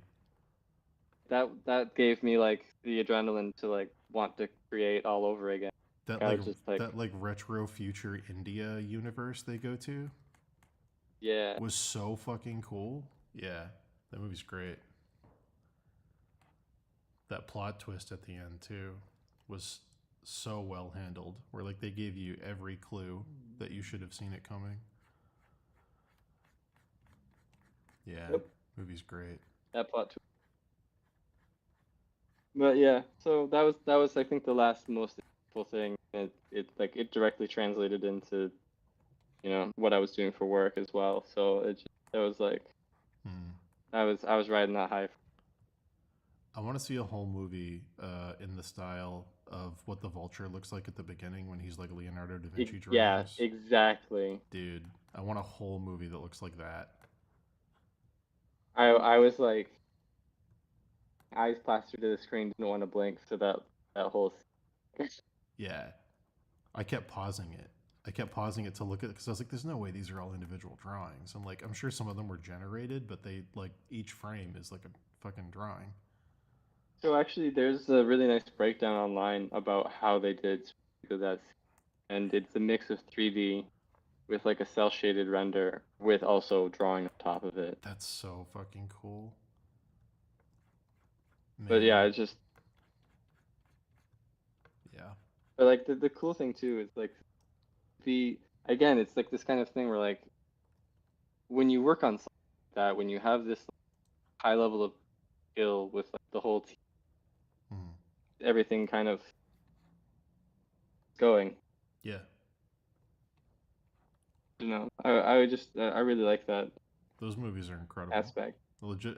If they stick the landing on the third movie, it's gonna be like the greatest trilogy in so long. Yeah, I think so too. Yeah, it's gonna be like I'm assuming they will too. They have a very good track record. Yeah, I mean we'll see. Up to them to fuck it up or not. Yeah, we'll see. They have the power. It's crazy that the same studio that did like Morbius and Madam Web did that. Did they? I didn't know that. Yeah, it's all Sony. Yeah, those are all Sony productions under the Spider-Man umbrella. So it's like Sony Animation is its own thing, but it's still Sony. It's just crazy that they put that out the same year they put out Madam Web, Spider-Verse 2. Yeah, working for. Yeah. Technically, through a chain of different companies. Yeah, it's like just give it all to Lord and Miller, dude.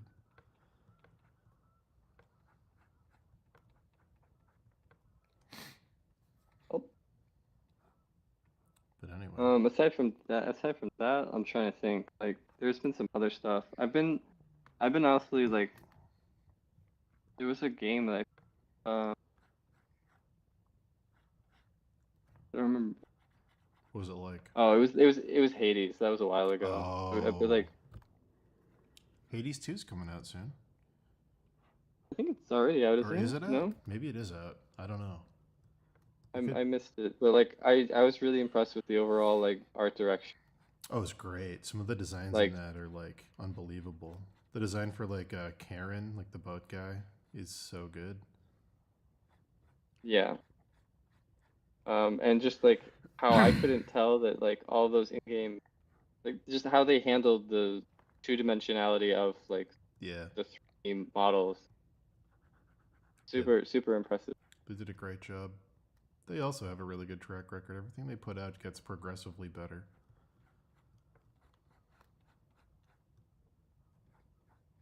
Let me think. What else have I? Um, how about you? Like, is there anything that you've been like Oh super pumped boy. about? Um, this is more a nostalgia thing, but I love watching people take old shit and redesign it with modern stuff. So like the whole FF7 Rebirth remake stuff that came out, I loved seeing the old shitty polygons from the PlayStation 1 game next to these insanely beautiful 3D renderings that people did. I was like, "Oh, I remember this dumb enemy and it looks incredible." Like that was very cool. I enjoyed that. Um been playing Dragon's Dogma before bed for The like new an one? hour. Yeah. Yeah. I love Capcom's take on Dungeons and Dragons. Um, I really like their Yeah, take. Yeah. my girlfriend played the first one recently because it honestly she just got it because it was like cheap, Sure. and then she just fucking did a deep dive into it. She's like, Do you know if she got to the DLC, the big dungeon? I don't actually. I'm assuming yes because Yeah.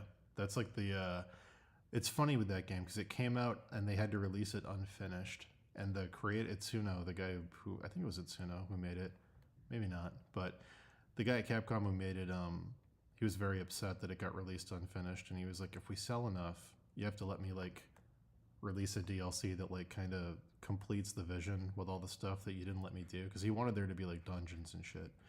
So they were like, "Okay," but they compromised. They were like, "You can do it, but it can only be this big." So the DLC is just one huge D&D style dungeon that just goes deeper and deeper and deeper and deeper and deeper and oh, like deeper. an Infinity Dungeon.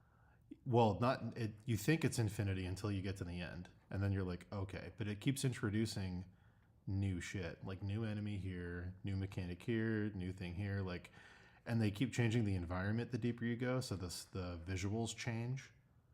So it's like it feels very refreshing. Like the deeper you go, it doesn't get monotonous, and a lot of us were hoping that the sequel would just be that. It would just be more huge dungeons, which I don't know if they did or not because I haven't played enough of it. But yeah, the DLC is the best part of the first game, like for sure. I will have to double check. Sure that But she knows this.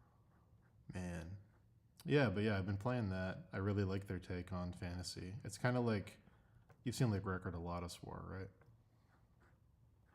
The what? The Record of Lotus War, like the old fantasy anime from Don't know. the 80s.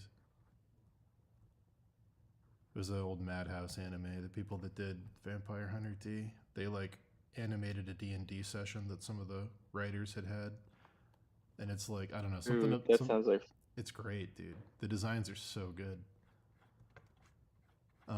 But yeah, something about that Japanese take on Western fantasy is always really cool. For some reason, they just get it in a way that people here don't. I don't know why. I don't know if they just know what to exaggerate because they're like outside the bubble. But yeah, I mean, I think it's this kind of thing where like they're obviously gonna put their own spin on it, and they're gonna consolidate it down into like mm. quintessential. Wait, what is it called? It's Roadhouse. Oh no, Madhouse was the animation studio. The anime is called Record of Lodos, Lodoss War. I mean, I've seen some stuff. I liked what they did, so I'm interested to see this. Yeah, they made a Metroidvania out of it a couple years ago that like is just literally Symphony of the Night with new sprites. So wait, is this a reboot or It's just the old one. Which one? What are you seeing? Seeing something about. I'll Google this. So I don't see Yeah, it yeah. on. They made a game out of it called like Deedlit and Wonder Dungeon a couple of years ago. That's like a new video game based in that world, but there's only 2 anime of it. There's the original short series that's like 20 episodes with really, really good animation by the people that did like Ninja Scroll and Vampire Hunter D. And then there's like an OVA, like long form TV show, which is not as good, but still has cool aesthetics. Oh yeah, Denman Pickle, Dungeon Meshi, and Furin. Those are both also like I was very entertained by both of those. Oh, cool. Yeah, so Um, I love that take. I love Capcom's take. I don't know. Record Lotus War is something I saw on like Sci-Fi Channel at 3 in the morning when I was a kid, and I was like, "What is this? It's a D&D Dude, cartoon." Like what? for real. I mean, I remember fucking doing laundry, watching Sci-Fi Channel, and Robot Carnival came. Hell yeah, Had my dude. mind blown. Hell yes, dude. What else have I seen recently that like blew my mind? Um, I mean, Spider Dune. Verse was great. I haven't seen Dune yet. I need to. You haven't seen either of them. Did you read the books? I saw the first one. Oh, okay. I know they just greenlit the Yeah, third one. that's so like the second one I think is like in a lot of ways better than the first one. But if you've read the books, Hmm. they were much more liberal with how they changed it to like reformat it Oh, for the movie. So sure. like yeah. Okay. Not sure So what like to make of that. just well, I think they made the correct to like certain elements, but Mm-hmm. it still for me as someone who remembered enough of the book to be like, huh? But Sure. that's not what happened. So that kind of stuff throws me. I'm gonna guess they don't do the time jump from the David Lynch version and his sister doesn't show up. Yeah, that's they kind of don't even acknowledge time jump in a lot of ways. There's like a little bit of a montage, but not really. Oh, they do the time jump. Okay. There's a very small time. It's like they suggest the passage of time with a montage, and then the little sister just she's in the womb for the whole movie. Oh, so is part 3 gonna have some of the second half of the first book in it, or what are they doing? I think part three is already into the Children of Dune or whatever the Dune 2 book. I'm not really sure because like Damn. Okay. it because the it's not that like they've changed the plot to keep the creepy baby in the womb. So like she's not the one who kills like Baron Harkonnen. Like Whoa. yeah. So it's That's like they've okay. made some yeah they made some big changes where I'm like but I think like overall it would be fucking weird watching a movie with like a little toddler like spewing bullshit. So I guess that's true. Who killed Baron Harkonnen in the David Lynch? Did she? yeah, I mean she must. I don't know. Like the David Lynch one I had a really hard time to watch. Yeah, it's pretty goofy. Pretty fucking goofy. Oh, this is a cheat. Um the thing I watched recently that blew me away the most was something I've been putting off watching for basically my entire life because I wanted to save it for a special occasion. And then Oh yeah. I just had a really bad day, and I was like, "Fuck it, I'm just gonna watch this because I'm having a really awful day." And it was Spirited Away. I'd never seen it. Oh yeah, that's a good one. Spirited Away was like I knew it was gonna be incredible because it's like the Miyazaki movie, but like Yeah. Jesus, like what a fucking masterpiece of a film. Yeah, I've been putting that off forever. Seen most of their Yeah, stuff. that's And, I actually saw that one in a theater. Um, yeah, one of my like back when I was in high school, one of my friends was working at a movie theater, and so I got to see all those like employee only midnight screenings of like all the new films. yeah. Yeah, I remember when that one hit the theaters. I remember. I want to say I saw Princess Mononoke in a theater when I was a kid, but I can't remember why. It was like 1994 or something. Yeah. I can't remember how I ended up there, or who took me. Even I had to be one of my Or parents even and like, somebody. Maybe it was like yeah, my cool aunt who like knew cool things. Like I don't know.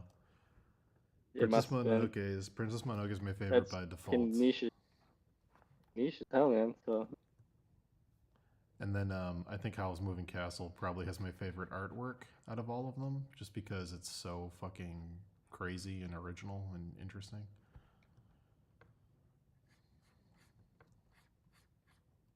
But you you yeah, you have like an association, like what is it called? Mm, you see yourself in the little scarecrow man, don't you? that's true. I do. I'm just waiting for someone to find me and get the spell removed from me. Just bouncing One day. around. I was like, wait a minute. This movie has it all. Peter Pan syndrome. A guy who fills his house with cool antiques. True love. A little flame that talks to you. Like, this is great. The movie's fucking awesome. What else do you even story? Nothing. I love the I mean all the Miyazaki airship designs are incredible, but the airships in that movie look so fucking cool. Like the dragonfly wings and stuff.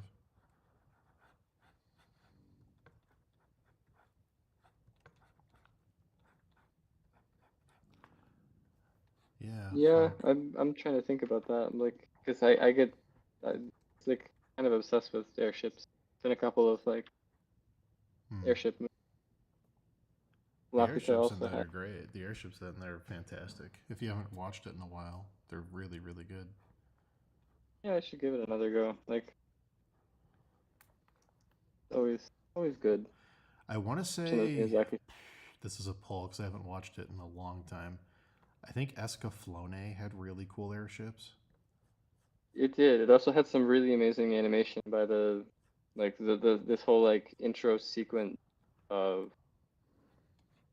it's fucking insane. Like it looks Yeah. rotoscope because it's so good, but it isn't. Like Escaflowne had like really cool like bio design stuff too. I always love when big robot stuff has like the organic shit. yeah. But yeah, they had some really cool airships in that too. I can't remember what they look like. I just remember thinking they're fucking awesome when I saw them. They were huge Yeah, and they were like a bit steampunk. yeah. I haven't watched Steam Boy in a while. Do you think that holds up? It Doesn't hold does up. not hold up. No, like I actually watched it with my girlfriend like last year, and her takeaway was like, it's very pretty. The plot is dumbest thing I've ever like watched, Sure. and I can't blame her for kind of appraisal about that either. She's like, what was that movie?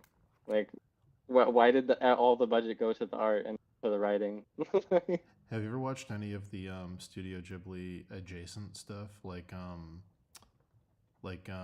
Little Nemo or like the Rankin Bass Hobbit movie?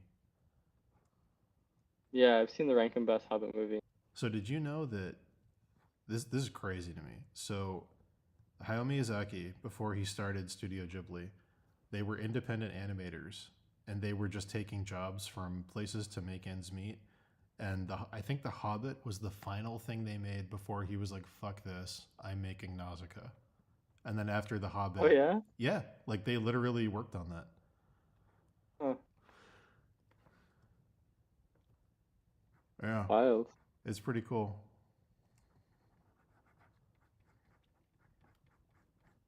All right, it's 2 a.m. I have to go. It's been an absolute pleasure to Buddy, we'll do it get to again draw and chat sometime. with you. Yeah, we'll do it again. I love talking to you. I miss you. Yeah, man. I hope that you'll have a wonderful rest of your day. You too. Sleep tight.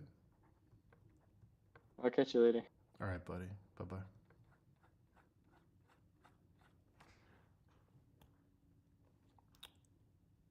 Well, that was wholesome.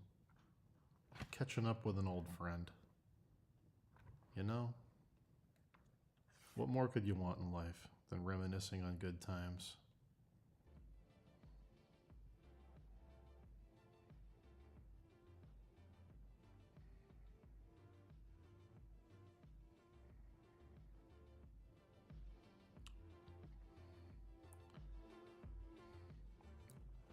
What a wonderful time.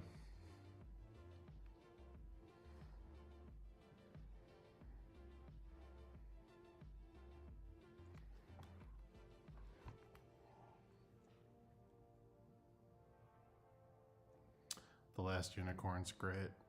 They worked on that too, same people. Oh, the wine.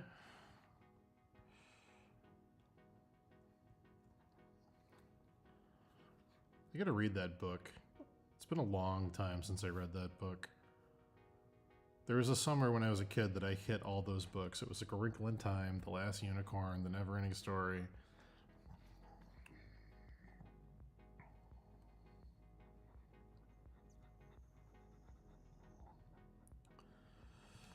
All right, chat, we're going for one more hour. I'm going to take a quick break.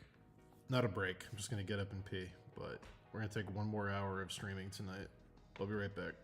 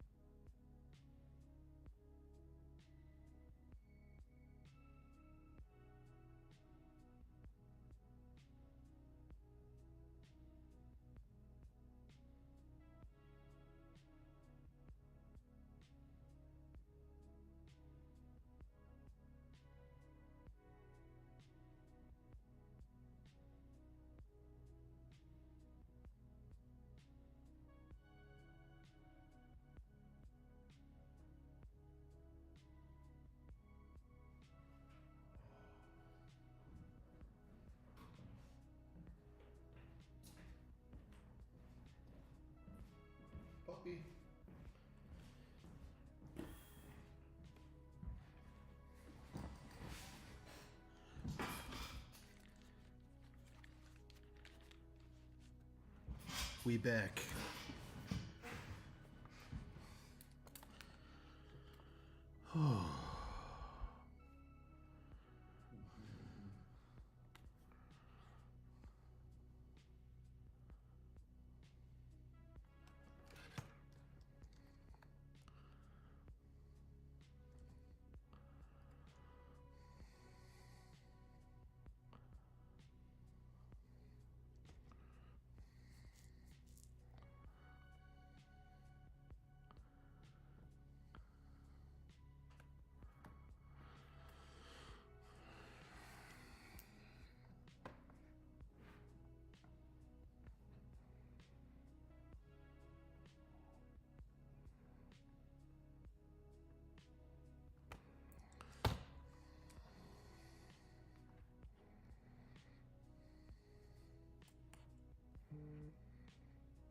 All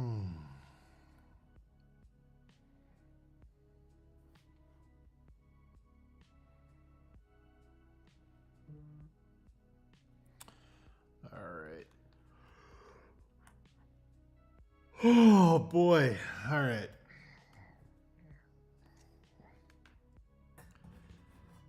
All right. Let's look at our references.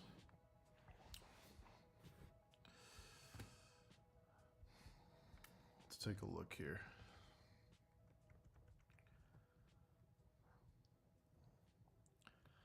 All right. So there's a break in the middle. This stuff comes and wraps around the side here. All right. So I might want to show.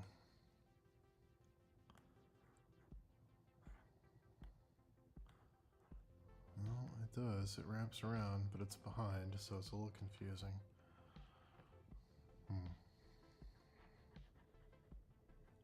Guess I'll do that just to hint at it. It does this. Looks off, but it's not.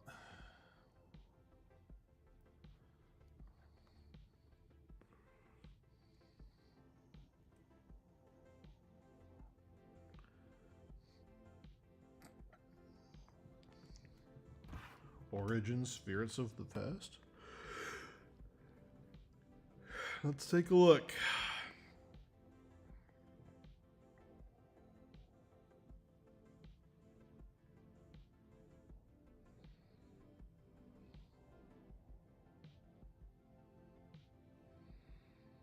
Oh, that's cool. The art style's cool. I'll have to watch that. I've never seen this. That's cool. I'll definitely watch it.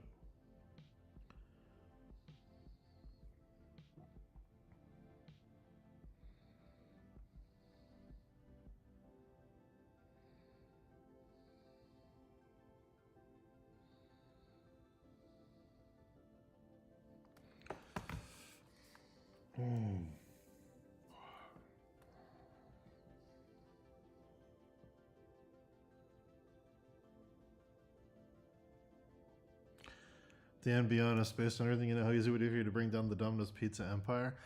I don't know about the empire, but I could bring down the owner of Domino's son. 100%. 100%. I could get that guy blacklisted from working anywhere. 1,000,000%. Yeah. That guy I could wipe out. Domino's? I don't know. Domino's might be too big to fill. But that dude, holy shit.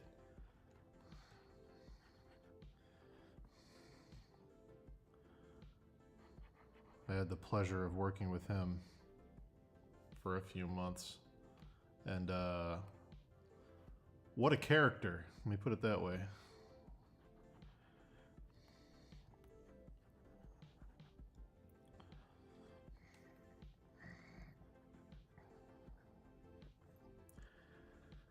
His dad was like one of the founding members of Dunkin' Donuts, which is part of like he's part of some like board of trustees that controls a bunch of like food companies, and Domino's is one of the like things that they control. Like, unless things have changed, like I don't know if money traded hands or things were sold off or whatever, but when I worked at Domino's, the people that owned Domino's had a controlling share of Dunkin' Donuts. But I don't know. I don't know if that's changed. I have no idea.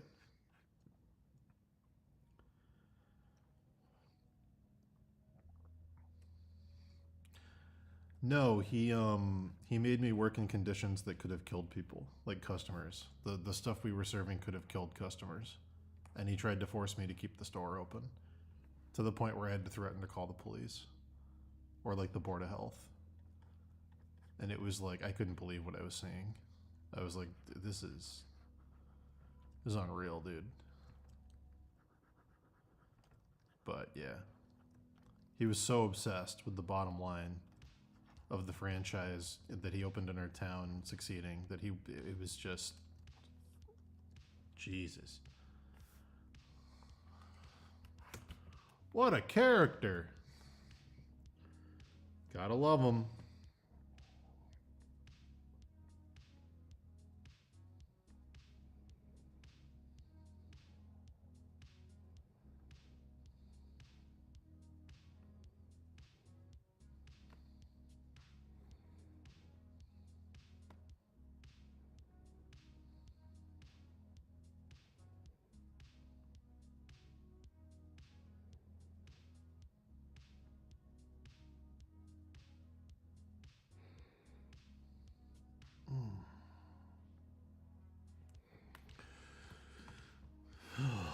Team Alpha Gold. Shit, is it really 8:30? Alright, we did 5-ish hours. Okay. I might come back later tonight. I forgot I still have to do some exercise. I just got the text. Gym's closing. Fuck.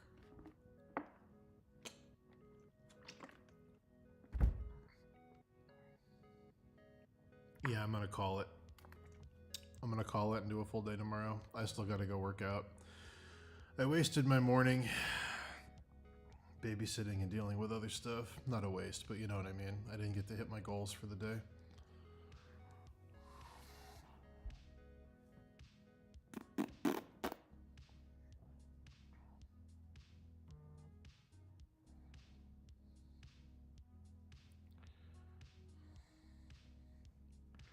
I gotta eat too. Maybe I'll go out and eat. I don't really want to cook. Maybe I'll go find something tasty.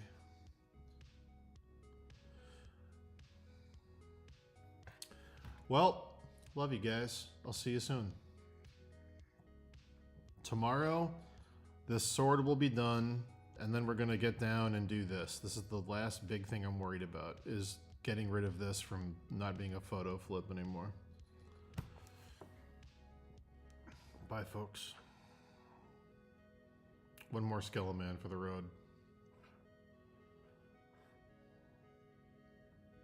Oh, there he is.